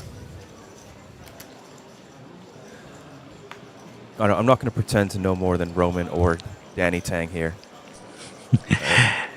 It does remind me of, we have a message in chat a little bit further up. It's Vincent saying, oh wow, so many pros in this game. Well, that is what I would expect at the 25,000 Superstar Challenge. So these guys are super pros. If they did it, it either means they know it's correct, or they're mixing with a certain frequency, or they have a read. Yeah. Or, you know, they are human. They could just make a mistake, right? Absolutely. Definitely That's what I'm possible. here to see. Those are the best moments, arguably. Dang, with pocket nines once again, we'll just flatten the button.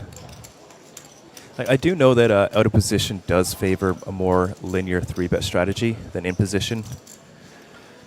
But yeah, just so much to learn. This game is just changing every day as we take another 3-way flop. 3 very nice looking hands. 7-5-4. Overpair for Ding. Got shot for Ricky. And a very good board for him. He could go for a lead here. He has to clear out a lot of hands. Yeah, he's defended the big blind, and he has backdoor equity, and the flop is 7 high. Perhaps if he had only one opponent to get through and not 2, he might have taken a stab. He knows overpairs will come along, so you're almost setting up a multi-street bluff. See, I would just be happy to go for like 1/3 here into 2 players, and just very happy to fold out King, Queen. Ace 10 is not in like a great spot, especially without a backdoor flush draw. But I would probably just shut it down on the turn most of the time, unless I turn a diamond, because you're not getting an overpair to fold. But I think like, you know, absolutely. 110, 125K on the flop when it's so good for your range. You know, my fear with that is that if it comes a diamond, you're committed to bluffing off your stack, more You or have less. to. That just seals your fate, right? Exactly. I remember I was interviewing a player once about a big bluff that they ran, essentially check raised with only backdoor equity, and then, you know, the diamond comes through or whatever, and they fire away and they get called by 2-pair. And I was asking about how they felt bluffing off their chips for essentially all the money. And the guy's response was, that's not a bluff. That's like, well, you know, you check raised with nothing and then jam. He's like, yeah, but it came a diamond. So that's not a bluff. I have to do it. I mean, it's still a bluff, whether you want to quantify it as not as such. But yeah, But you know, it your hands just- are tied, right? It just goes to show his mentality about the game, which I think is very promising. And by the way, not to have a corny segue here, but talk about promising. Aces again for Danny Tang. Let's see if he wants to Once trap again, this time. Roman. Does not look like it.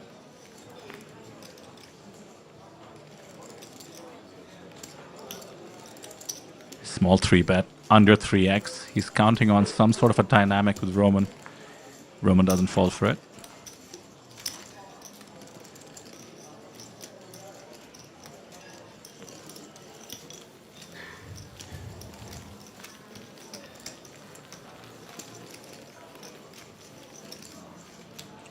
So Danny, third in chips now.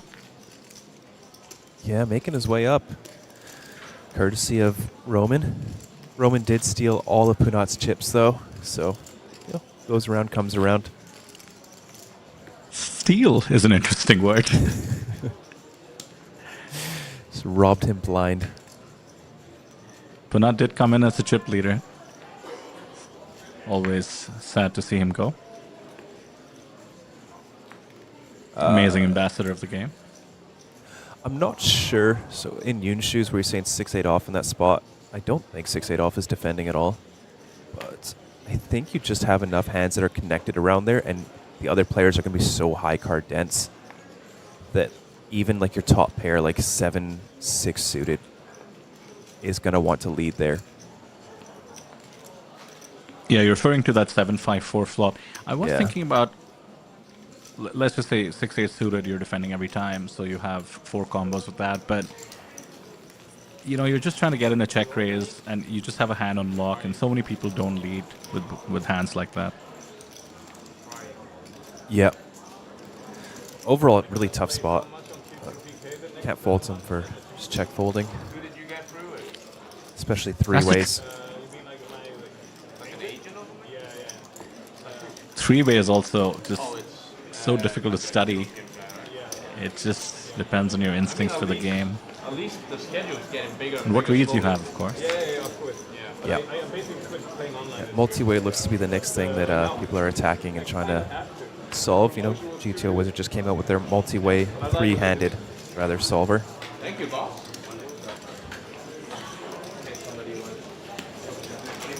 Fabian picking up a beautiful 10-9 suited on the button.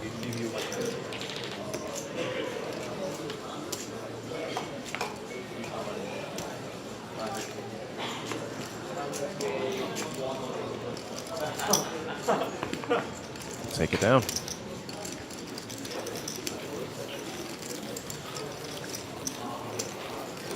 Seems like the chip leader's quiet, quietened a little bit. Ding, 73 bigs, but right before the bubble, he was correctly playing almost every hand. Now, not exactly exerting as much ICM pressure. I mean, not yet, right? Look out for me. My name is called Dudu Tang. Dudu Tang? Yeah, that's me. I mean, when they get higher binds, you probably join in, right? A little bit more frequent at least. So far, it was only like 215 or something. Yeah, so for our live stream schedule, we do have the Super High Roller, which is currently going on right now, the day one. We'll be covering that tomorrow, followed by 2 days of Natural 8 fun events. We have 2 events from Thailand, followed up by some very fun stuff. I'm going to keep it a secret for now. And then, of course, our 4 days of main event coverage, finally rounding out the series with our final High Roller, which is like a 3,500 USD buy-in. It's always a long one. It's always a fun one. And then we will be returning in November 14th. I think stream begins on the 20th or so. But it's going to be APT's biggest event in Vidura. I think you will be here in person, won't you? Yes, sir. I heard you're going to be playing a little bit, too. You know, I can't resist those mixed games, Sam. The schedule is going to be absolutely insane. I think we're approaching, is it 150 events or so? Something crazy. Something crazy like that. And what a spot to play mixed games. You don't see them too often. Here at APT, we'd love to facilitate anything the players want. Anything that Neil comes up with. Yes. If you haven't taken a look at the schedule, chat, just take a look at some of the quirky ones. We have things like, of course, those midnight specials. We have all kinds of hyper turbos. I think in Manila I played a 10-game mix, and I think it cost like $120 to buy in. Wow. People would just think that's like $10 a game. It's like you're getting to learn it and play and maybe win. They'd bubble a few of those. That's always fun. Thinking back to something like 3-2-1, which is 3 flops, 2 turns, 1 river. Oh, yes. Go pretty crazy. Fabian picking up the pocket 10s in the hijack. Good enough for a raise. Sizing up slightly.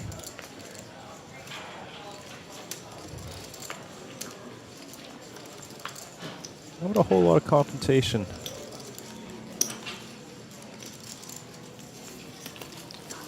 6 players, 5 flags represented. Do you know the 2 overlapping ones? Let's see. Oh, it's got to be Australia.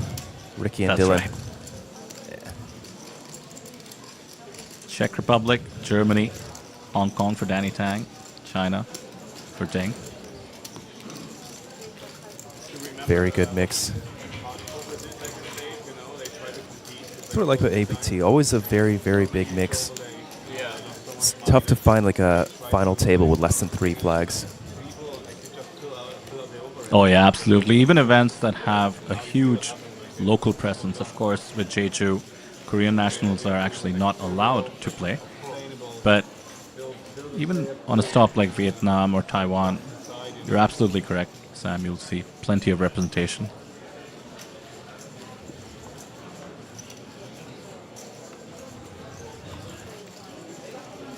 Cowboys, back-to-back monsters. Ooh. An ace in the small. Could be enough for Danny to go for a re-raise. They're on 30 blinds. So one thing I learned is when you're using the ace something to re-raise, your bottom card wants to block the lowest pocket pair that they're going to shove on you when you 3-bet. So ace 7 and king 7 are usually ones that make it into the mix quite often. But unfortunate timing for Danny, and he goes big, 7.6 big blinds.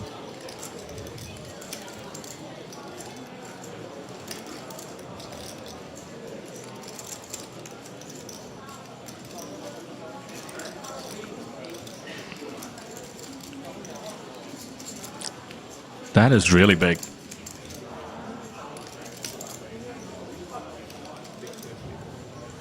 Four bet. No one's slow playing their hands. Everybody just going for blood, and Fabian chipping up to 2.3 million. Danny. Sam, you missed it. Everybody going for the cooler equity. The cooler equity, of course. You came up with it.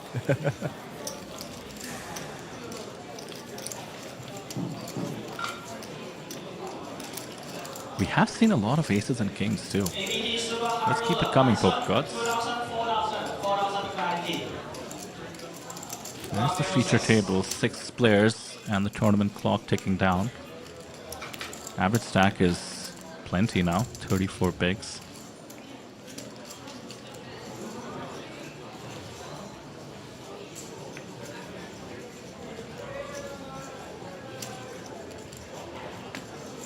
QQ asking for payouts in chat. Haven't mentioned them for a while, so just a reminder, 318,000 to the winner in USD. To be fair, that's in the title of the video. But second place, good for 220,000. Third place, 140. Fourth, 108,000 USD or so. Fifth place, 84, as you see on the top left of the screen. And everybody guaranteed about 66,000 USD. That's 92 million Korean won.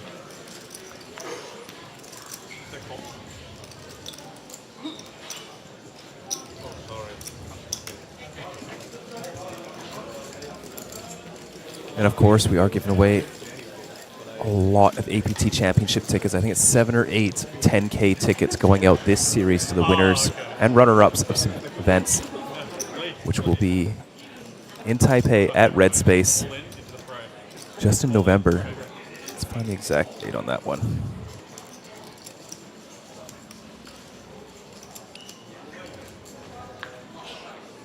I have been following the coverage ever since the championship was announced, which was, I believe, at the start of the year, and we have been giving away the $10,000 main event and entry ticket to the winners of many major events across all the tours. But I do feel like you've already won the tournament. You know, maybe the second place should get the $10,000 ticket. Yeah. So it looks like this will begin on the 23rd of November. Oh no, sorry, that's the Superstar Championship, which, yeah, like you said, is $50,000. The super high roller will be $25,000 in Taipei. And then there's the APT Championship main event on the 25th of November. I'm so excited to cover that. That's right, and may I remind anybody who's considering coming in the chat, it's a freeze out, which a lot of people love. And let me pause on that because this is a situation brewing. Pocket 8's battling ace 10 with the ace of diamonds. It's an all diamond board, 9 high. Both players kind of loving their hand. I think it's a good spot for Danny to go for a small bet. A lot of Fabian's hands are going to be suited, so you just get some immediate folds and clear out some equity. Fabian's going to lead here. Does have more flushes than Danny.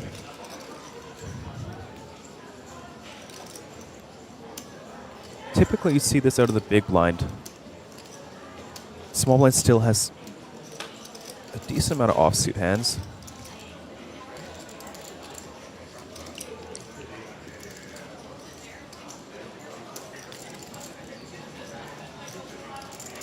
Fabian is trying to take control of the spot with just one big blind and change. And mind you, if Danny Tang had the same hand, ace 10, but without the ace of diamonds, he might have been forced to let it go. For now, does continue, of course.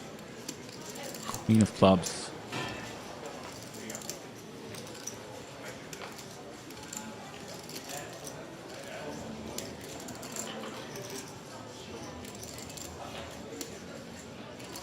Fabian has to know, any hand with overcards and a diamond is continuing to a small bet. Could have barreled again, chooses to check. It's tough to fold out better with eights and tough to get called by worse, besides specifically the ace of diamonds. Which, to be honest, you're not even doing that great against. Like, you've got, it says 30% due to card removal, but I'd reckon it's close to 35%. As we see check on the turn. Queen of spades, big brick on the river. Pocket eights. I think it's a showdown. Will scoop this 440,000 chip pot.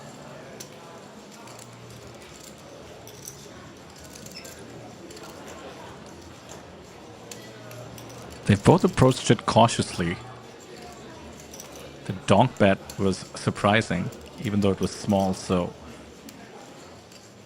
now the question is, do you get value on the river? Fabian's going for it. Tough to imagine what you're getting value from, unless he's just trying to put in this small bet, induce a shove from Danny with the ace of diamond blocker, and then just snap it off. Otherwise, this bet, like, you're trying to get called by sevens, perhaps. Maybe some ace highs. Another queen on the river did give him the confidence to go for value. I mean, Danny still has some 9x, so...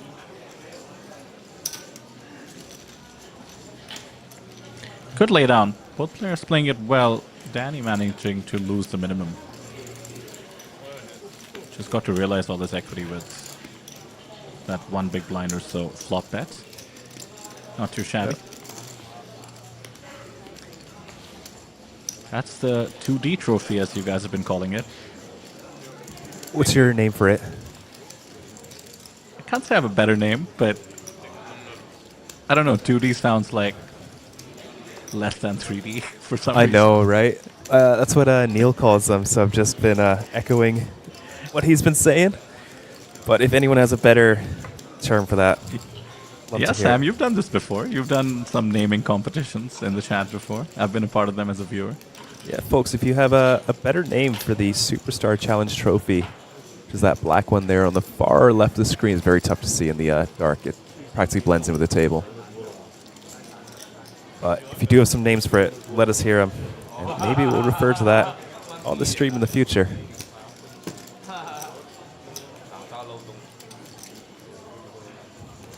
JJ in chat answering Yoon's question. Indeed, all 6 players remaining are in the money.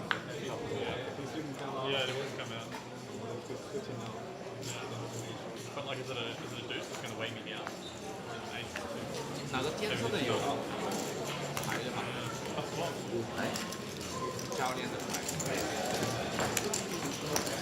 Almost 600 of you watching. Thanks for joining us. Would love to hear where you guys are watching from, by the way. And of course, who you're supporting.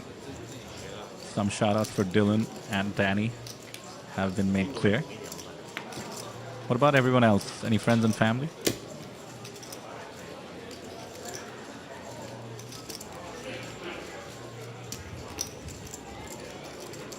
We do have a Cantonese stream as well, of course. I suspect the Danny fans are over there.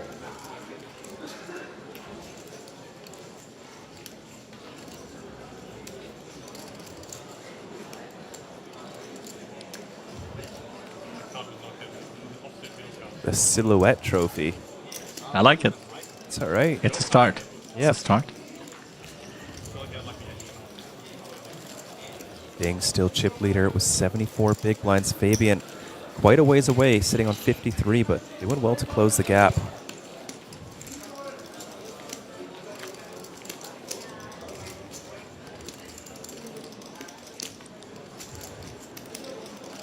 Yeah, Roman, a little bit of fall from grace. 24 big blinds. Danny hot on his heels with 21. Ricky, 16. Dylan still our shortest stack with 13, but hanging in there.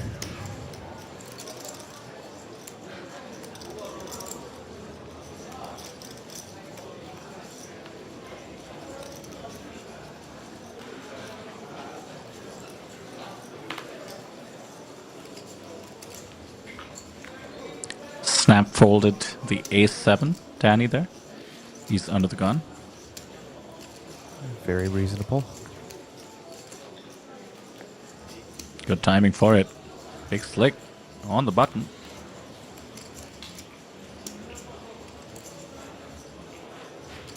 How does Dylan Foster manage to make wearing sunglasses while having your spectacles on top of your head look cool?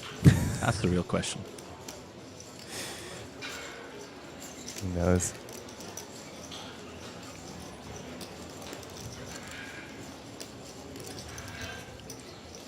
There's the call from Ding. Maybe 1 pip higher, he goes for the jam, like 5-4 suited. 4-3 suited, he'll just peel. Off to a flop, Jack 8-5, neither player connecting. Dylan's still in the lead with his ace high.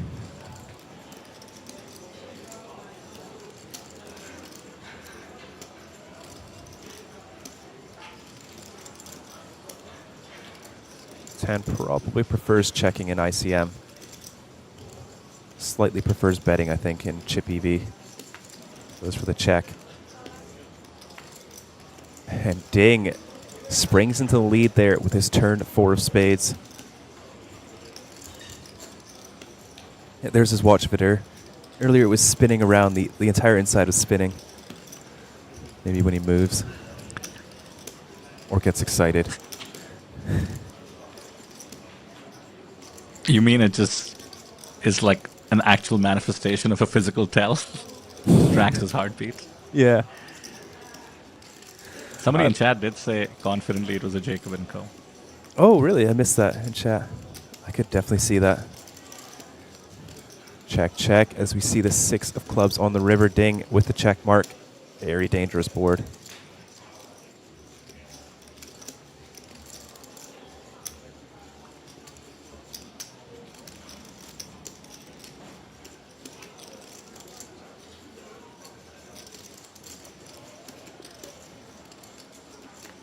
Looks like check, check on the river. Ding will take this one down.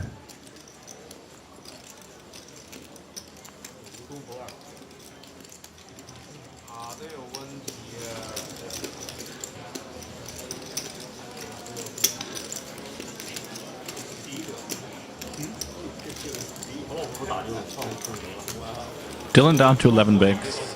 Danger zone, for sure. Especially 6-handed. That 2.5 big blind burden of the big blind, small blind, and the ante comes pretty quickly. Gotta make some moves.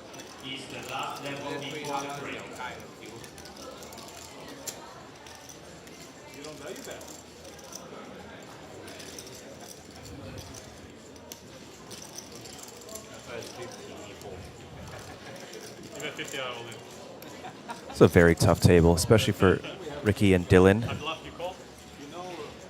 Everyone else on this table is very used to playing 6-figure buy-in events. But I think they're both doing very well to hold their own.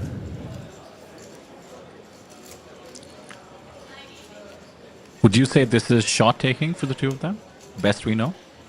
I'm not sure about Ricky, but Dylan, I think so. I actually just spoke to him. I think this is his first 25K, so. Wow. Yeah. And he's in the money. He is. Making a run for it. And obviously the same applies to Ricky as well. Fantastic. Yeah, good for them. King Queen suited, and the Jack 10 will defend.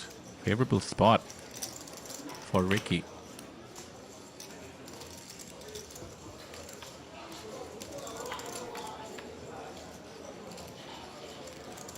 King in the window. Monotone and an ace as well. Window started off so good for Ricky. and it just got worse and worse. Could get even worse on the turn as well. And he does have the got shot, which will give Ricky 2 pair.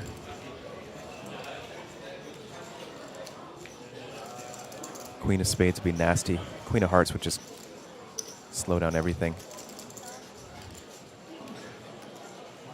Okay, Ricky going for the 1 big blind bet.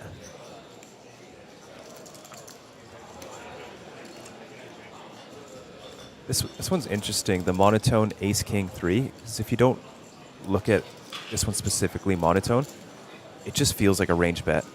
But you just have so few flushes when the ace and the king are blocked. And big blind has all of them. So it works out for Ricky. Gets a chip up to 19 big blinds.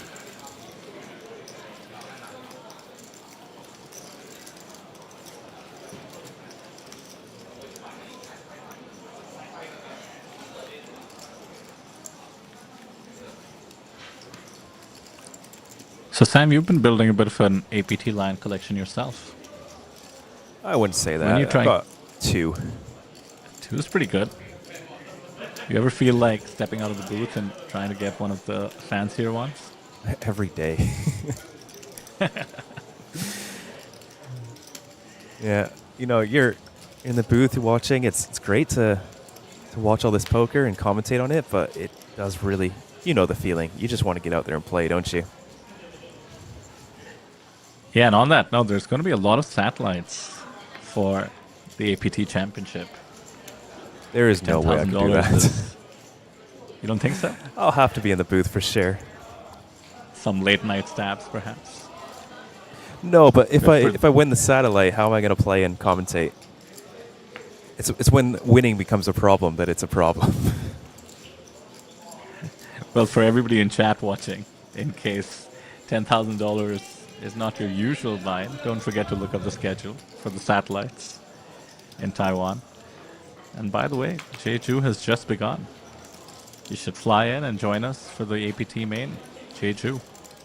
And Jeju, by the way, is extremely visa-friendly. Depending on where in the world you're from, I would look it up. One of the few places where even Indians who tend to need to go through some hoops, depending on which country we're talking about, visa-free entry. Yes. You do have to fly direct into Jeju.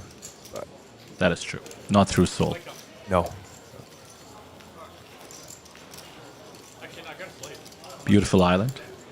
Beautiful. The markets, the volcanoes, the cafes, and the people are so friendly out here. Food is great. It's all very, very affordable. Did you end up trying black pork? Isn't that what they're known for? Yes, yes. I had it quite a few times. I don't understand why it's called black pork. It's not black. It's just pork. I think the animal, when they're alive, is perhaps black. Okay, so the pig is black. Okay. I thought it was maybe just because they cook it more. It seems a little bit burnt, but yeah. I had some great meals. Oh my goodness! As well. Sorry, Vadir, but Tanny Tang just got aces for the 3rd time. No problem at all. My face crunched up as well. I could barely believe it. Aces the 3rd time. This time on the button. Gotta feel a bit blessed. An ace-9 in the big blind. That is a strong hand against a button open. We could see some very big pre-flop action go down here. Could just play it safe, go for the call. It's definitely running through his mind. Just goes for the call. I'm surprised to see that, I have to say. Does reduce ace-9 to a bit of a drawing hand. Danny's, of course, extremely aggressive. Globally renowned to be aggressive. Fabian, his sixth sense working out thus far, but now a 9 on the flop. He's going to lose a few more chips here unless he can catch another 9.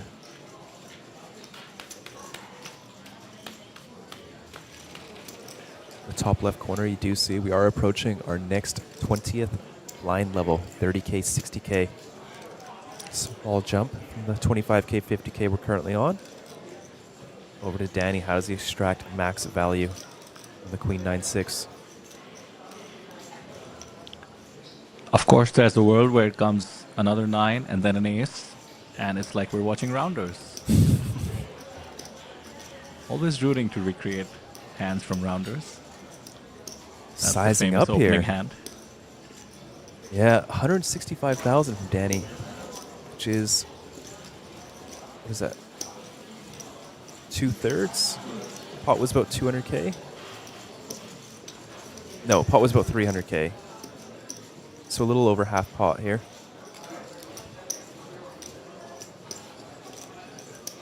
It's chunky. He's done it based on the board texture. He knows certain hands will fold irrespective of sizing, and the ones that continue. He's trying to have almost exactly a 1 SPR on the turn. Well done on that. And now, if it comes to brick, Fabian could be in trouble. He doesn't know it, but he's rooting for a high card. That is not it. And it's not like it's versus like the low jack. Like Danny opened on the button, so range is a lot wider than normal.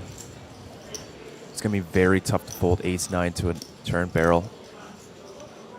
Depends on sizing, of course. Danny can opt for something around 40% here, set up 40% on the river, or just go for the jam.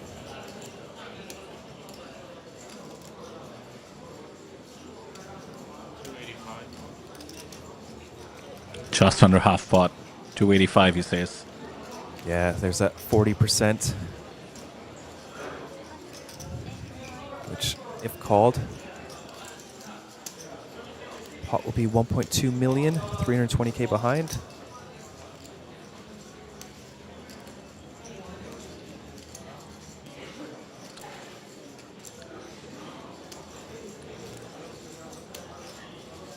This is really the key moment in the hand.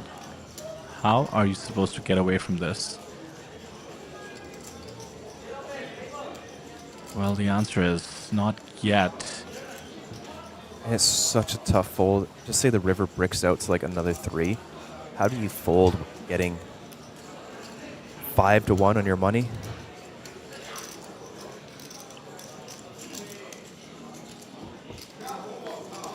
Alarm bells do have to be going off for Fabian, though, considering how the hand has gone, and Daniel Tang is now down to just 6 bigs in his stack, so...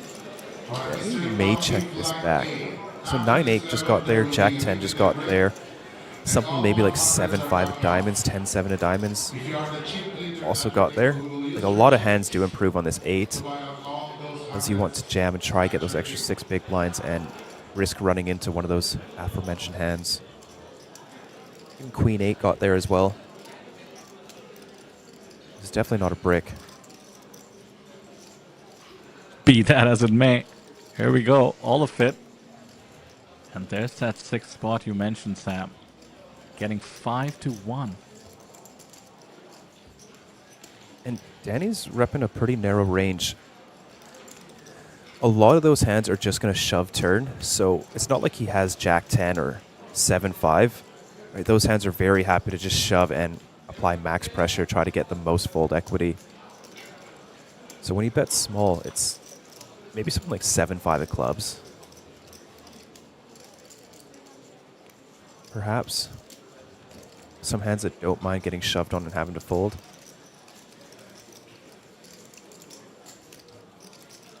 If ace-9 wasn't a bluff catcher on the turn, it's even more a bluff catcher now. But that is the thing with pot odds. You're getting 5 to 1. And Danny Tang could easily be bluffing 1 in 5 times. Yep. But would he do it for his tournament life? Would he do it in this spot against Fabian? That's what he needs to figure out. It doesn't help Fabian's cause that he can certainly afford to call with still having 2 million chips. Yeah, you know, Fabian must be thinking, this is such a bad spot to bluff. At this price. Like, are you really just running 7-5 or 5-4 here?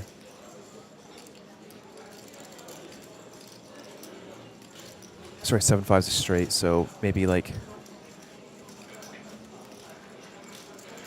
Oh, it's tough to think. Like... He unblocks diamonds, which might further the cause of call.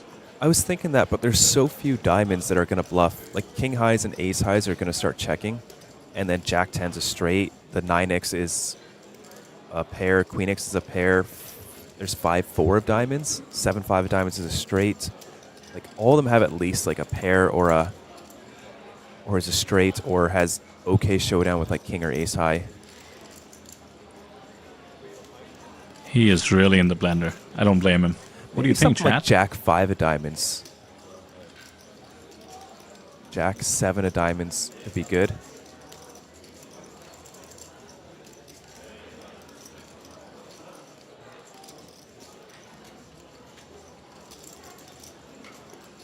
Just such a good price for Fabian. It's quite a bit of hand.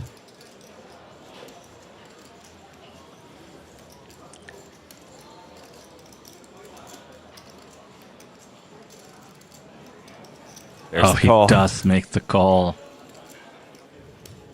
The full double for Danny Tang. Up to 35 bigs.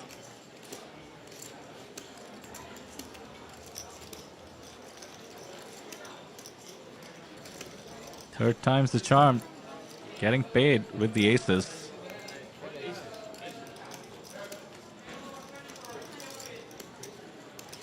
Yeah, that's a big hit to Fabian, who was a very clear runaway second in chips. Now Danny Tang overtaking. Both players kind of closing the gap there with that big transfer of chips from Fabian to Daniel Tang. And Ding extends his chip lead just by sitting there and relaxing. It's now 2x second place chips.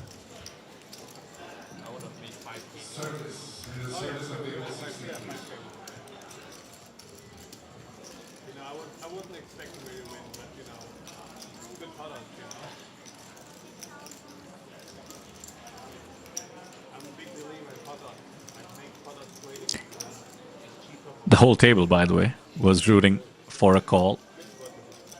And of course to see Danny Tang eliminate and get the extra $18,000 or so. The pay jump between 6th and 5th place. Not to be. Yeah, that was a big payday for everyone not involved.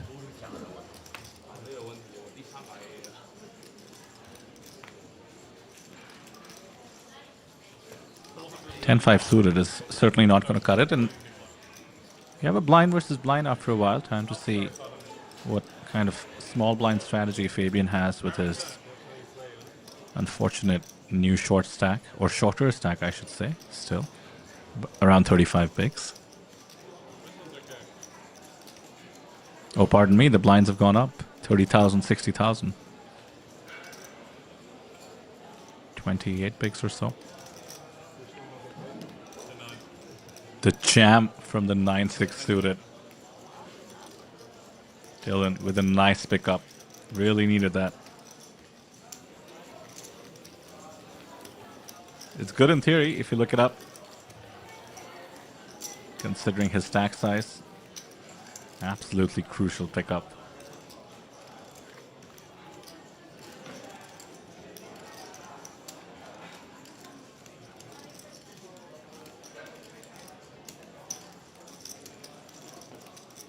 The pay jump $18,000 is under a buy-in, and I suspect players aren't giving it too much weightage in their decisions. Especially with $318,000 for first place. They're only 5 spots away, so I suspect the action is going to ramp up accordingly now that the blinds have gone up. In case you are rooting for any of the players, would love to hear in chat. To the extent you can resist making up stories, please do. But if you need to make up some stories, that's fine too. Dylan Foster does tend to become a superhero in most of them.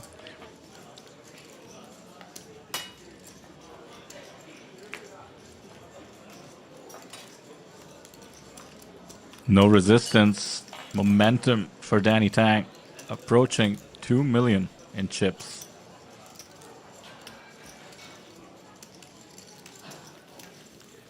$40 entries in this event. Around a 940,000 USD prize pool. How much was that?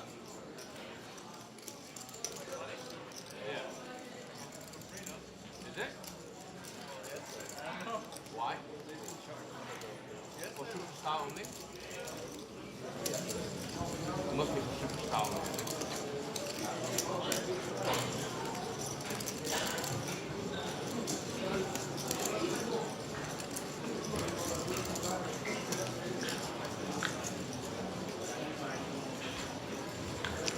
I'm eyeing what other events we have going on just today.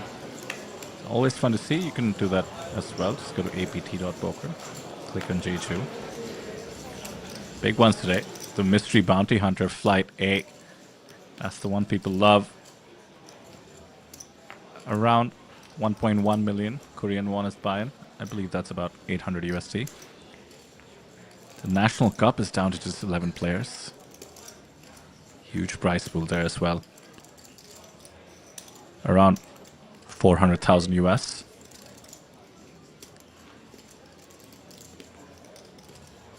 Some of the fun ones kicking off. The women's event.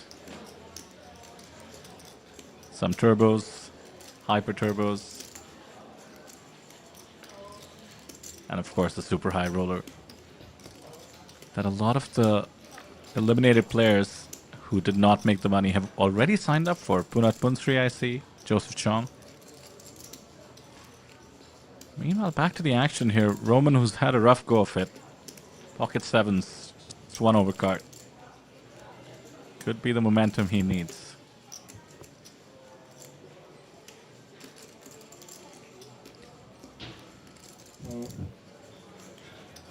And this is a spot, Sam, where having that 7 of spades with backdoors just gives you that extra comfort, doesn't it? Yeah, there's a lot of turns that you're very happy to go check call, which you wouldn't normally be with, you know, say sevens that are red. Well, I'm sure he was just hoping for Ding to go for the raise and he can come over the top. But this is also all right.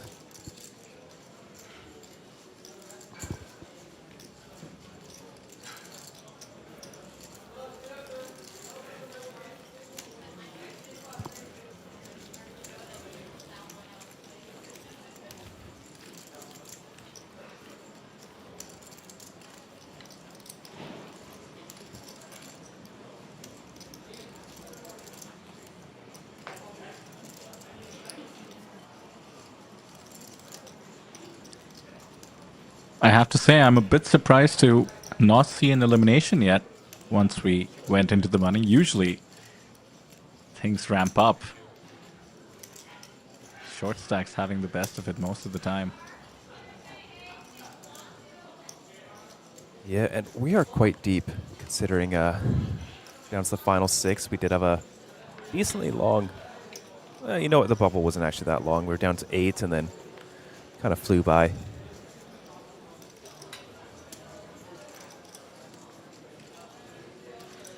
There's still what? Dylan with an ace.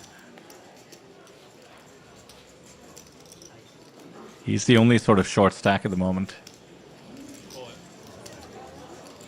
Yeah, he'll take his spot with 7 blinds.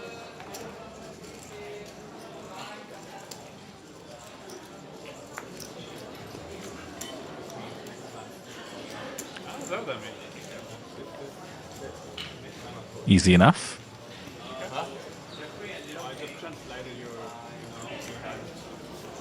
What did it mean? Next time. Next time out. Next time I go. That's not the vibe I got, but sure.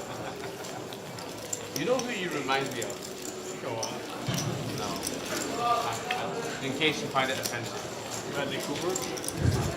Bradley Cooper? You're like I wanna the hear male this. version of you're like a tail with a little bit more meat on you. Davide Kadai. Davide Kadai.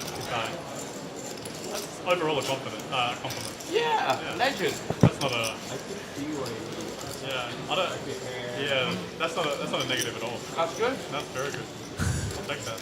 Can anyone else see it? Yeah, I can feel it. Right? Yeah, I can see what you mean. It's, If I lose another 15 kilos.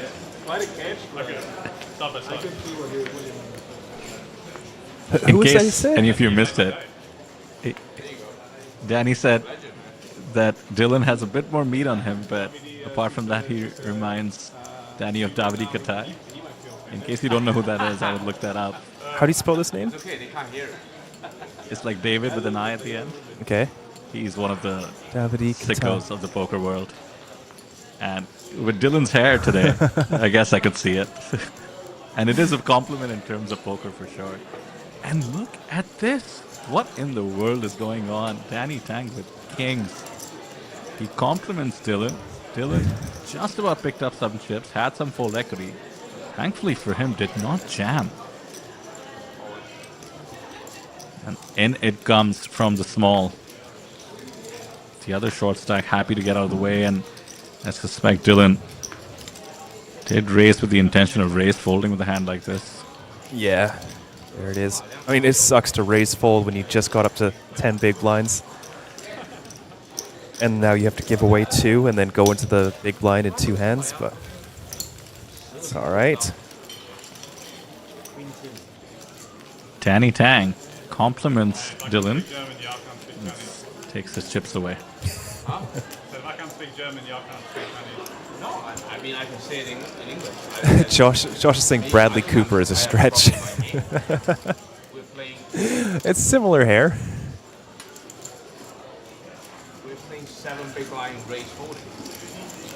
More than 7. 8 now. 9, but yeah. All right, flag name, Minister Martin, please have in I have problem with my game. Maybe I have a problem. I'm the one that lost the plot. Flag A of the mystery bounty. All 100s are coming out. Everyone is encouraged to witness our chip race. Last chance to get in. On flag A of the mystery Danny bounty. Tang with a downgrade to the King-Queen offsuit. Still a very playable hand on the button. 436 at this time. Closing in 14.5 minutes.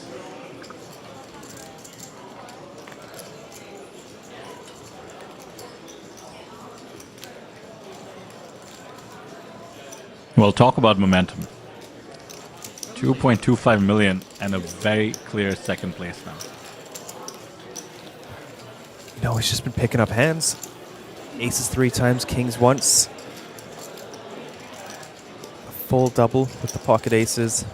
And he's just now on a tear. Haven't seen too much from Bing lately. It's been a little bit on the card dead side.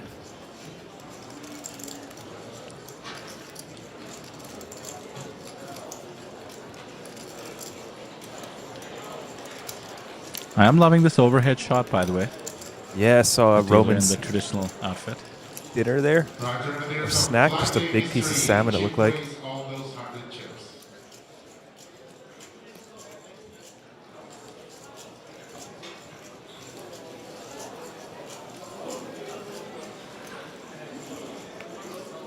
Oh, you nailed it, Sam. Salmon indeed. Looks super healthy. Is that broccoli on the left? It looks like just a plate of steamed broccoli. And I see somebody just chowing down steamed broccoli. I might play a little bit tighter against them. I could see that. Ricky now ace-king offsuit. Just 12 big blinds. Deciding between jam or raise. Decides on the former. Oh, it's going to be hard to hold anything down. Oh, this might be a big cooler for Dylan. How much, please?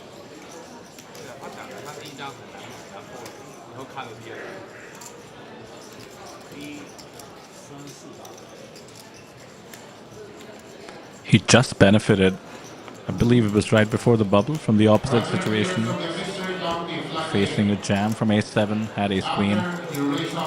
Now calls it off with ace-6.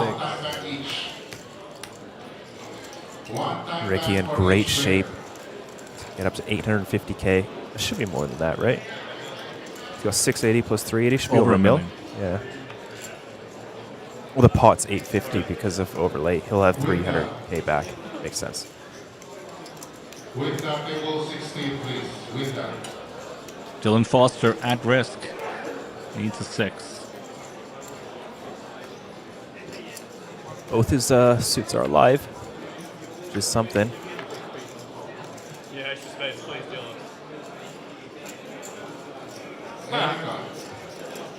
Jack 9-5. No help to Dylan Foster. Ricky 84% now. So we see the 8 of diamonds on the turn. Got shot, now available for Dylan. But Ricky's equity climbs up by another 2 points. 1 card left. GG, Dylan Foster. Eliminated in 6th place. Good for nearly 66,000 USD, his first Superstar Challenge, and gets to cash for a $40,000 payday. Congratulations, Mr. Foster. Very well done. His first $25,000 buy-in, you said. That's gonna feel good. And he's still got, since we're on a delay, this would have been 3:30 p.m., 5 hours of bullets for the single day, or for the super high roller. I love how you did not say 5 hours to buy in. You said 5 hours worth of bullets. It's Dylan Rebuy or Die Foster. Just like that, we're down to 584,000 now guaranteed. That's a 3.3x on your buy-in.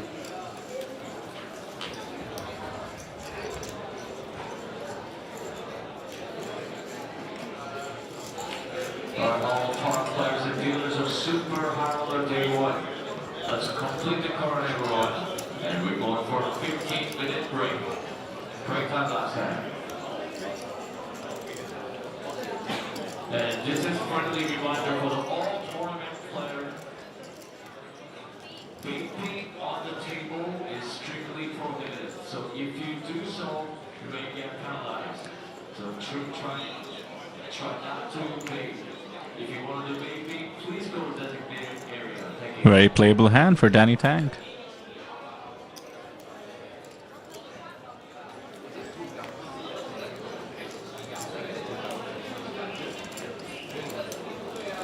Mind you, the beneficiary of Dylan's chips was the other short stack, so Roman now, shortest stack. Interesting decision here between all or all in.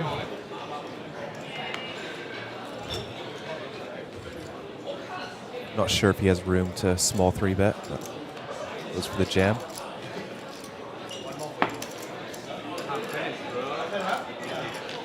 You don't fix stuff like that.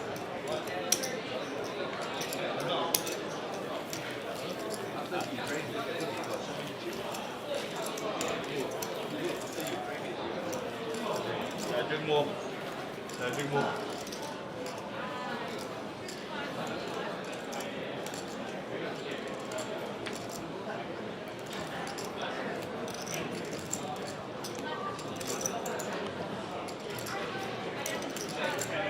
I suppose I can't help but somewhat root for Ricky, considering you mentioned this might be maybe his first 25k buy-in. Yeah, Pardon us, Ricky, but that's not the case. I'd be interested to see his playing history. You know, like you said, his first score was at Manila, as per his Hendon Mob. 2nd place in the super high roller.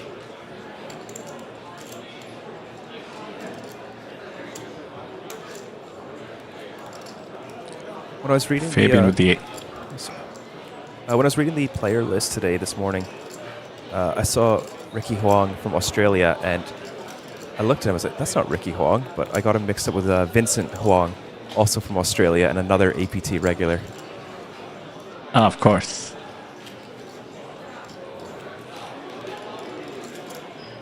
I just thought, who is that in front of Vincent's chips?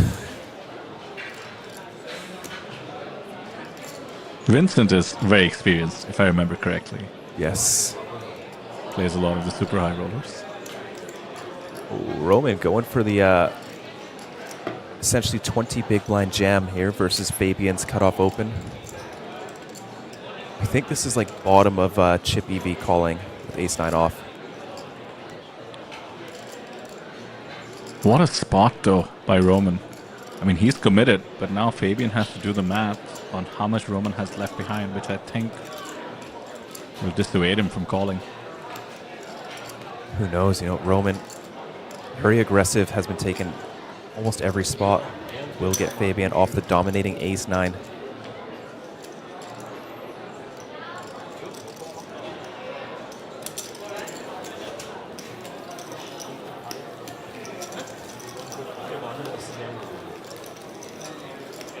Tricky stuff there by Roman. Made it look easy, but that's quite a spot to put yourself in. Absolutely. But, you know, picking up 5 blinds is 25% of his stack. Gotta stay ahead. Gotta keep building.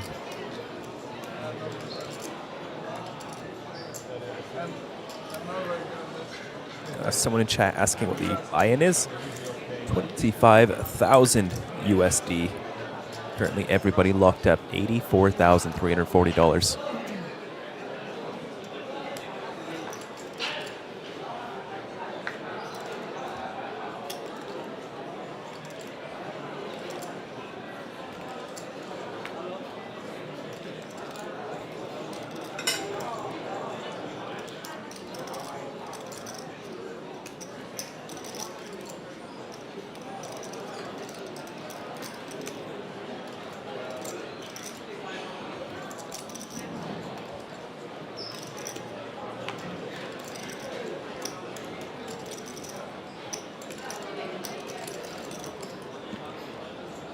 I believe we're about 15 minutes from the break, which would mean 15 minutes from the blind level increasing as well. The big jump. Yes. What is the next one? It's 80K, I imagine. 80K, that's right. Yeah, that's always a tricky one to navigate. I would make any moves people want to make. Before you get down to that, the stacks will go down by 25%. Time to see how active Ding wants to be. Danny is, for lack of anyone else even trying in the card distribution, sort of the table captain at the moment. In position now. Just a gut shot. And Danny would have certainly noticed how few hands Ding has been playing. Catches the pair now.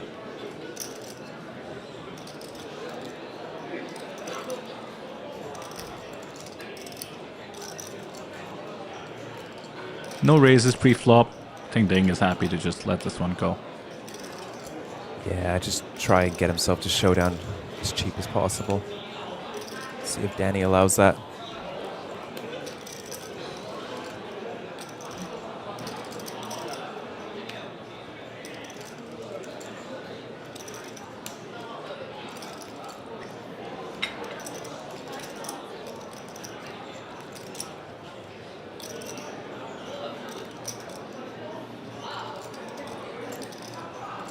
Could be tempting to use that Ace of Hearts blocker.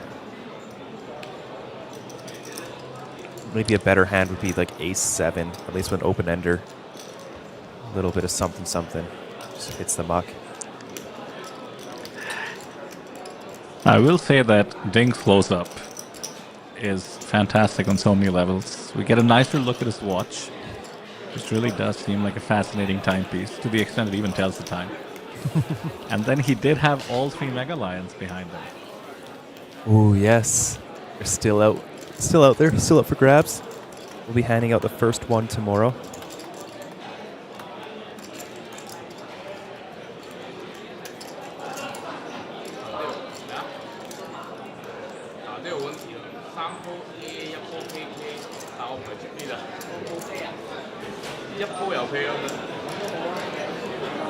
我就打呢個問題啦。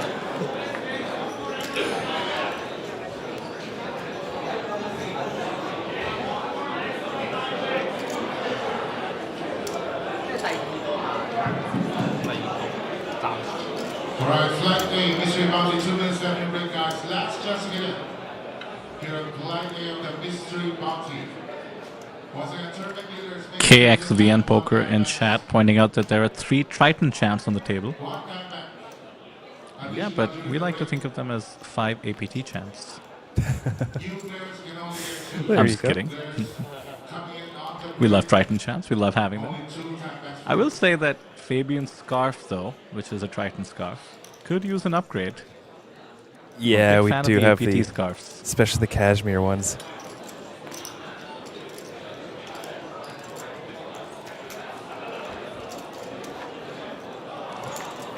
Some proper tournament poker going on right here. King 4 off opens on the button, A6 defense as you would expect, and the board is exactly what you want to see in Ricky's shoes. For sure, this could be a board that entices Ding to go with a bigger than usual C-bet.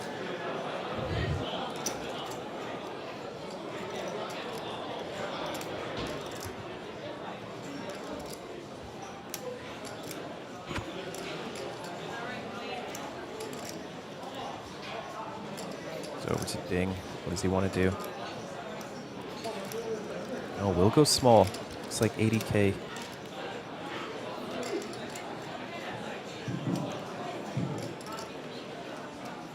$85K.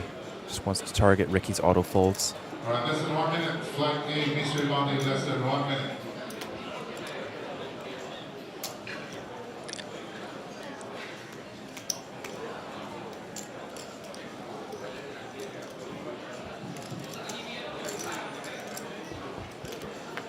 Check call by Ricky. Perfect play thus far. Keeping in Ding's air bluffs, which is exactly what the King 4 was. And now another check. Has to be tempting to double barrel in Ding's shoes. You can put a lot of pressure on Ricky considering his stack size. And if Ricky doesn't have an ace, which he certainly doesn't need to defending from the big, you will get a lot of folds.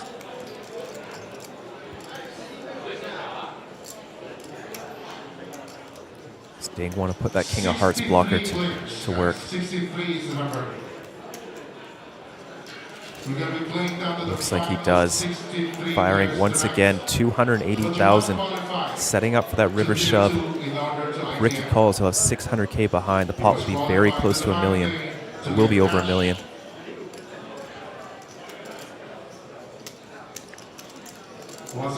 He has a heart in his hand himself, which I think should make him even more likely to check call instead of just sort of seeking protection of some sort. So don't see anything else happening. There we go.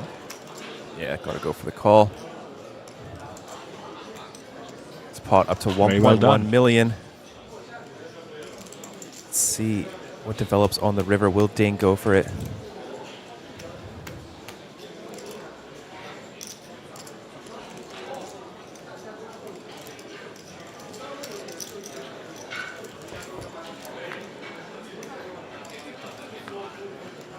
Ace of spades on the river. Doesn't really change too much.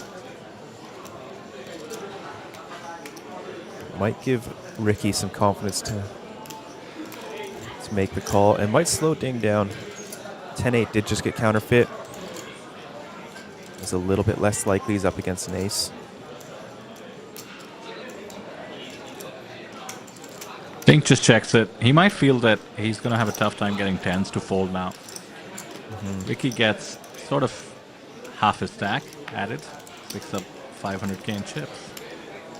Sure, he'll take it. Very well played by both players. The 2 stabs understandable by Ding, and Ricky just check calling when your opponent is drawing dead is certainly great poker.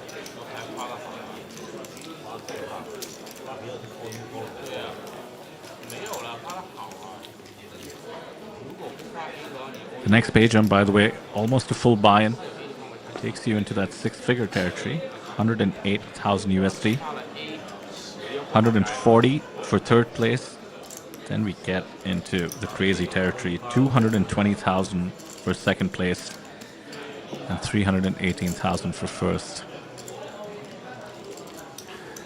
Victor in chat saying, I'm sure Danny Tang could probably beat $100 ABI online. Harabek for sure. Used to go by Gogak Sniper. Bao Ding actually made his start playing online tournaments and is frequently at final tables of like the 10K GG Millions. His average buy-in is a lot higher than $100 online. I'm sure he's still... Wait, Sam, what are you doing? Victor is willing to bet his entire bankroll. You should just take his bet. Yeah, I don't know how much Danny plays online, but it's a very accomplished player. 34 million live earnings.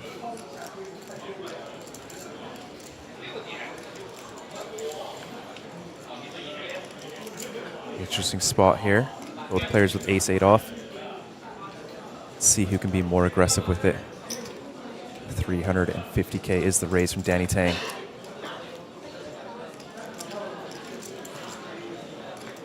Knocks out the blinds.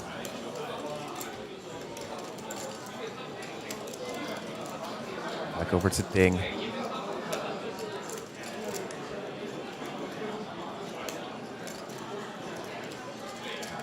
All right, Victor. Come on now. Are you saying $100 ABI is more impressive than the 10K GG Millions when your final table is like Giraffe, like Harabek, Pads, Victor?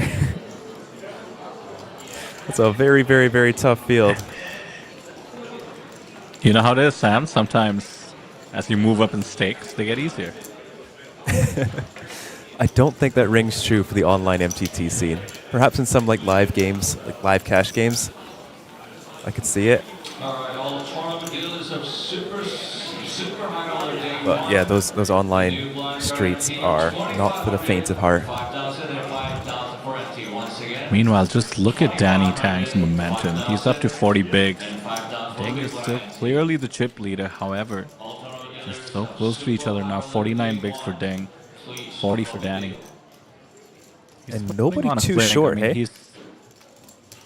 Yeah, 24 bigs is the shortest stack. That's Fabian. And essentially 3 stacks died. Ricky, Roman, and Fabian, all around 25 bigs. So the ICM pressure has suddenly built up. In a way, there isn't too much because there is no tiny stack. At the same time, when 3 stacks are tied, they're also handcuffed. Absolutely. Agree with that 100%. And Danny Tang picking up hands at her final table, swinging into hand number 94 with the ace-queen suited in the cutoff. Good enough for a raise. Is Danny Tang's deck just like short deck, only getting premium? Ricky, very interesting. Ace-10 suited on the button. It's going to proceed in the form of a call. And Roman, Jack-10 off is going to be probably the hand that gets dominated the most out of all the offsuit combos. It's very tough to fold this, getting crazy good price.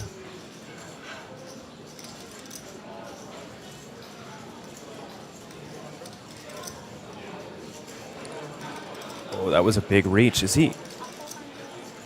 Going for a race? It's so fascinating because the way Danny has been on a rush, I was so surprised to see Ricky only flat call. We just mentioned that stacks such as Ricky's are handcuffed, and perhaps that was the reason.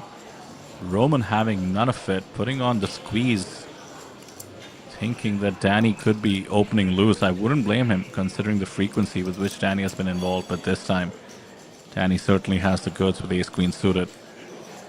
All in, putting the pressure right back. This hand is over, but yet another pickup by Danny. And now Roman, the shortest stack.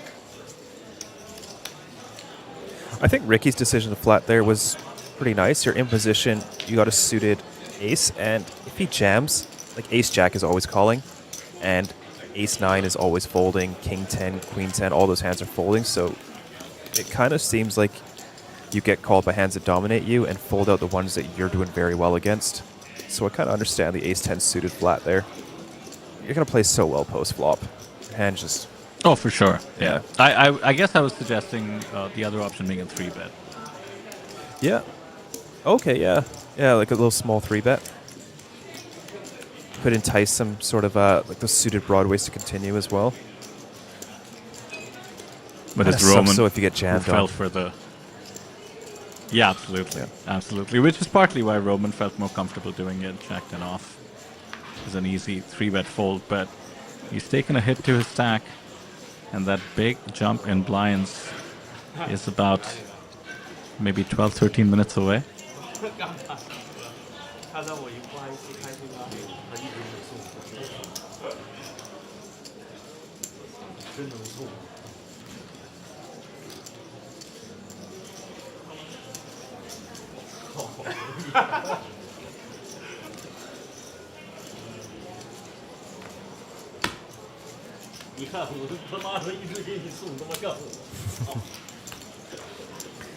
Roman picking up the blinds.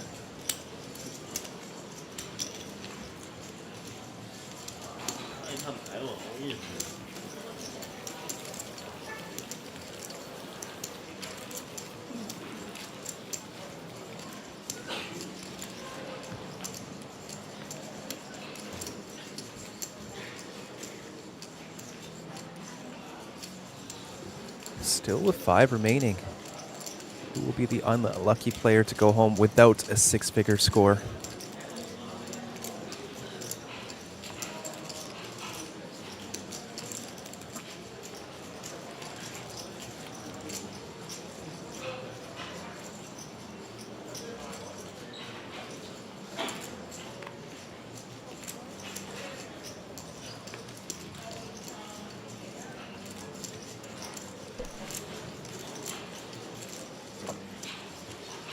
Roman preserving his chip stack, folding the 9-5 suited. Allow Ding to take a flop, the Jack Deuce. You see the limp. Queen 5, probably a bit too medium to do anything but just check back, but see if Danny has other plans.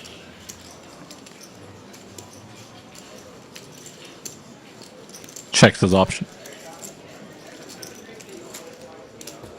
Rags versus rags. It's the kind of poker I like to see.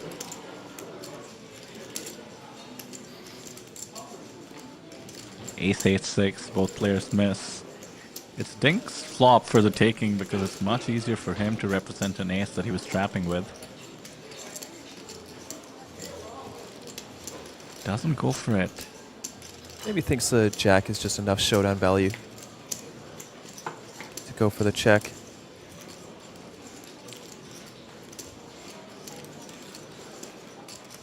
Mind you, take a look at the stack, Sam, with Danny being in the chip lead. I think Ding maybe just doesn't want to be in this spot.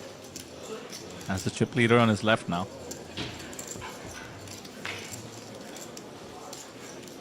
Check, check to the turn. 9 of hearts. Danny picks up the gut shot. 7 will give him a straight.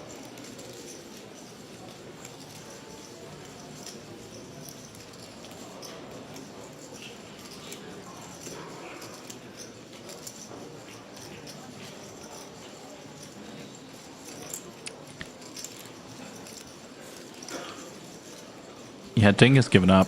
I don't think he thinks anymore that he should have too much showdown value, so this is Danny's spot for the taking. He's ahead also, could just check it.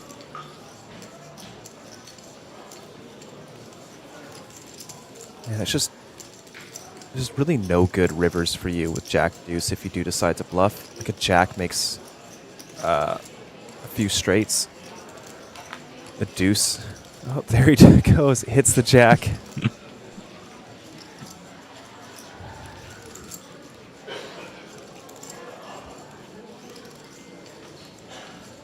It's hard as well, so to your point, everything is extremely wet, but it's the best card Ding could have hit. Check mark. Don't see too many ways he loses this one. Just deciding whether to go for value. Certainly don't want to be checking 3 streets and show up with second pair too often.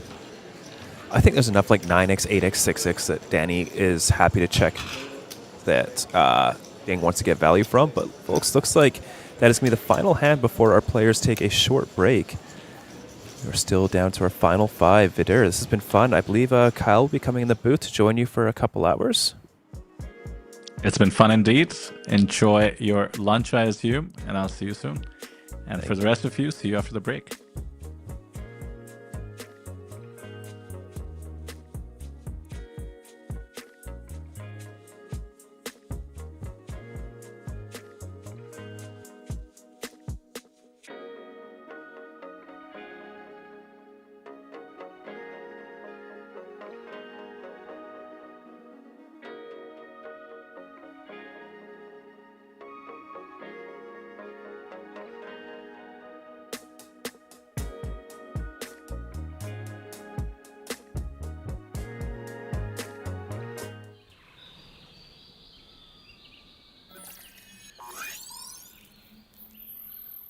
Welcome to Asia's largest online poker room. Our next generation poker software is now initiating.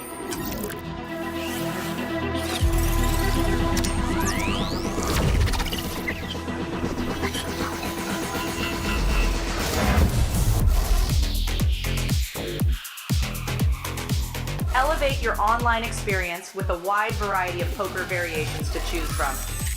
Get fully immersed with fun and social features.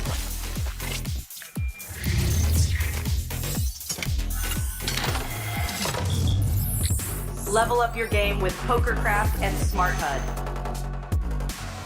Unlock a wealth of rewards including cashback, bonuses, and jackpots.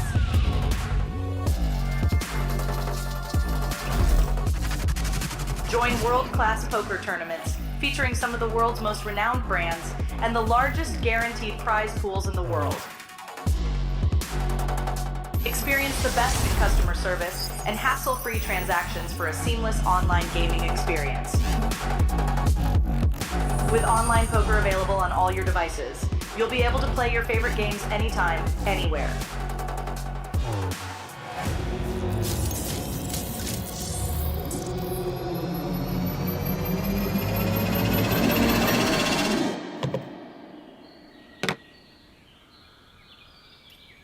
Sign up now and elevate your online poker experience today. In a world where the stakes are high and the competition fierce, there exists a realm where the best of the best converge. From over 50 countries, they gather, drawn by the chance of winning millions of dollars in life-changing money. But amidst these contenders, only a rare few will make it to the top. Those who remain composed under the relentless pressure, armed with an analytical mind that dissects every move, adapting, adjusting, shifting strategies like master tacticians. Under the bright TV lights and the watchful eyes of thousands, they take center stage. Is this the comeback we've been anticipating? In this arena, they are not merely players, they are warriors, united by a common purpose: to emerge champions. The APT Championship from November 14th to November 30th.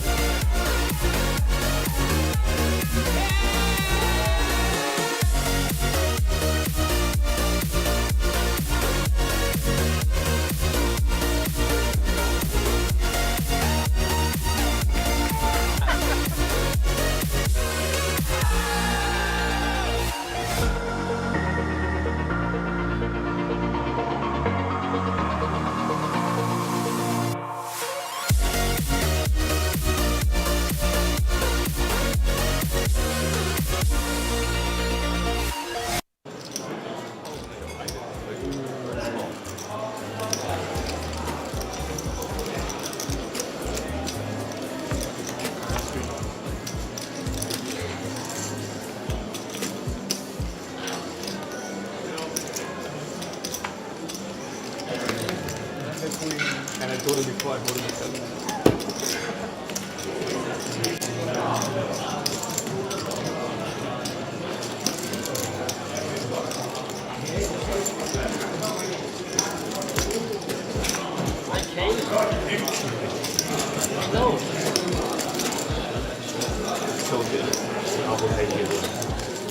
Wow.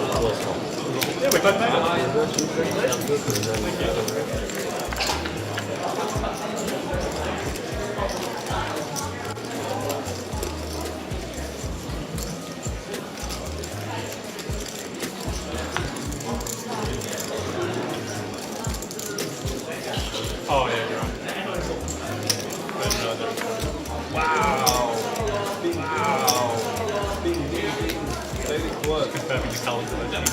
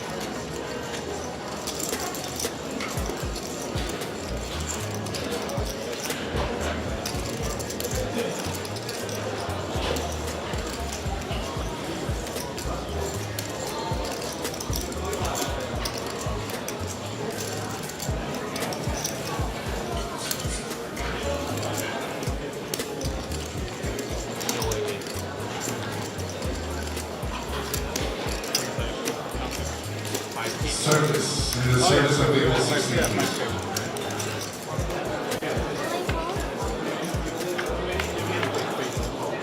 Yeah, extra space, please, Dylan.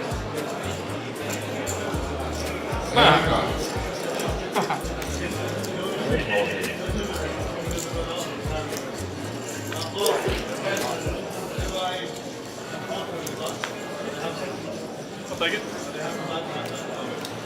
Some beer.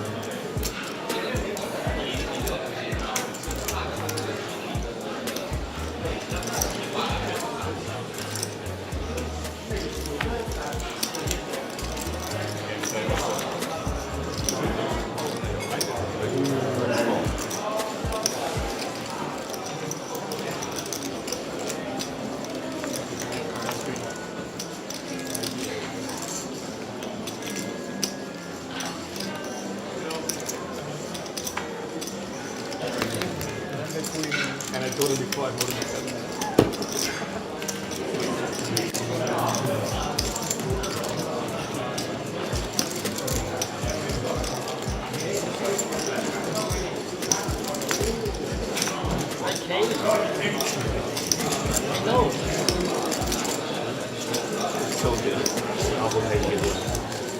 Wow! Yeah, we got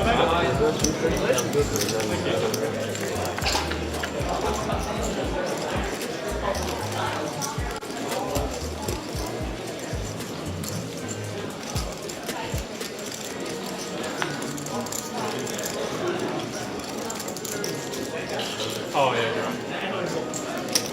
Another. Wow. Wow. Confirming the colours of the team.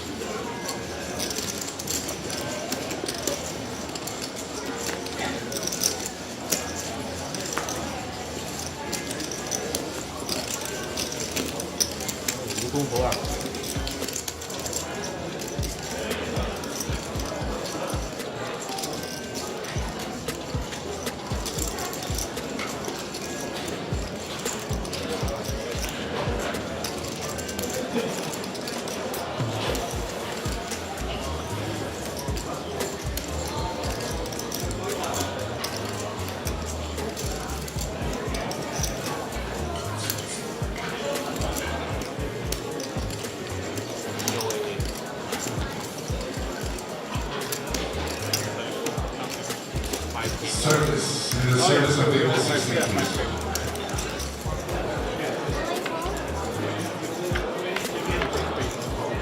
Yeah, it's just basically filling.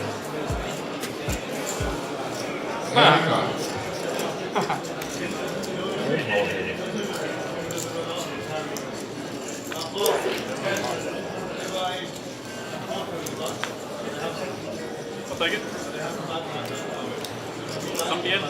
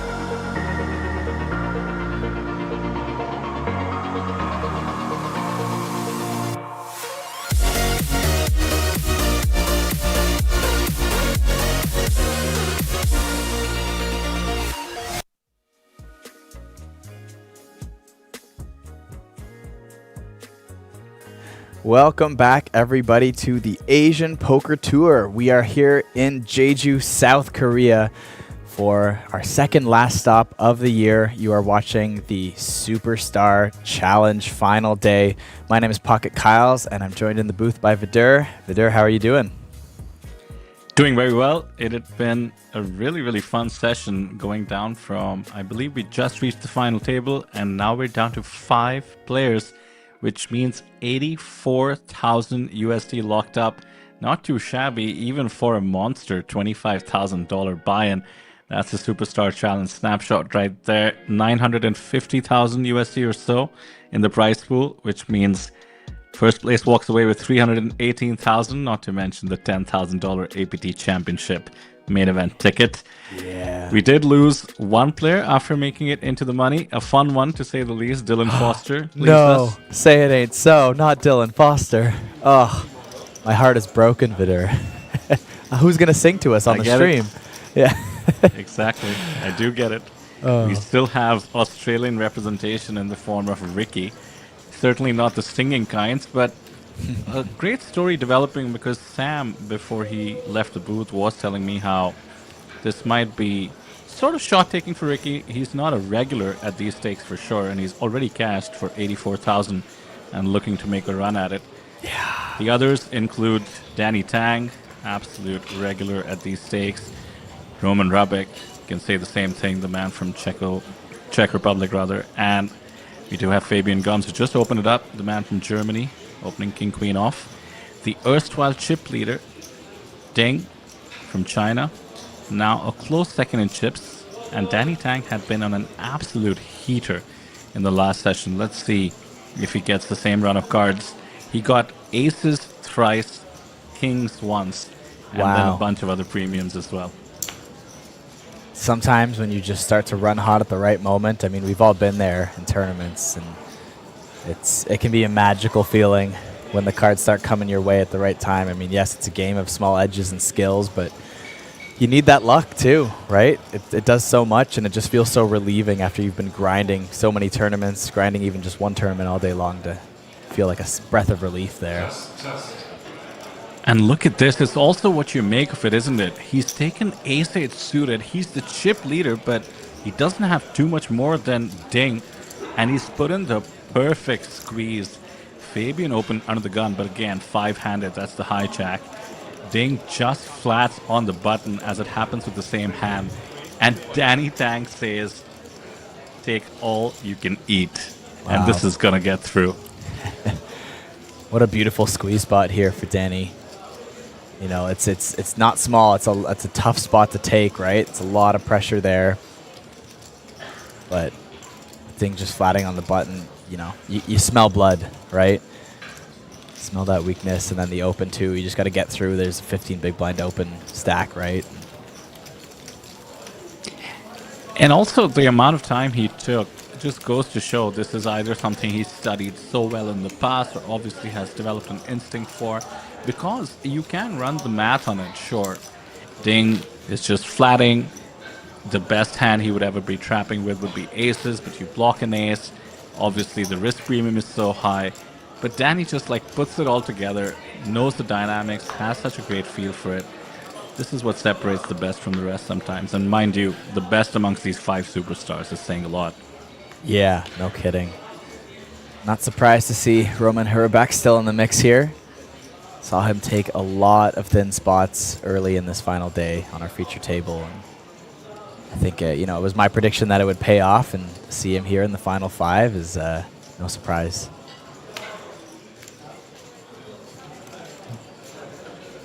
King Queen off once again now.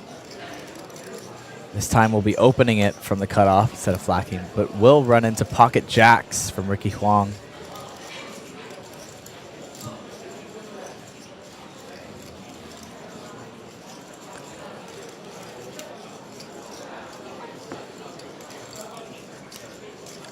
Oh my goodness. Wow. Here we go. Classic flip incoming. Fabian will love to take this spot. Ace King suited is pretty much never going to be dominated considering the all-in. It's going to be flipping or better. This is getting called. Ding will be able to get away from it.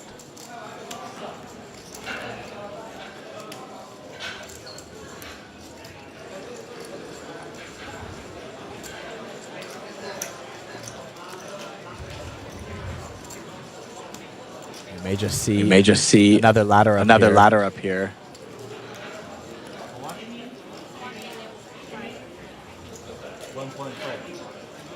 Almost an entire buy-in, 23,000. 155.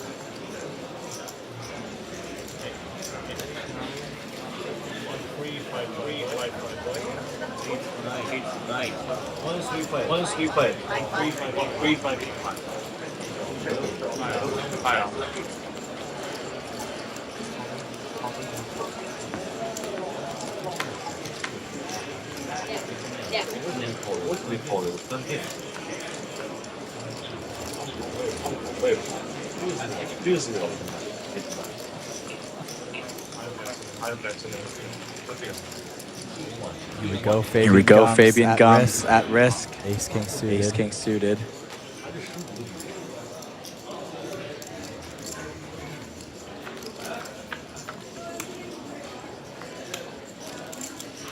Flop 10-10 deuce.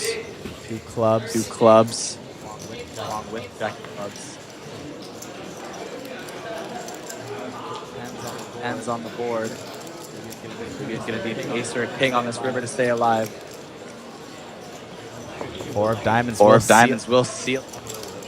Gums has been eliminated. 5th place.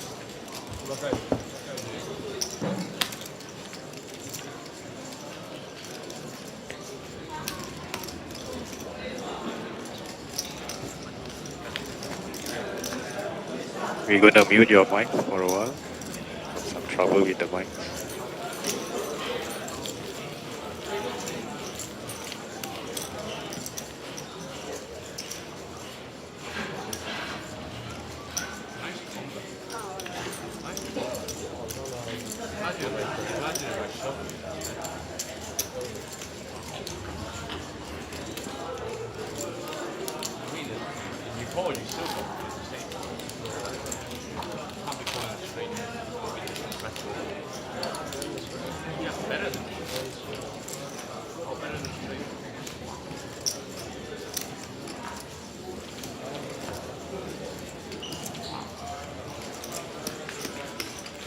Now? All right, we are now down to our final four. All four of them have locked up a six-figure score, 107,000 USD.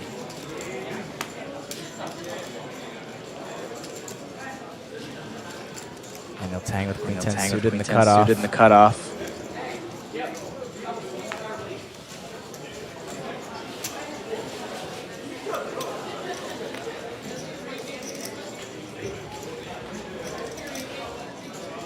Ace 10 for Ricky Huang.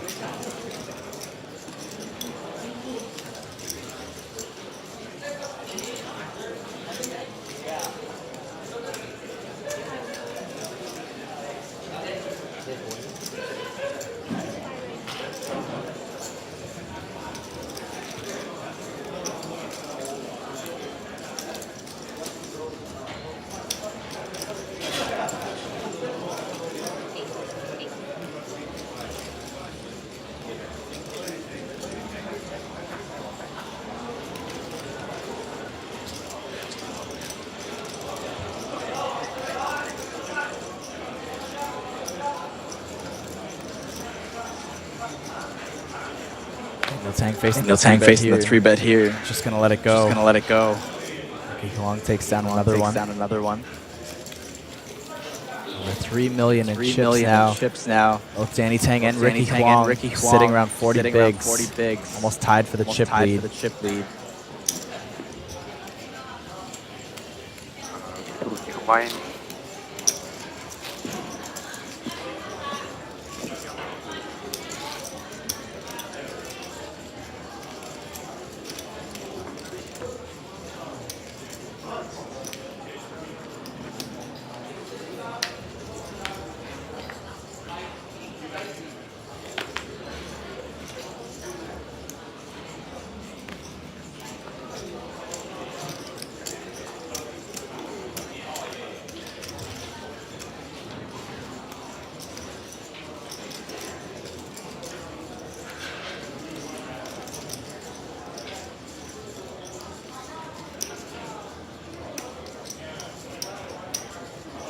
Harabek going to complete here in the small blind with 10-6 off.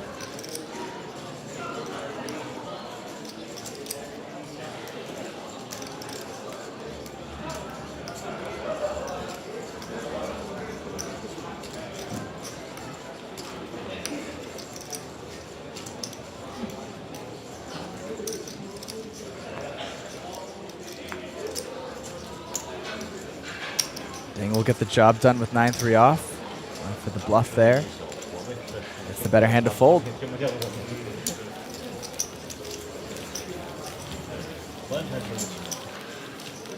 $12 bigs for Roman.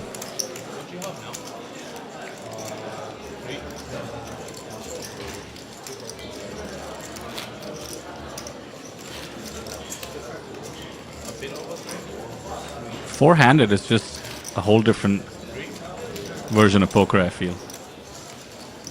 Definitely, especially with these big pay jumps coming up. It's not something you can practice, right? You have to keep making it into final tables. Yeah, and I mean, how often is that going to happen, right? You know, you can play, well, I don't grind know. all these tournaments, but speak for yourself. Every day for me. Every day? Wow. I wish. I just play sit and goes. There you go. I miss when sit and goes were more popular. I like that. You know, it's really good final table practice. A lot less variance in the days of MTTs. Yeah, I was a big fan of heads-up sit and goes, actually. Ooh. Because you can just play most of your hands, and it's still theoretically correct. Right. No patience needed. Look at this. Table captain mode activated. The 3 deuce off takes it down.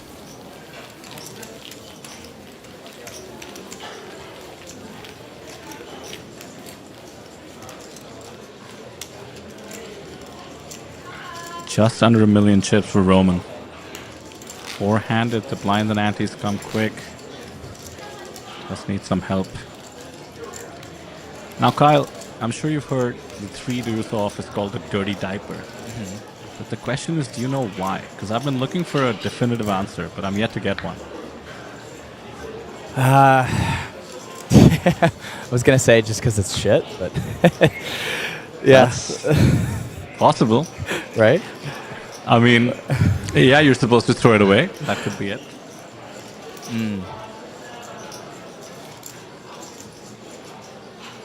Roman Rabek here, ace king in the cutoff.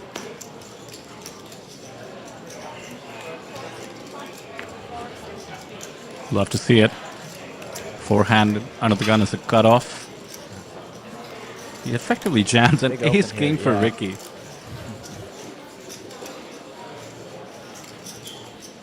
Pretty surprising course of events. I mean, unless the graphics are off. Essentially open ripped it, but Yeah. Ricky wakes up with the same hands. Roman with a slight advantage here, having the ace of diamonds over Ricky's king of diamonds, but otherwise, pure chop run out could come here, most likely.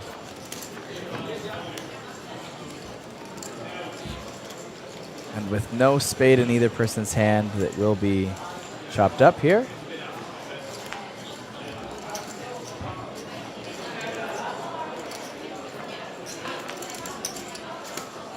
Of course, Roman getting half of Ricky's ante that he threw in. Not a bad day.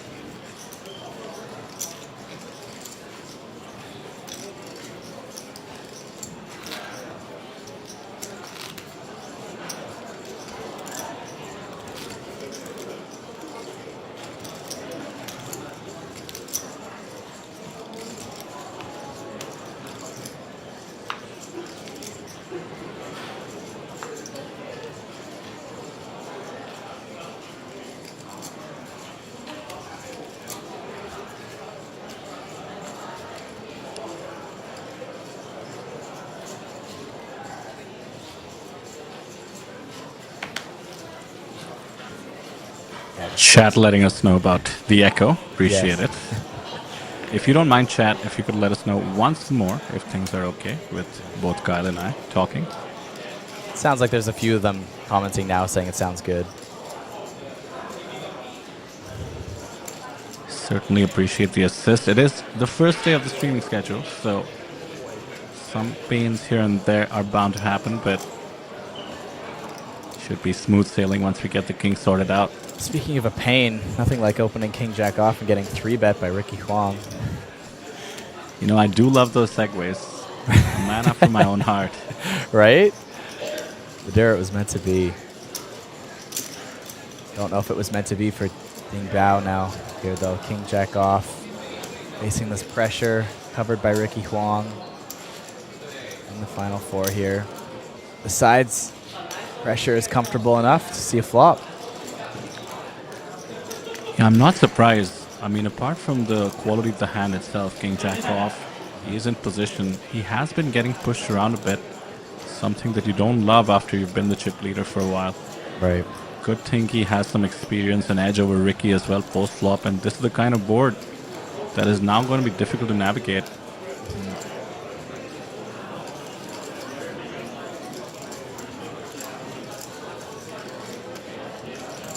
Ricky can't love the fact that the board is 5 high and Ding could have all sorts of pocket pairs, but what Ricky is representing is always going to continuation bet any pocket pair he had himself. Yep. I'd love for the hand to be over.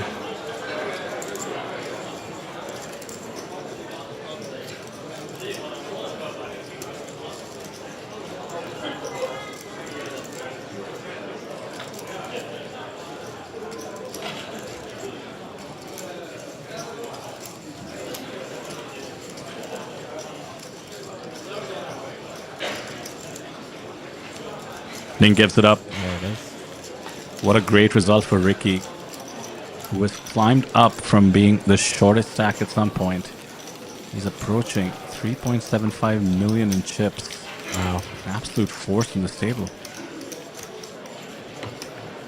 And look at that. I didn't even realize for sure.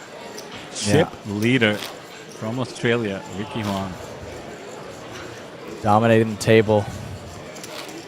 Of course, Robic there, now our short stack. But anyone's game here in this final four.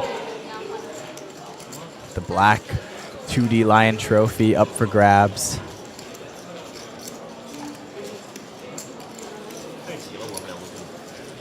So Kyle, we had a bit of a discussion about naming the trophy something.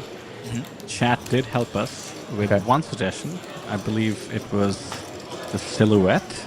Ooh. Oh, I love that. Oh, right off the bat. I don't even know what the other suggestions are, but I'm already voting for that one. Silhouette trophy. Yeah, there you go. The lion silhouette. That sounds so sexy to me. Wow. Okay. What else? I was even there? like. Actually, that was it. And since we might be settling in on it, let me give a shout out to Stevina in the chat who Ooh. suggested the silhouette trophy. I like just calling it the silhouette. Yeah.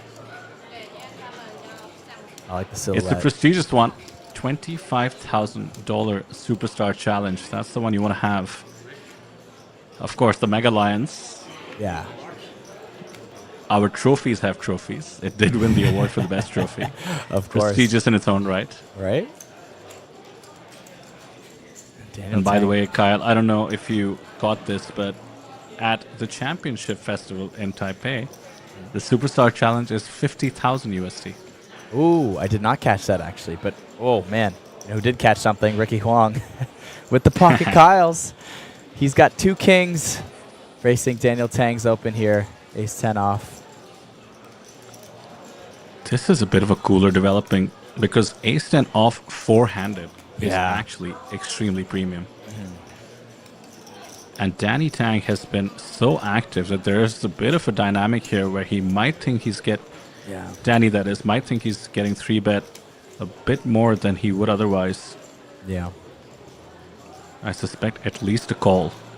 Yeah, I mean, I think it's still pretty deep with the 2 of them, but... Wow. Oh, wow. Big fold, yeah. Let's it go. Read on point.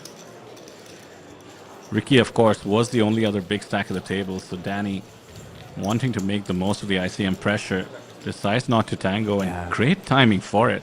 Ricky got robbed there a little bit. Yeah. Ricky Huang now with over $1 million in chips, though, on his lead. Between him and second place.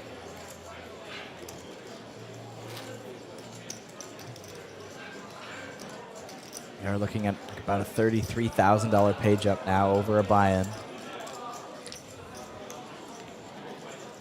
Let's hear from some Ricky fans in the chat. Right. I want to know more about him.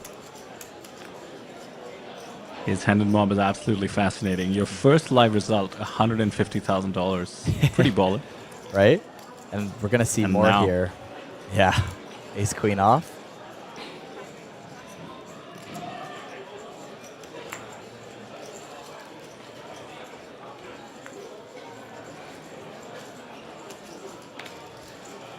Pocket 7s for Danny Tang. 2 premiums again.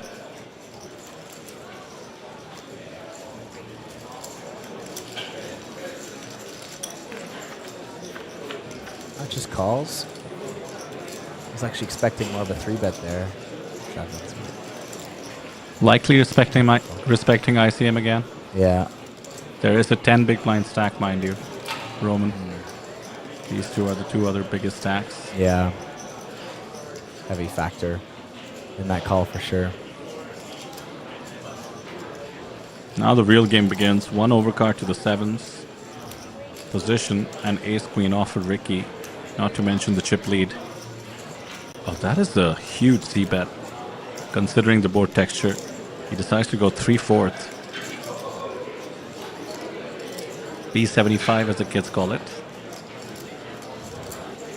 Those who run sims tend to talk like that.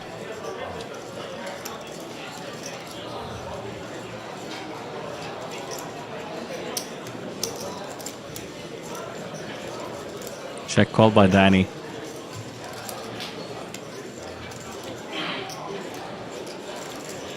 It's always exciting when the two biggest stacks are clashing. Yeah, that's when you know you've got some serious poker to play here, messing with the two different, ICM pressures and implications, and kind of navigating whether you're using that pressure or trying to not let that pressure succumb to your decisions either.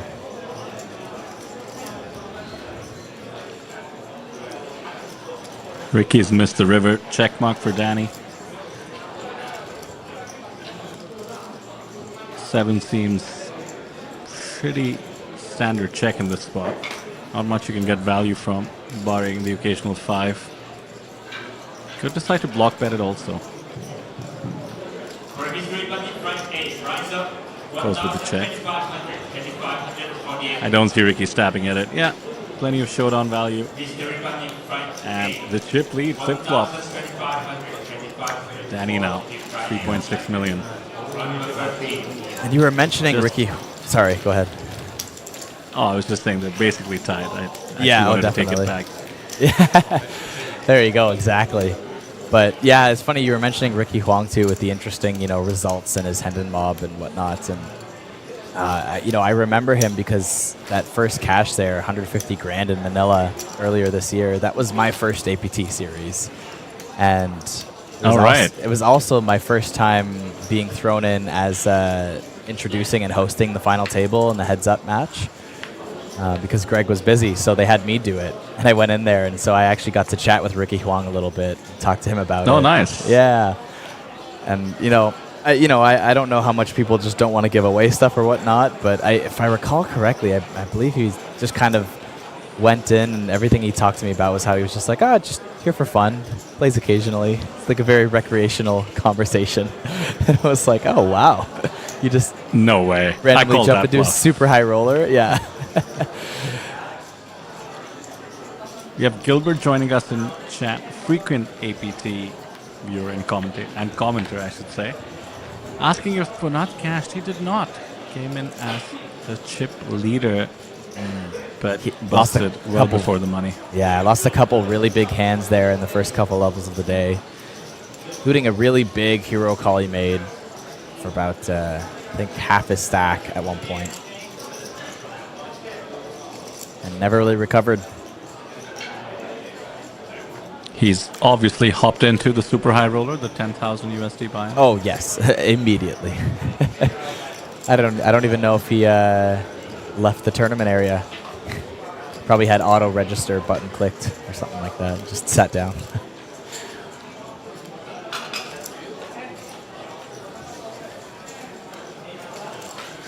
Blind battle. 6-10 has connected, and the king deuce. Might think it has showdown now that the board is paired.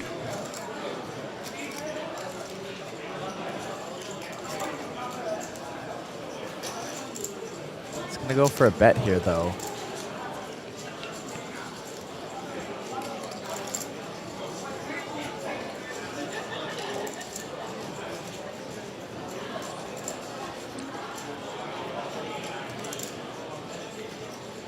Danny has been pretty cautious against Ricky, as we've seen.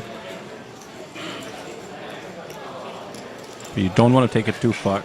He has a pair in a heads-up pot. He's going to check call.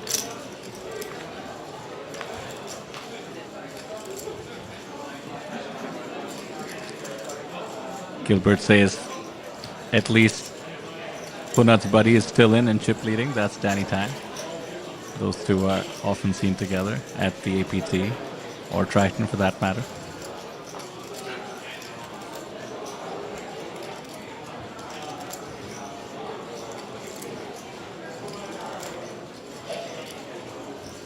Now with the call on the turn and the 7 coming on the river, barring some missed spades, a king is likely not going to have too much showdown value. And so Ricky decides to bluff at it. And he goes big. Wow. 500k into 600. And Danny just has the smallest pair.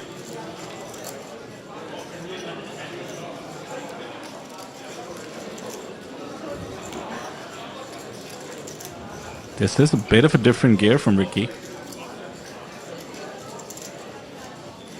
It'd be very difficult for Daniel to find this call here. That's the time bank. He does block 10-9, which is one of the hands that Ricky is representing. Yeah. It's blind versus blind. There's so many 8x just in the mix here.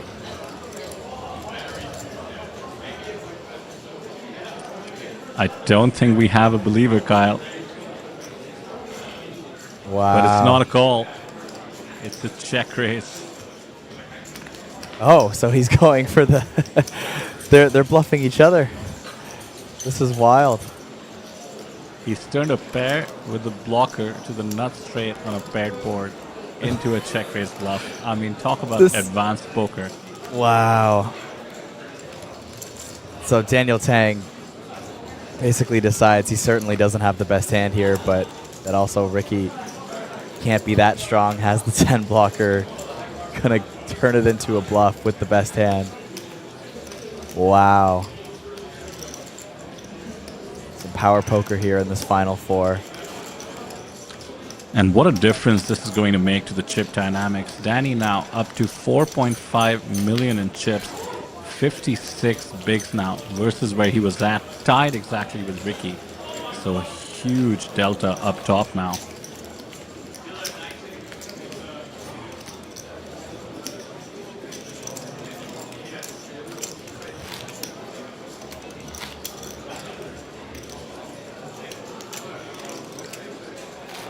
So Kyle, your first time in Jeju, as we discussed, your first time in Korea as well?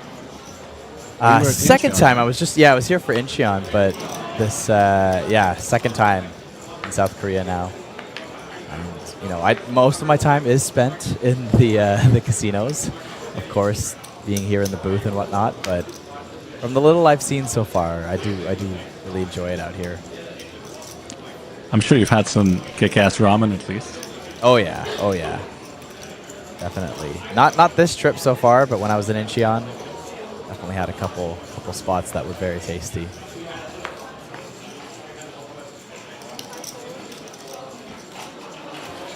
What about you? What were some of your favorite parts of being in South Korea?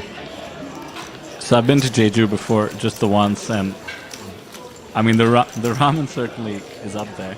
Also, the ramen tends to be the cheapest thing, which makes a lot of sense. I guess it's indigenous, but for me, it's like this is the best thing and it's the cheapest. What a win, right? Yeah, it's never the case.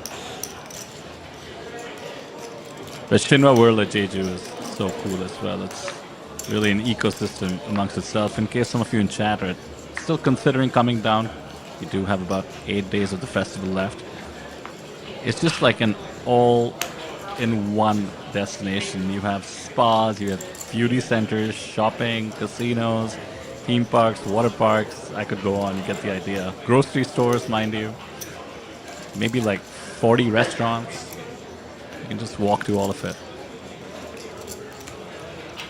Yeah, that's incredible. I can't wait to take it all in soon, you know.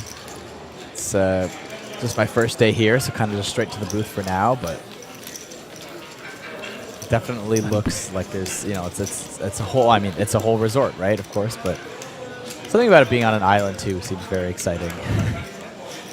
You know. By the way, that's 3 in a row for Danny Tang. Does happen once you become the out-and-out chip leader. The ICM is so immense. Roman down to 7.5 bigs. Yeah. And Danny is just about running over the table. Well, especially with Roman so short, and more importantly with Ding Biao, who's in third with over 20 bigs at the moment. Like, that's a huge jump between the two. And then on top of that, Danny Tang having almost double what Ricky Huang has in second. It's the perfect spot, basically.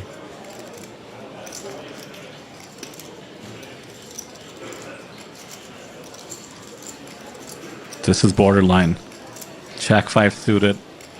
Doesn't seem the greatest hand, but while you still have some fold equity, you want to get it in there. Because 2 hands from now, he's going to have to pay 2.5 bigs. That's 1/3 of his stack just in that orbit.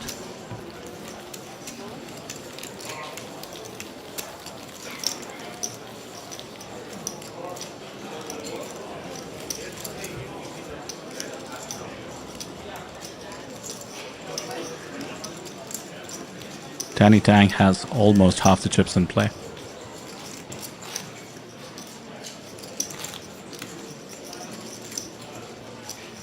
Such a nightmare scenario to be four-handed at a tournament and Danny Tang has the table covered. Yeah.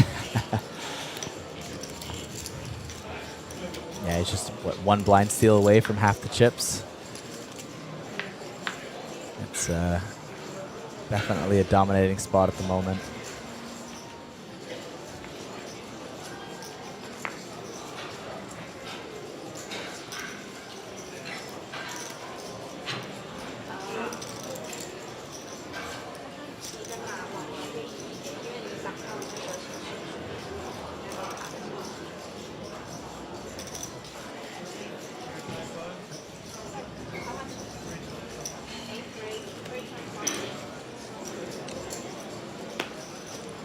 Roman's going for it now. He's committed with 9-7 suited. And Ricky has an ace. And he knows the spot Roman is in. Yeah, he goes for it. Roman calls it off, and by the way, won't be too unhappy seeing the ace-4 suited. 60-40 in favor of Ricky. Does Roman get the double, or are we three-handed? It's a flip. Let's find out. There's a 9. Very, very favorable. Roman now looking to get the double. The 4 does add those 2 outs. 5 outs going once, and there it is. The Barry Greenstein eliminates Roman in 4th place. 108,000 for his efforts, but this is the end for the man from the Czech Republic. We are down to 3. GG Roman. A fantastic performance. And Ricky Huang from Australia looking to win that silhouette on your screen right now. He's up to 42 bigs. Yeah, and that ICM pressure will drop a bit now. It's that really short stack and the dynamics a little bit closer together. Yeah, really beautiful 6-figure score there for Roman. You always want that win, but you can't be upset with that.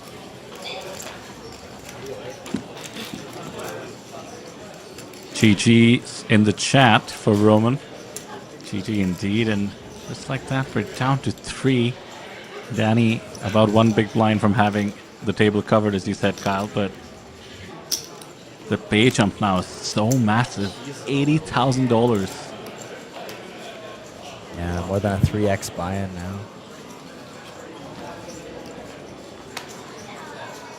140,000 USD locked by these 3. And of pocket course, with this queens. lot. Danny Tang. Oh, yeah. The hot run continues.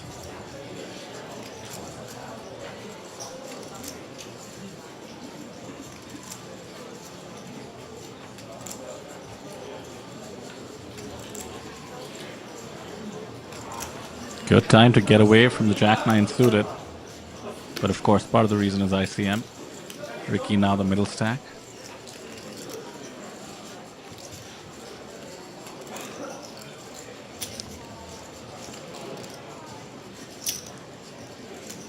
I was saying earlier, Kyle, with this lot, no deal talk will be happening, at least for now. But in case any of you viewers are new to the APT, there's about 700 of you watching the APT. Happy to facilitate any deals. All about the players here.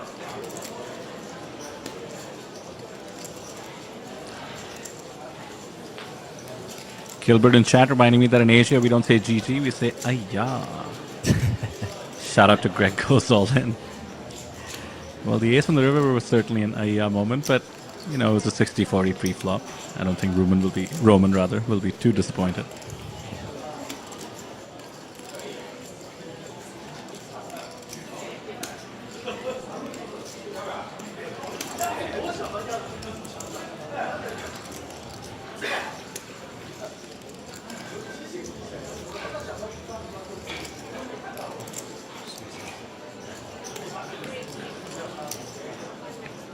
Oh my. Ding has had enough. Small check raise on the king 5-3 with 8-7 off. Bad timing. Running into queens.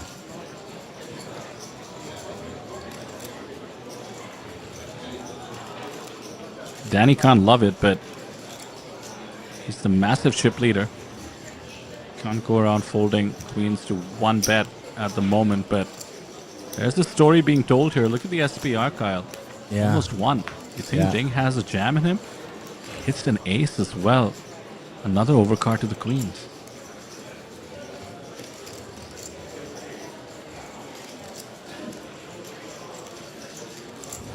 But Danny can't be too upset about that ace. You know, Ding's not flatting ace-king there pre-flop or anything like that. So if he's saying he's got a king, something like that. Pretty good, but just afraid of some small sets here maybe, but 5s, 3s, they want to jam pre, or they're trying to just see a flop first.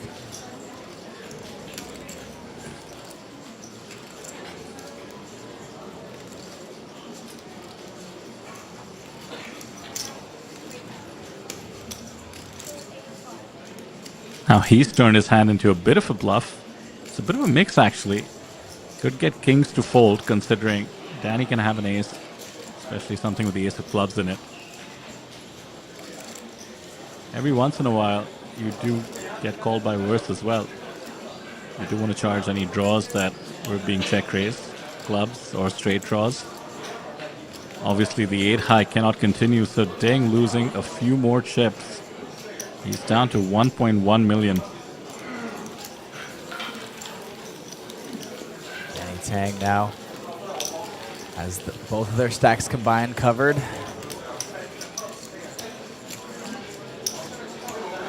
I think in Ricky's spot, it's only natural to just start dreaming about being heads up.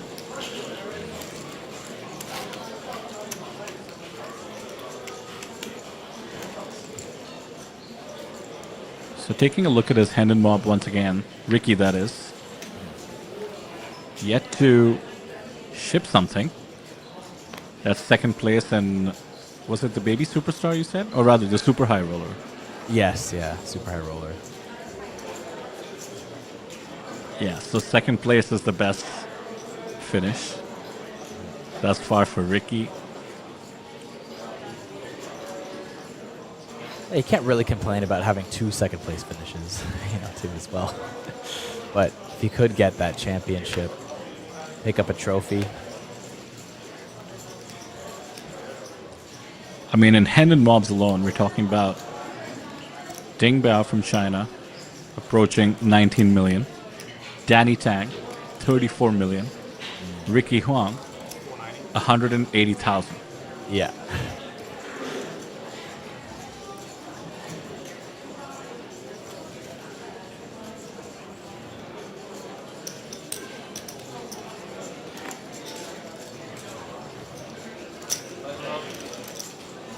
And of course, if he makes it to second place, he will, this payout alone will be more than his entire handed mob.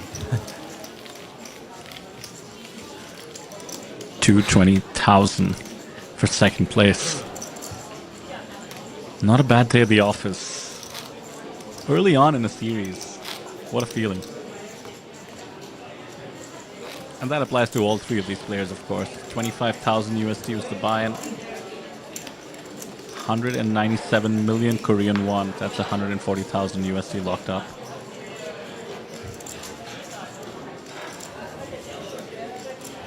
Ace-7 suited. Big hand. 11 big three-handed. blinds. Not much to go with here. Short stacked.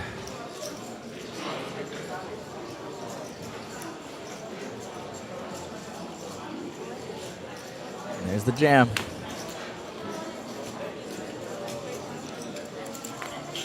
So this goes through, right? But when you're three-handed, after you're the button, you're the big blind.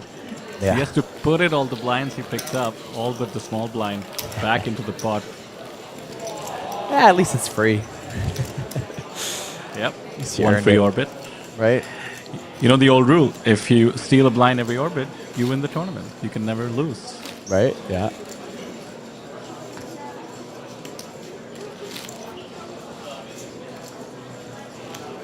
I think it's interesting too. There's a lot of talk about, you know, and happy to hear your opinion on it. A lot of talk about like, you know, future gameplay and whatnot, and having to pay the big blind ante coming up and factoring that in tremendously is putting in 2 big blinds in the next hand that you lose. And I think it's interesting. I think that's like weighed a little bit too heavily on the fact that, you know, it's almost ignored that 1 big blind is still playable.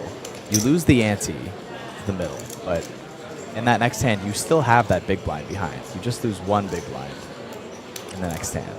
And I think that's an Interesting. important thing to realize. You're not losing 2 until after you play the big blind. If you fold the big blind, then yes, you have lost 2. But when it's coming up, you're only losing 1. That is interesting. I think players do tend to get extremely frisky under the gun. Yeah. Because psychologically that burden is coming. And let's say you are short. We actually just saw Roman do this with the 9-7 suited as well. He may have done it from any position, but happened to be under the gun in that moment as well. Yeah. And I think players have started to factor in that people are weaker when it's under the gun and they're about to face the burden. So yeah, but players would do well to realize that, I mean, after all, an ante is making up for the fact that you're not anting at any other point, but of course, though, it does backfire once you're now in a short-handed live tournament where the ante you would have been placing would be much less, like 3-handed compared to playing the big blind ante every 3 hands. there have been calls for the big blind ante to get halved or removed as things get short-handed. What do you think about that? That's interesting. Well, it's kind of funny now because since I kind of like entered the poker industry more seriously and played some more serious tournaments, it's always been a big blind ante for me. So you get used to that just being part of the game. You get used to that strategy changing and how it affects like short-handed situations and final tables, especially. So it's interesting. I kind of do see the argument making a lot more sense for it to be halved, or maybe not getting rid of it. That seems a little too excessive, but maybe halved once you're short-handed. But once again, it just changes that strategy. If you're used to it, now you got to readjust again.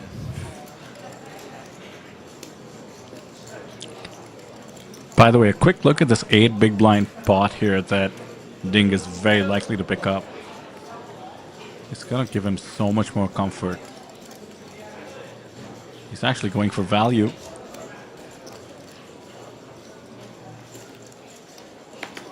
Bit of a blocker, but not much Danny can do here.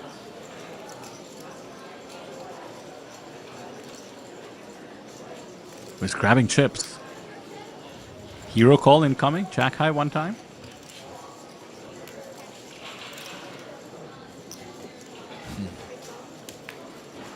Makes the right decision. Fleeting thought, yeah. Gotta have the fleeting thought. Have to consider it. Yeah, I think I consider But my yeah, to fleeting your point. thoughts too strongly sometimes, and that's why I commentate instead of play. That does happen. Yeah. I mean, especially on stream, I would want to look even more so the hero. Right, yeah. And the thing is, let's say you're wrong 9 out of 10 times. Okay, but that one time you are correct. Oh, you get the highlight Flip reel for it. life. Highlight reel for Exactly. life, yeah. The jokes aside, I mean, they're playing for the biggest stakes possible, so I doubt that's even of consideration. I doubt these guys even realize they're on camera sometimes. They're so used to it. I mean, perhaps with the exception of Ricky. But he certainly will be after today. What a performance thus far. But yeah, coming back to what you were saying, Kyle, I mean, not to age myself too much, but I've been playing poker for 15 years, and Yeah. you know, I did start off in the era where antes were antes, a little bit of, well, money or chips that every player puts in for the privilege of seeing the cards, right? Yeah. And now it's just faster to do as a big blind ante. So when you're three-handed, technically you should only have 3 people putting in a smaller ante. So the big blind ante does add up to too much and changes the dynamics, but that's what poker is all about. You know, every 5-10 years there's a new twist to the game. Players need to readjust. Speaking of a twist here, what a flop. Danny Tang versus Ricky Huang. Danny Tang flopping top 2 and Ricky Huang with the nut flush draw. Three-handed poker, button versus big blind.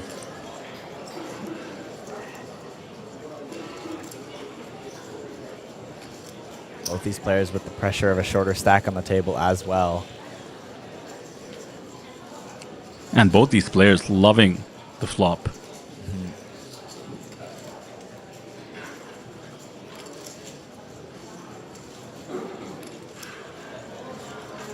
Has to be tempting to check raise in Danny's shoes, hoping your opponent has spades or another ace, but you do block the ace.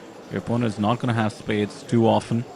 But when you're as aggressive as Danny and you actually do flop it, that's when you want to make the most of it. And just look at this. There is the check raise. Yeah. Once again, mystery classic price A 1500, 3000 for the big blind king. Run number 14. Ricky, do we see a 3-bet from Ricky here? Yeah, has to be considering it. Yeah.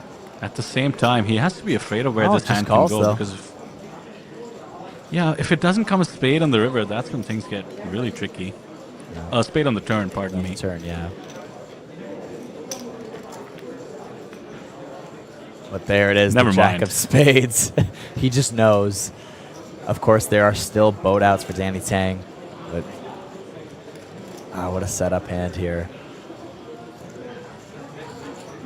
What a setup indeed. This is going to be a huge swing in chips if it goes the way it's likely to. Yeah, less than 2 SPR on this turn. Danny has to bet, try to set up to get full stacks in. You start getting hands such as an ace with a decent spade.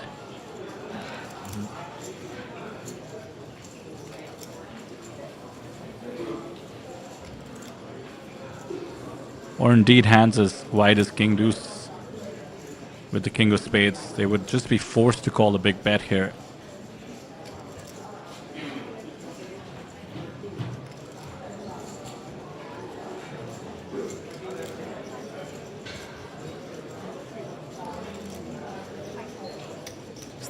You know what I was observing, Kyle, was Ricky's poker face. Because keeping a poker face when you have the goods is also very difficult. Yeah.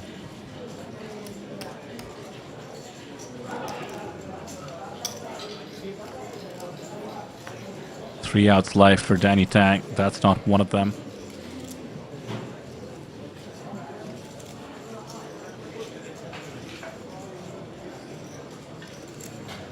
Relatively safe card on the river. You know, king queen with a spade gets there. Beats your 2-pair now, but other than that, be safe.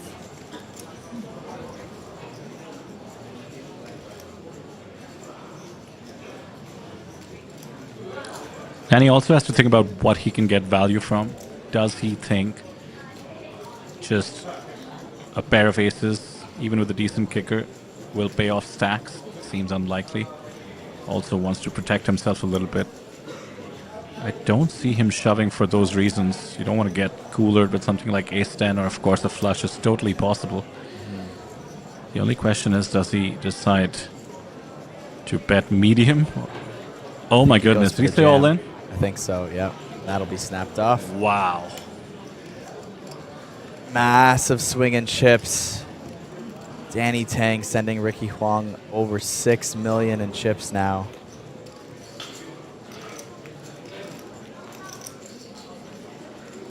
This is an $80,000 pay jump on the line here. Ricky Huang now skyrocketed into the chip lead.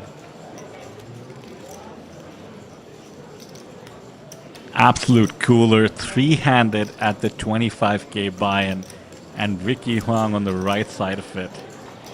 What a time to run good.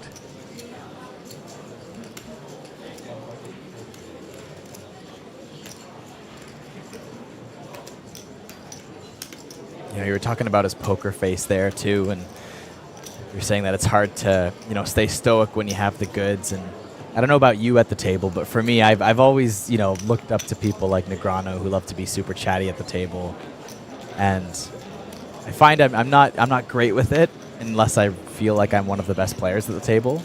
Like if I feel very confident I'm playing kind of a lower stakes game or something like that, and I feel confident I'm like the best player at the table, I get a lot more chatty. Because otherwise I think it's hit or miss. I find myself thinking too much and I can't stay chatty when I'm overthinking things. Interesting. So you're just always chatty. That's your balance? If I try to be always chatty, but it depends on how comfortable I am at the table. If I find myself I have to get quiet and think at any point, I go, oh, I can't balance that anymore. I have to not be chatty, but at least not in the hand.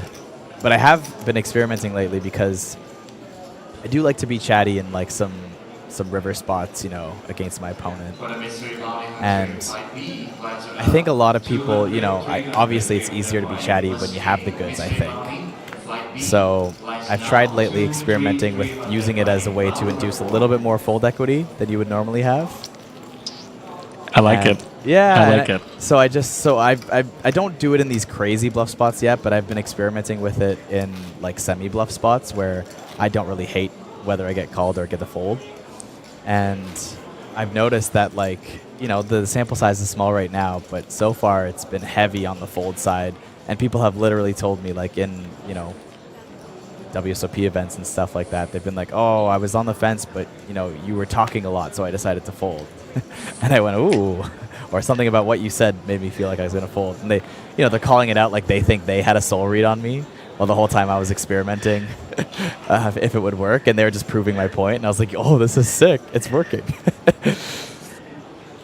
Yeah, reverse tells are just one of my favorite parts of live poker. Yeah.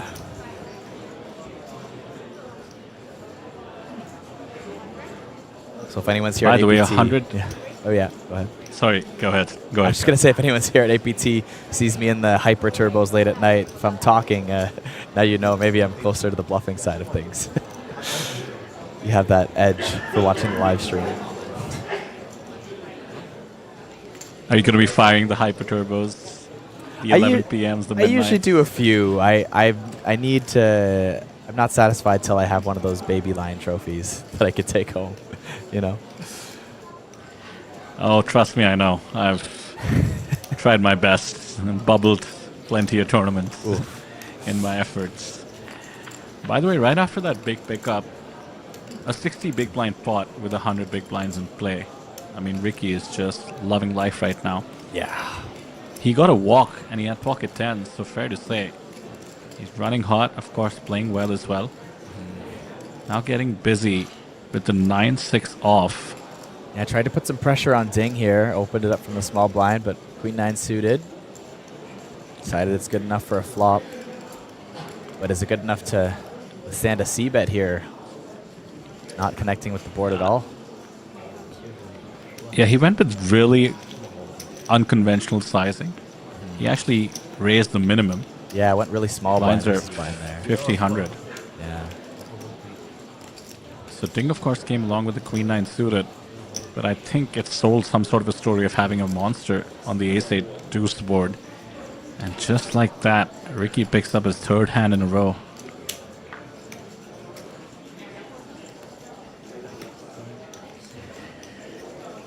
Aerobic in chat says, will we be able to watch the Hyper Turbo on YouTube? I'm sorry to say, you will not. I don't think it represents poker in the light that we're usually trying to. It does get a bit wild. It's a little bit just more fun for, you know, every player here late at night and stuff, and you know, and I guess something that me as a commentator is allowed to play on my off time. So if I had to commentate, unfortunately, I wouldn't be able to play it. So.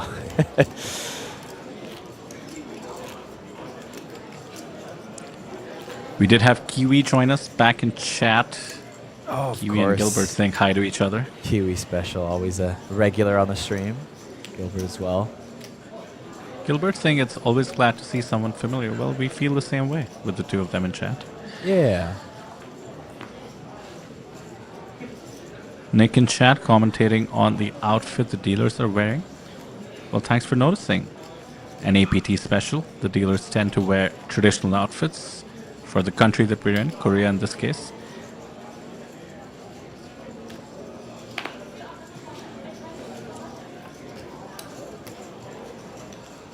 We'll take it down with King 10 from the small blind. Two short stacks battle it out a bit there as Ricky Huang is just miles ahead of them at the moment. Gilbert saying hyper turbos are just flip fests. I disagree. My first two series here at APT, I had a 50% cash rate in my hyper turbos. I think I had a 25% final table rate for the longest time. Of course, very small sample size, but I like to brag about it. I like to think I outplayed it.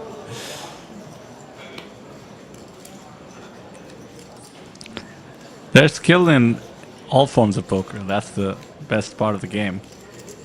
They can be flip fast. You do need to win a flip in pretty much any tournament you play, but you can optimize depending on what other people are doing. That's my favorite part of it. Well, that's it, right? It's like, yes, the game's going to go really fast and you're going to be forced all in pretty soon, but what's fun about hyper turbos is, especially when you're like on the bubble or on a final table and you have that interesting ICM in play, but the average stack is something like 3 to 5 big blinds. It's, ridiculously short. It makes it very interesting to see like how much can you get away with, like how much money can you make by folding here, because everyone feels the need to go all in at once, and it creates an interesting dynamic. You really have to feel out the table on, is everyone else trying to just outweight everyone, or is everyone else punting away too quickly?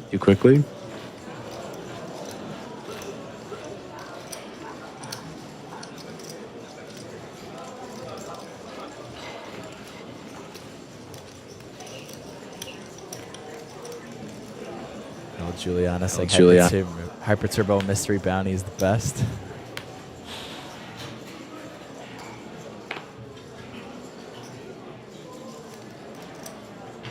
Yeah, bounty's flying like crazy. That'd be a lot of fun. Danny Tang gonna jam pocket sevens here. Nothing for Ricky Huang. But King Queen suited for Ding Biao. We'll immediately call that. Ding is the short stack here by a few blinds.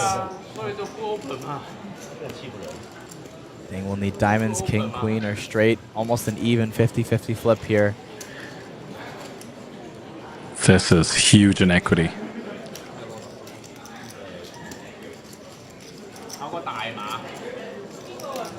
Like we said, gotta win flips. You battle all day long, all day yesterday, and it comes down to the poker god's decision on whether they like you more than your opponent. We go to the flop, Jack 6-7, 1 diamond. Oof. Both backdoors are live for Ding. That's not one of them. No. And that will be it. Set of sevens for Daniel Tang will render Ding Bao dead on the turn, eliminated in third place for $140,000. GG Ding Bao. Can't complain about that cash here in this Superstar Challenge. We are now down to the final 2 players, Ricky Huang, Danny Tang. Ricky with a 2-1 chip lead. So we will now set up for heads up as they battle for the Silhouette Trophy, 318,000 USD, and of course that APT Championship main event ticket as well. Quick break. See you on the other side.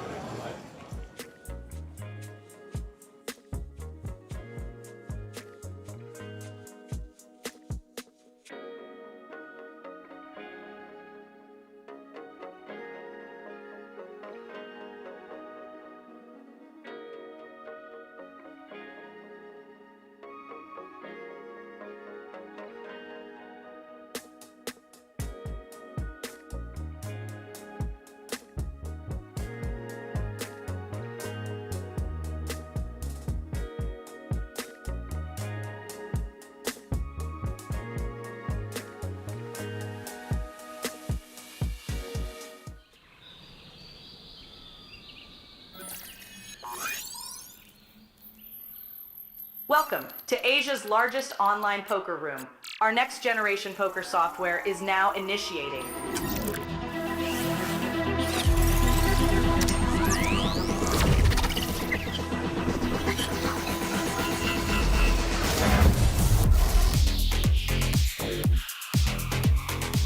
Elevate your online experience with a wide variety of poker variations to choose from. Get fully immersed with fun and social features.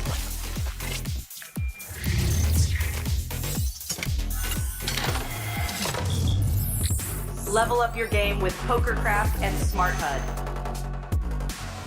Unlock a wealth of rewards including cashback, bonuses, and jackpots.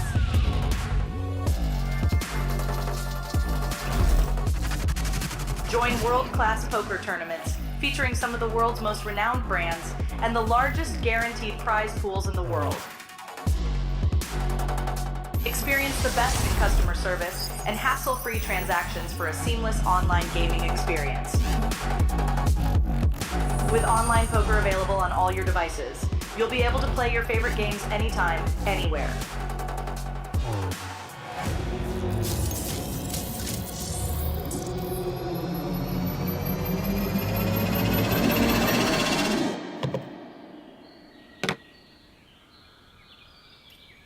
Sign up now and elevate your online poker experience today. In a world where the stakes are high and the competition fierce, there exists a realm where the best of the best converge. From over 50 countries, they gather, drawn by the chance of winning millions of dollars in life-changing money. But amidst these contenders, only a rare few will make it to the top. Those who remain composed under the relentless pressure, armed with an analytical mind that dissects every move, adapting, adjusting, shifting strategies like master tacticians. Under the bright TV lights and the watchful eyes of thousands, they take center stage. Is this the comeback we've been anticipating? In this arena, they are not merely players, they are warriors, united by a common purpose: to emerge champions.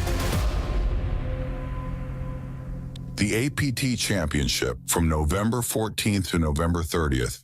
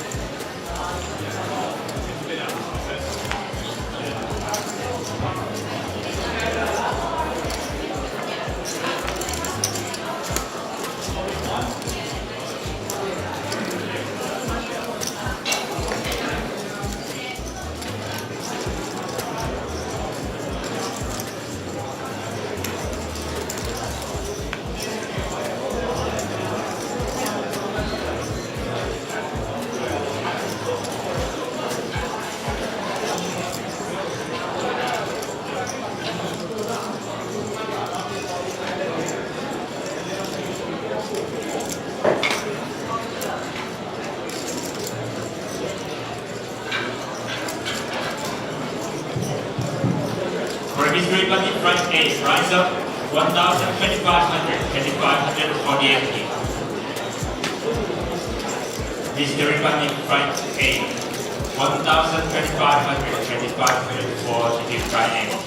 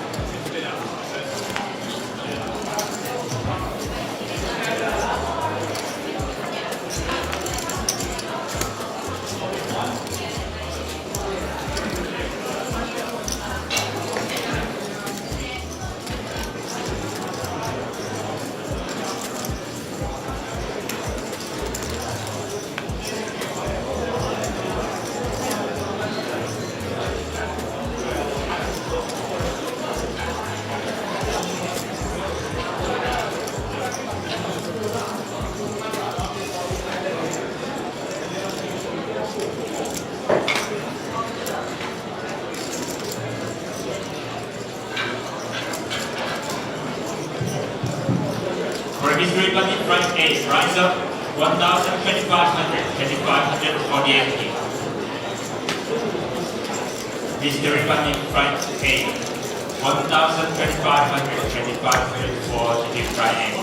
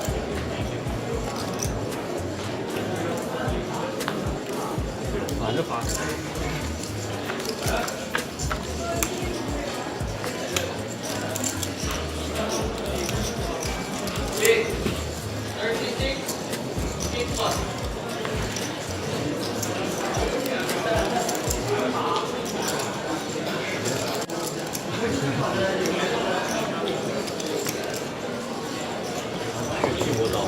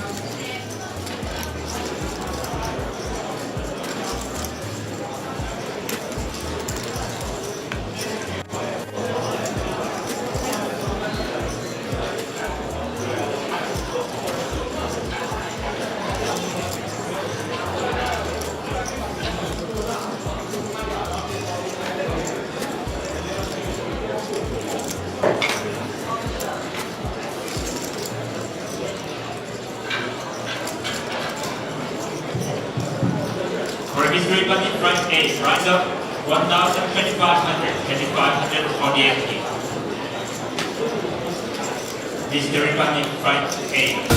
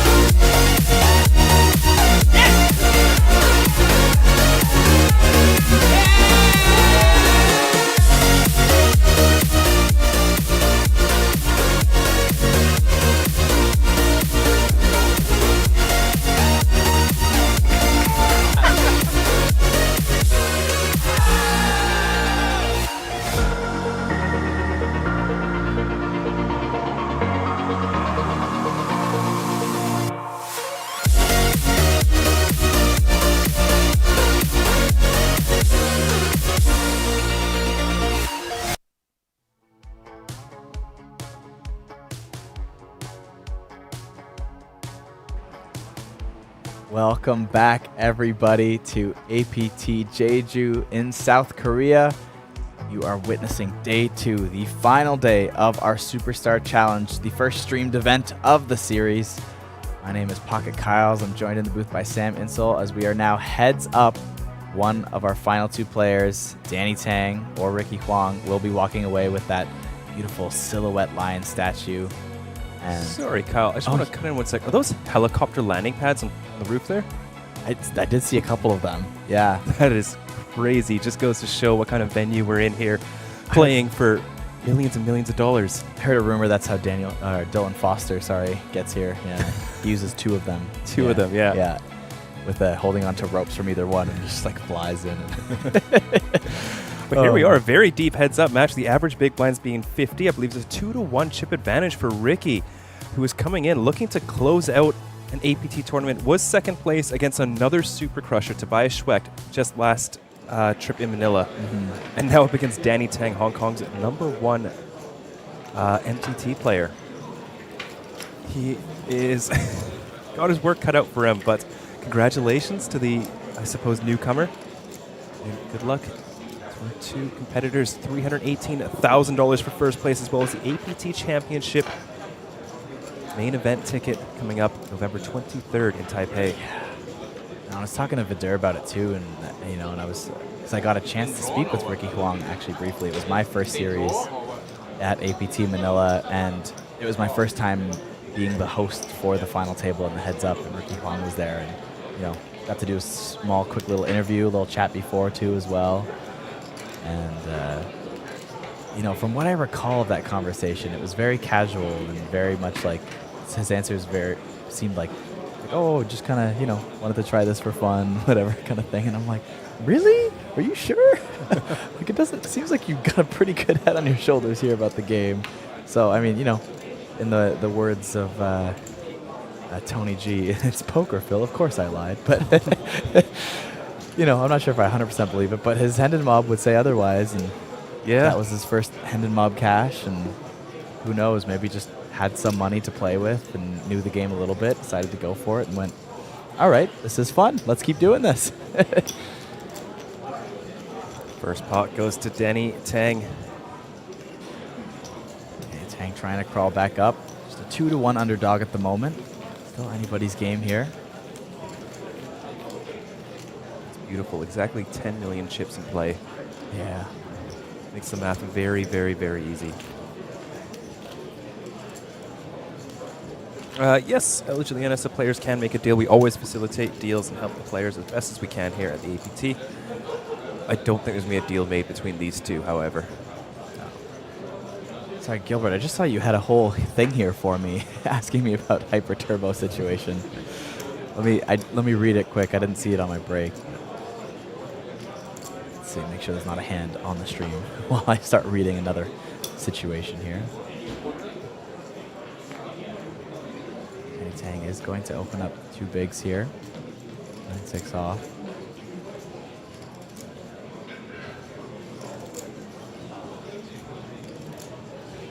Ricky choosing violence, raising up the queen 10.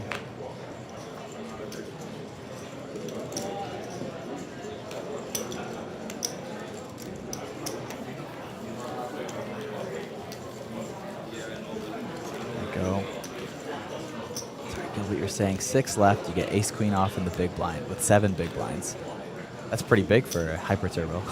But 2 covering stacks already shoved before you. What do you do in the spot?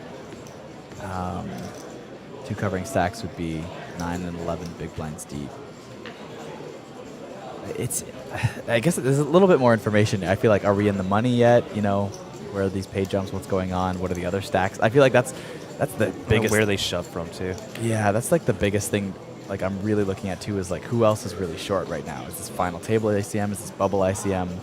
So all of that really matters. Because that's what really makes the situation interesting. If we're just talking chip EV here, then it's, simplifies it quite a bit. But first heads up flop, Ricky connecting. Bottom pair on the ace 7-6.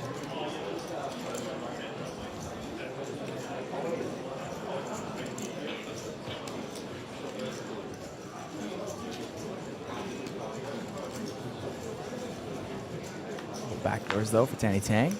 One of them coming in. Sorry, two of them coming in here. That is probably the most action turn card we could have seen. 2 pair for Ricky. Tanny Tang picking up flush draw and an open ender. Very strong draw.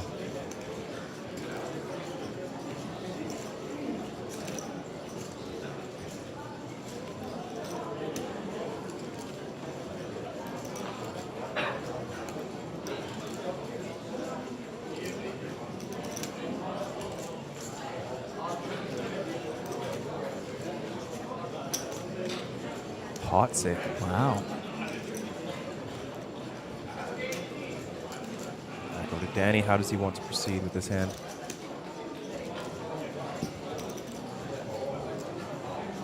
I'm not sure if raise is too viable, given that he bets so big. You know, you're going to bump it up to like 900K and then fold to a shove. Doesn't feel great. I guess it feels so. Yeah, that pot size bet is really interesting there. And he left with just 8 high on this river. Out of position.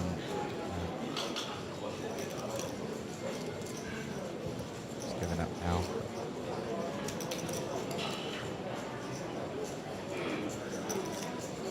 Yeah, that sizing is interesting on that turn. I feel like I still want to raise more than call on that turn. I just think you still just have 8 high at the moment, and you need to try and see if there's any way to get some fold equity, even if it is a bit of an uncomfortable spot to do so. And you got to pick which draws you do want to raise and which ones you don't.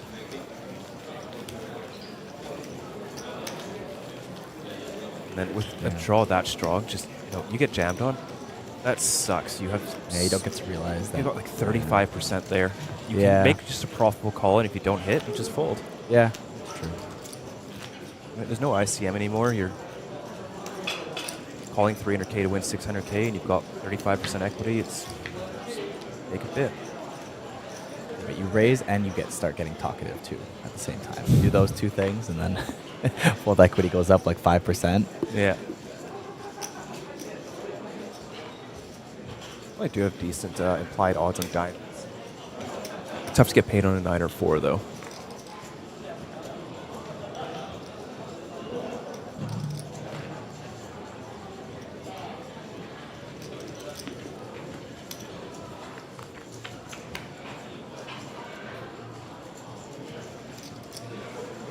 8-5 deuce. Danny Tang picking up the bottom pair.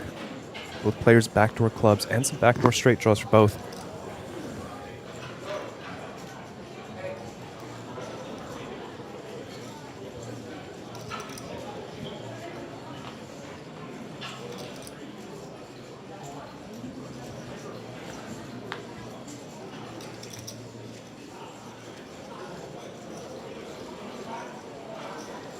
Hearts does not help out Ricky.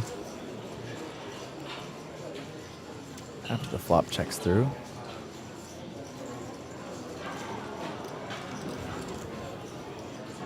Very possible the turn checks through as well.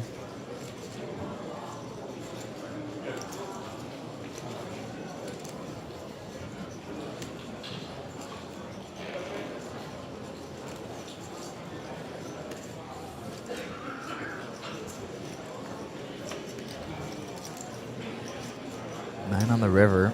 Deuce is good. Does Ricky Hong think Jack has any showdown here? It's a very nice combo to bluff with. Blocking Jack 10 and 7-6.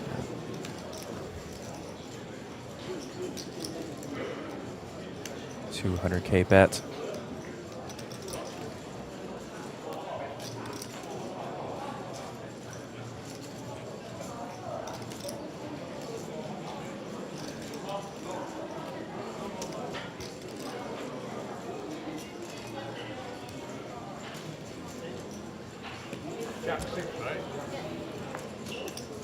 And he picks that one off.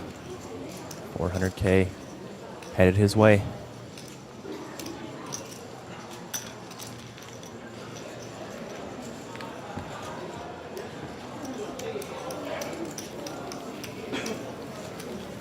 Ooh, that's a nice shot. I don't think we've had this one before. No. Very nicely framed.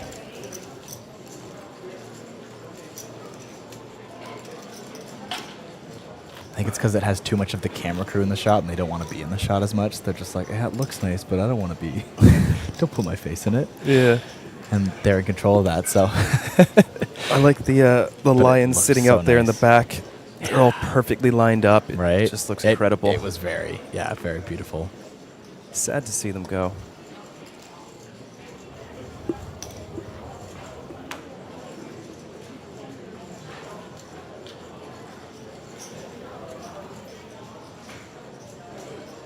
Diamonds for both players.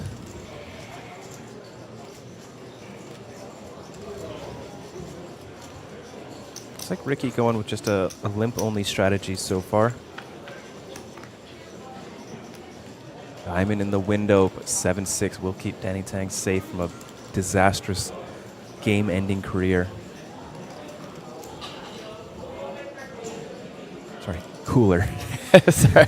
I was trying to piece together like, wow, what? This is a very dramatic hand.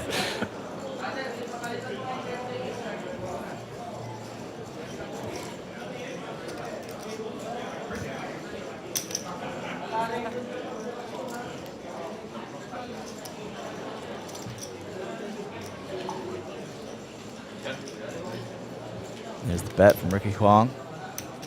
Takes it down very quickly on this flop.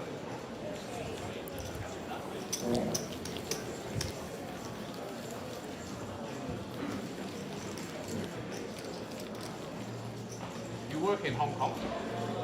Wow. How do we not know each other if we're from Hong Kong? Oh, good thing that wasn't a career-ending hand. Still has a life in poker after that. Gets away, you know. Danny asking Ricky how come they don't know each other? It looks like Ricky lives in Hong Kong, maybe. Danny plays a lot of poker in Hong Kong. Loves the mixed games.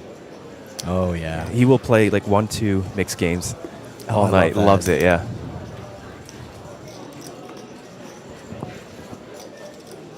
Here we go. Pocket threes versus king queen off. Danny Tang flats. Huang with the raise. 300K. Oh, do we see him come over the top? Good spot for it. Ricky went quite small here, 3 big blinds.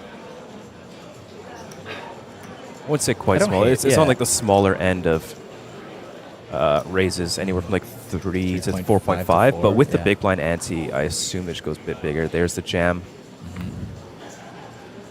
31. Does Ricky want to take this spot? Yeah. 30 big blind jam, heads up here. King Queen off, still very strong hand, heads up.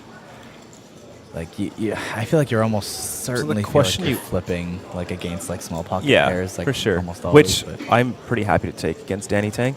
Yeah. But I think the most important question is like, does he shove something that I dominate, like King Jack, Queen Jack, King 10? I don't. Yeah. Like suited combos I could see sometimes. And then I wonder if Ace King or Ace Queen plays like this. Yeah. I'm trying to think if they ever opt for just like if some of those combos opt for raising more than jamming in this spot here, though. Like raise rather than limp? After the big blind raise. There's not too much room to just re-raise, and you're not going to do it with Queen 10 suited. There's the call. Flippin'. Ricky Huang could lock this up right now.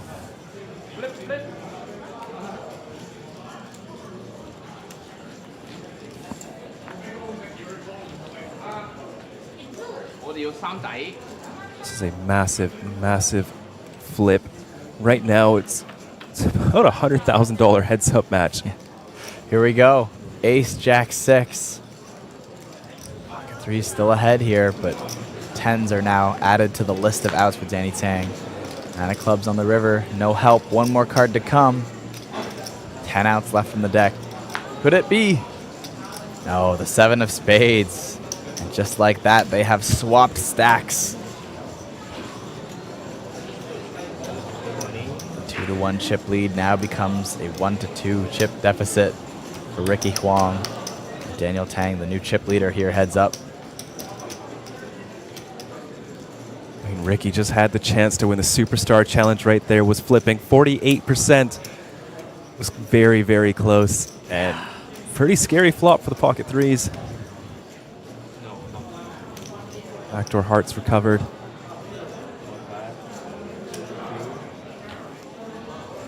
But he's still got 35 blinds.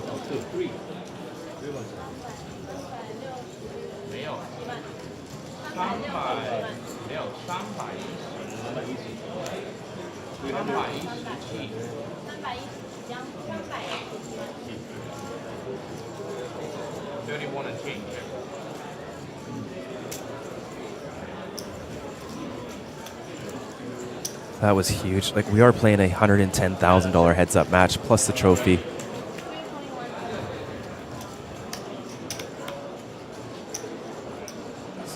Look at that. Unfortunately, those chips are heading the wrong way for Ricky Huang. He's still in it. 3.5 million, 35 big blinds, still a lot to play with.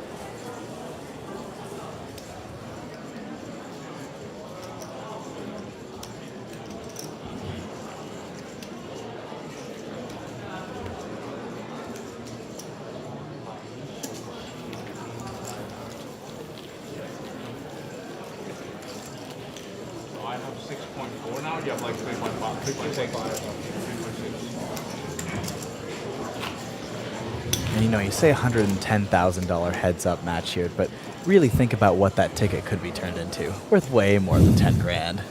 Could be 7 figures. Could be.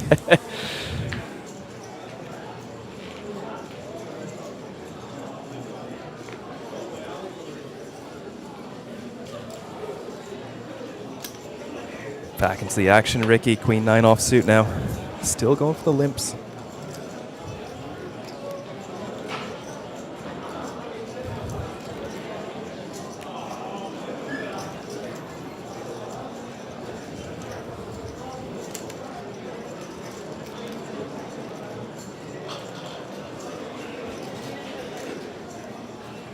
Ooh, Jack 5 offsuit going for the re-raise.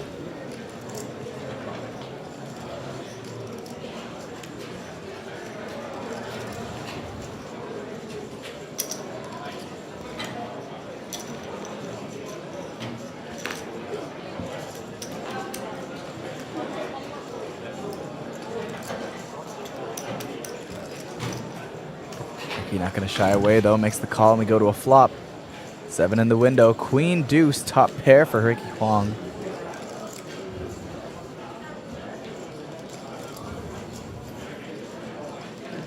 It's about as dry a board as you can get.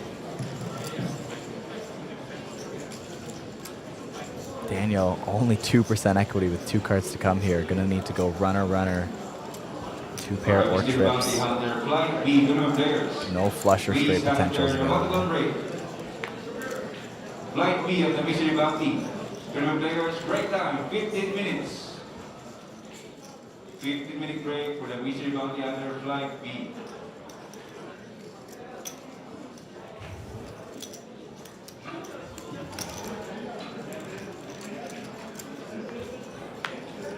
$1.3 million out there. No additional equity, Danny Tang. Really tough to pick up equity on a Queen 7 deuce rainbow board.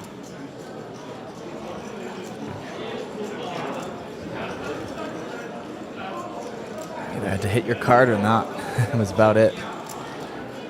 Without hitting his card, there's nothing left to resort to but a bluff. We'll continue here, and it looks like he's going to continue pretty large. 2/3 pot or so there. 650K.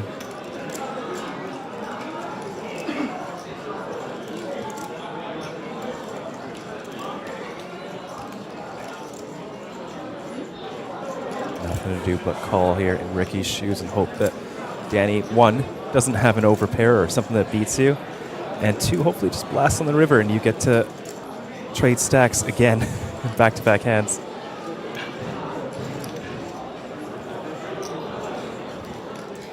Ricky making the call.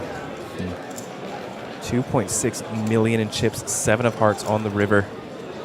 Not a great card for Danny to continue bluffing.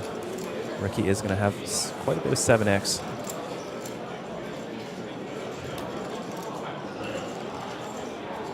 Now in Ricky's shoes, the most likely holdings he has are a queen or a 7. Maybe some deuce X of spades.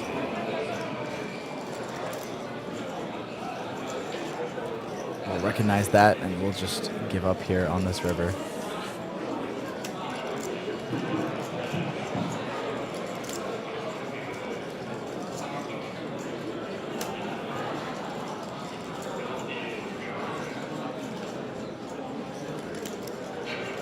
Mr. Bounty 在万兵数桌上的7分元。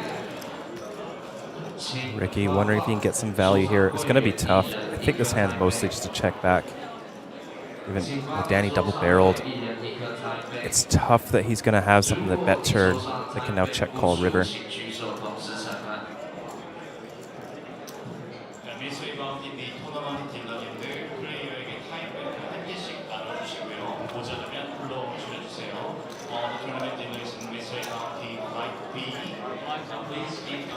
All right, they're nearly even now. Wow, look at that. Just 2 million separate them. Sorry, 200,000 separate them, and that is 2 big blinds. Neck and neck here, heads up. Absolutely anyone's game. Basically, I have around 5. Yeah, I have around 5 minutes. I think we're even in chips, pretty much. Exactly.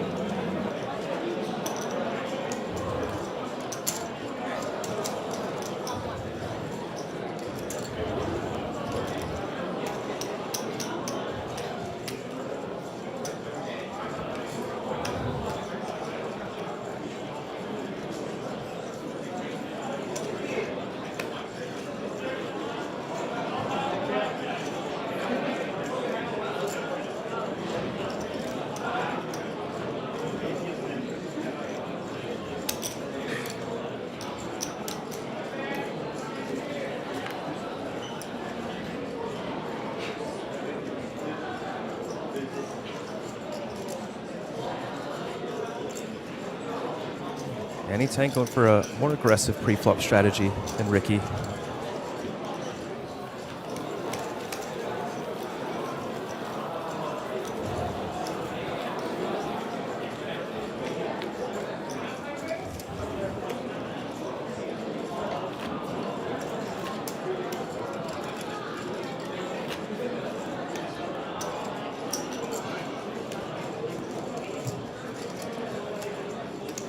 the super high roller field looks like it's winding down a bit. 46 remaining players out of 76, and both of these fellas will have time to jump in. 8:30 p.m. registration will be closed. All right, all tournament flags and the dealers of Super High Roller Day 1. Let's complete the card plan. They should have time to jump in. We say this now until we see the wildest drawn-on heads-up match. Yeah. Poseidon's in the mix. Paulius is back. Michael Wang. Michael Henry Gerard. Do you think that's the arms dealer from War Dogs? His name was like Henry Gerard or something. Oh, man. Martin Finger's back. Oh, Mr. Finger. Wow. Both players hitting a 7 on this flop, though. Once again, blind versus blind. Queen kicker is good at the moment. They are heads up, so every hand is blind versus blind.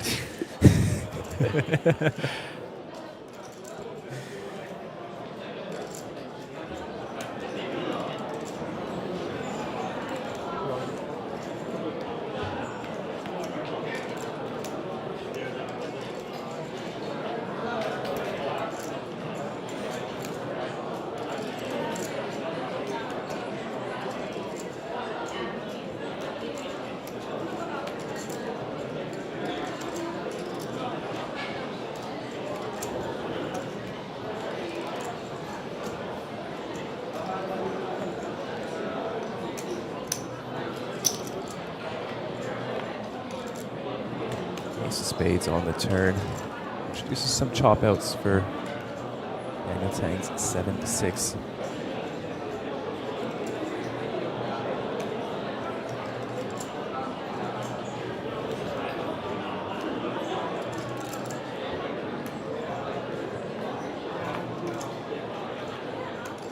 And that's a straight for Ricky. Let's see if we can get some value here.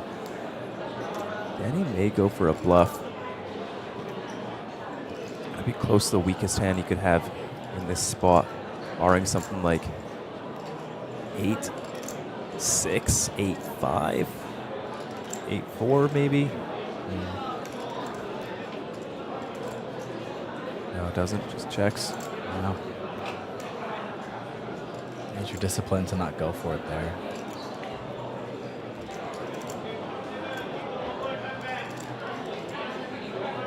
Unless he thought the best bluff in the spot would be to check raise, which would be very dangerous. Very.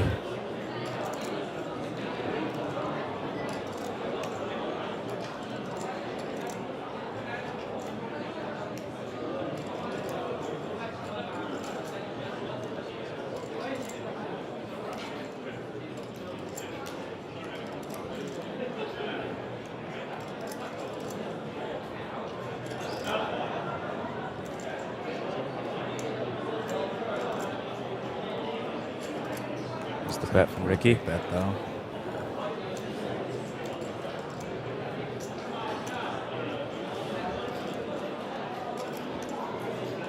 You could just click it here as a bluff.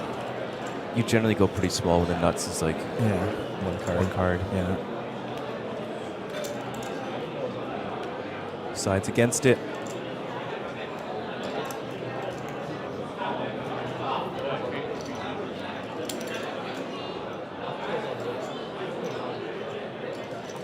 Lines have gone up 60K, 120K. We'll cut down the effective stack just a little bit.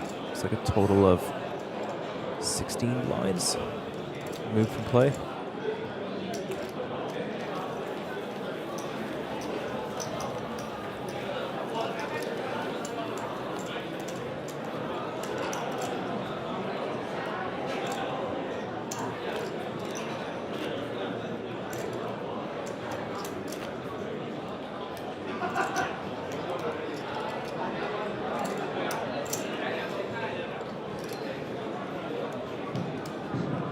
Alright, total dealer for Mr. Bounty Flight 8. If you finish the chip raise, please additional one more time bet for each player. Lines are up to 60K, 120K now. Danny Tang with ace 4. Bumps it up to 250 on the button.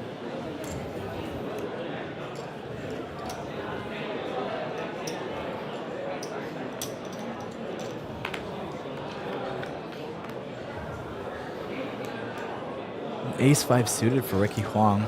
Makes the call. We go to the flop. Jack 8-7, 2 diamonds. Not flush draw for Ricky. Players with the ace over card. Backdoor straights.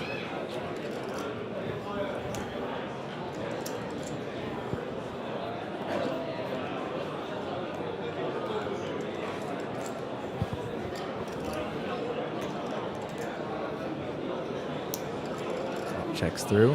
Queen on the turn. Not a diamond. 2 flush draws out there now.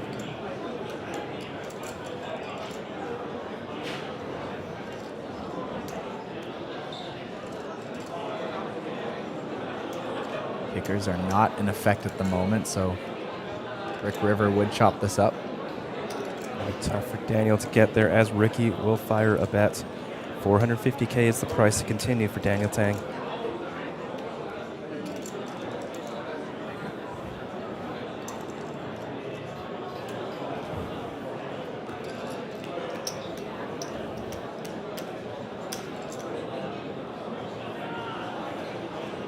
Ricky regaining the chip lead, getting a little bit of momentum. 46 big blinds. If he does double up Danny, he'll still be left with a mill.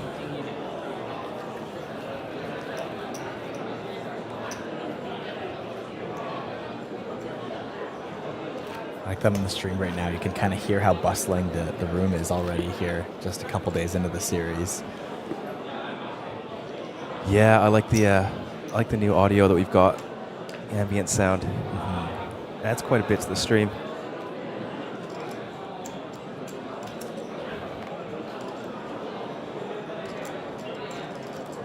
Ricky Hong with another beautiful hand here, 9-10 suited. Jumps in. And you'll want to bluff the bottom of his range here.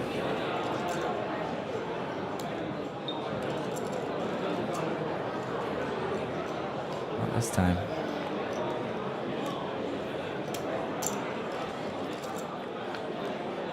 Go to a flop. King 5 deuce, monotone. Very weak flush draw for Danny Tang. Other than that, not really connected with much. Is ahead equity-wise. Ricky's still in the lead, 10 high. Looks like we got shot in the Jack of Spades turn.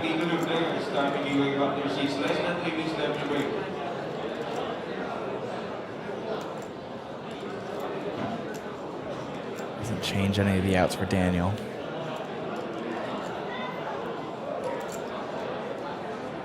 All of them still valid on this river.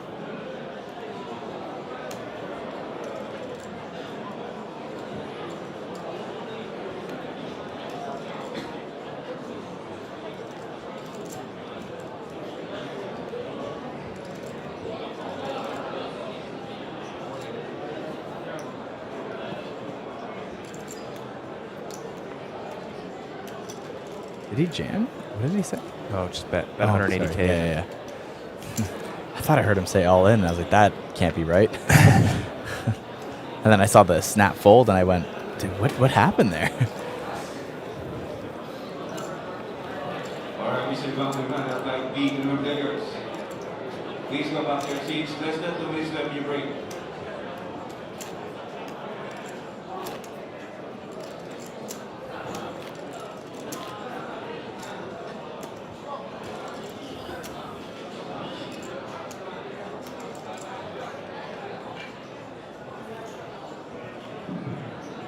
All right, 1 minute warning. Mr. Bang, 7 twos. Will not be played. Daniel Tang. 1 minute warning, guys. 1 minute. Yeah, if Greg was on there, different story.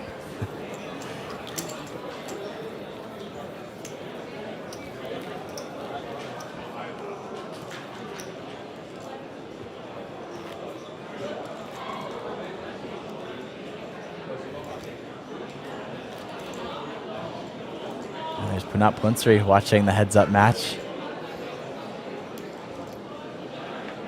I believe just on break there. Looks like it. In the high roller. That's why the room's a little bit more bustling at the moment.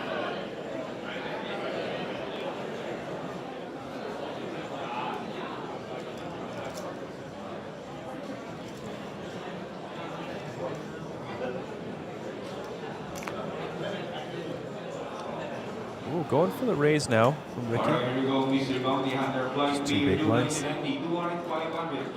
Might throw Danny off a bit. So first raise coming from Ricky. 10-6, just a little bit too strong to fold. Does make the call.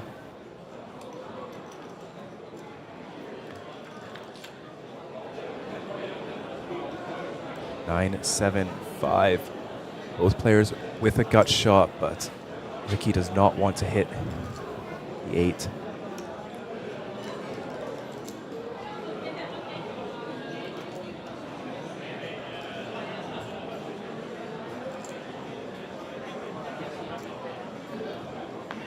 Check, check, and the 8 of clubs rolls off on the turn. Danny Tang with the 10 high straight. Ricky with just the 6 high straight. 2 flush draws on board. This could just go in here on the turn.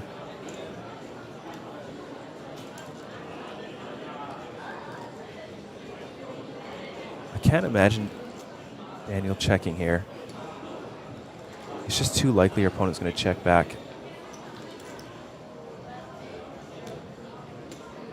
In comes the bet, 850,000 and over bet of the pot.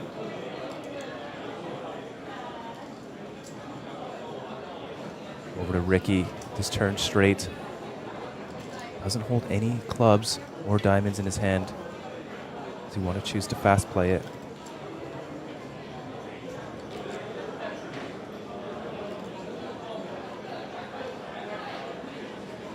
Just makes the call. Alright, so far for the players, 3 minutes left in the green. 3 minutes, please come back to your seat.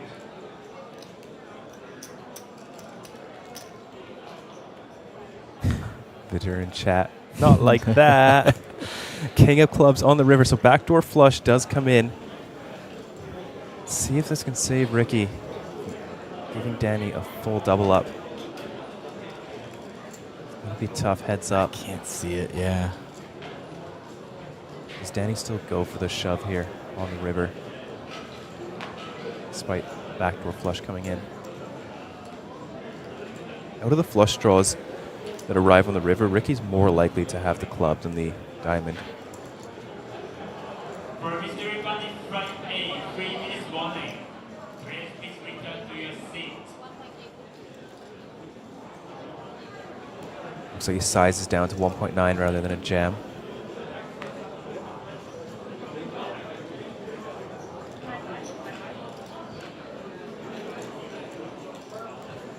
Very tough spot for Ricky. Beats diamonds, and I think that might be it. Maybe chops sometimes.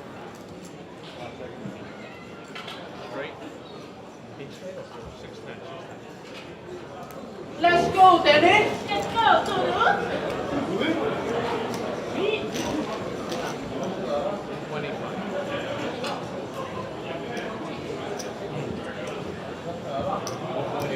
Massive hand here. These back and forth swings are starting to become a little bit more intense and effective. Still quite a bit of play left. 24 big blinds heads up is no small amount. Yeah, well, there's already some preemptive GGs in the chat here. Lots of play to go still. I wouldn't be calling this one over just yet.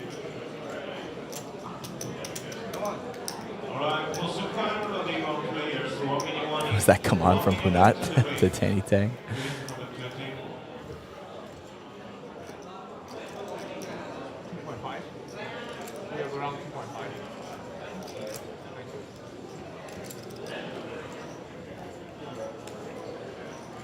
Yeah, El Julianis, I don't think Danny's going to take a deal against someone with like 6 buy-ins on their hand and lob. Yes. Compared to his 34 million. That's a very funny way to describe it. 6 buy-ins. Yeah, right? Like, can you imagine you're playing your like $100 local tournament, this guy's got $600 in cashes, and you're sitting there with 34 million? And this guy's like, do you want a deal? No, I'm good. King 10 suited. Very, very nice hand to look down at heads up. Will Ricky wake up with some sort of a cooler here? Pocket sixes. Could be it.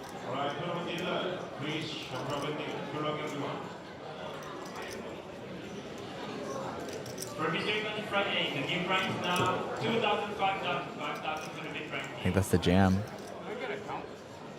And there it is, 23 big blind jam from Ricky Huang with pocket sixes. I don't know if Danny is going to fold this. Yeah. King 10 suit is quite strong heads up.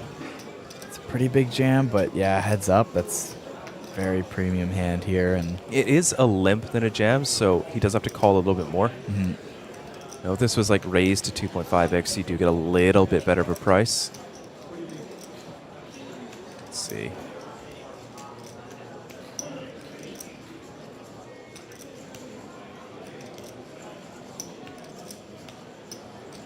No, Eddie. It's a single re-entry only. I'm saying Ricky Huang on his Hendon Mob has like 150K on his Hendon Mob, and this is a $25,000 buy-in. So that's what I mean by that. There's the call. Big flip.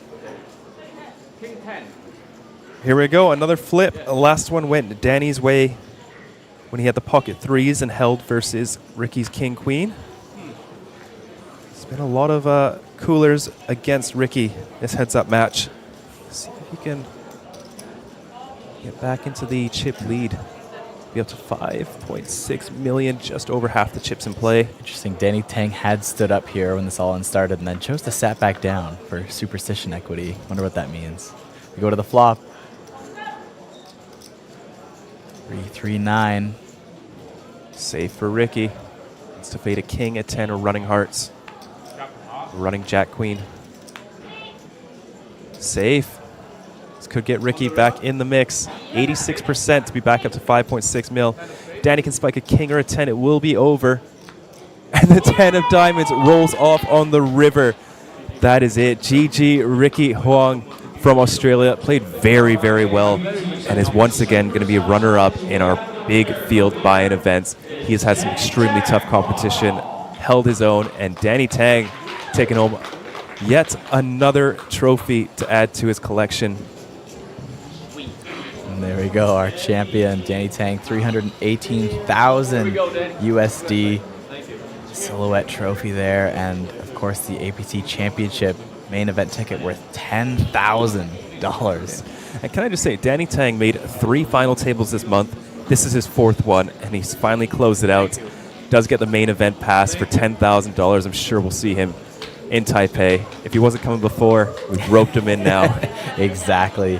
And, you know, before we go too quickly, I got to give it up to Ricky Huang, who only has 182,000 lifetime earnings on Hendon Mob. He just locked up 220,000, more than his entirety of his earnings. Yeah, and I will say 150K of that was from his 2nd place finish, where he was runner-up to Tobias Schwecht, another insane super crusher. Like, the guy just had very, very, very tough heads-up matches. And this one, like, you can't even blame him. Lost pocket King Queen versus threes, lost sixes versus King 10 suited, and as well got coolered straight over straight. That's just a devastating heads-up match. Yeah. You know, if only one of those went the other way, who knows? He could have taken it home for the 320, 330-ish thousand with the ticket. But GG, he played very well. I think everybody played very well. It's a very, very tough feature table, but congratulations to our 6 finalists, and I'm sure we're going to see them all coming into the super high roller, as we do have our schedule up on the stream. The APT Super High Roller final day tomorrow, guys, 11:45 a.m. So don't forget to come into that, followed by 2 Thailand exclusive events on the 29th of September. And then our final day is the Natural 8 Taiwan, Natural 8 Hong Kong, as well as the Natural 8 Tag Team Bounty Showdown, which can be so much fun. And then, of course, once we get to October, we will be doing all the main event coverage, starting on day 2, down to the money, all the way till the 5th day and final day of the main event, crowning a winner for that Golden Mega Lion trophy. Yeah. There's still a lot of poker to be played. We just saw some absolutely incredible feature table, final table, all these plays. Everyone was just battling to the bitter end. Nice to see Dylan at least min cash on his first 25K. So congratulations there. Congratulations to everybody who's made it. And I'm very excited for the super high roller tomorrow. We've got a star-studded cast out there. Oh, a lot of the people we saw today had immediately jumped into that tournament. And as far as I saw, most of them were still in it. So we might just be seeing them again here tomorrow. But only one way to find out is to tune in tomorrow and see if they're still here. Yeah, thank you so much, folks. We'll see you again for some more poker coverage tomorrow. Thank you, and have a great night.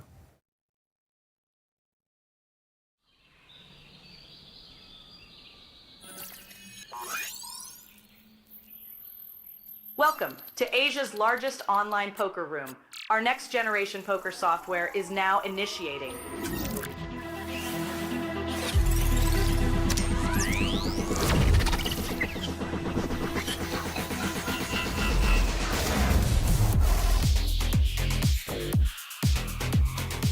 Elevate your online experience with a wide variety of poker variations to choose from.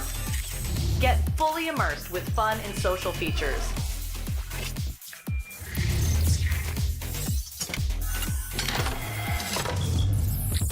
Level up your game with PokerCraft and Smart HUD. Unlock a wealth of rewards including cashback, bonuses, and jackpots.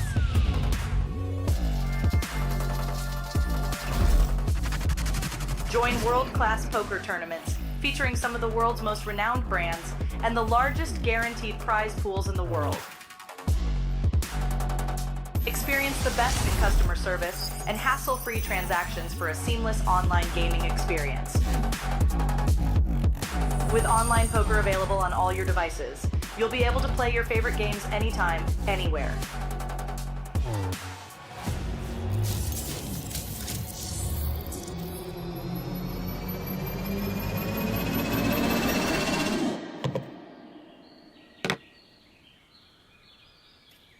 Sign up now and elevate your online poker experience today. In a world where the stakes are high and the competition fierce, there exists a realm where the best of the best converge. From over 50 countries, they gather, drawn by the chance of winning millions of dollars in life-changing money. But amidst these contenders, only a rare few will make it to the top. Those who remain composed under the relentless pressure, armed with an analytical mind that dissects every move, adapting, adjusting, shifting strategies like master tacticians. Under the bright TV lights and the watchful eyes of thousands, they take center stage. Is this the comeback we've been anticipating? In this arena, they are not merely players, they are warriors, united by a common purpose: to emerge champions. The APT Championship from November 14th to November 30th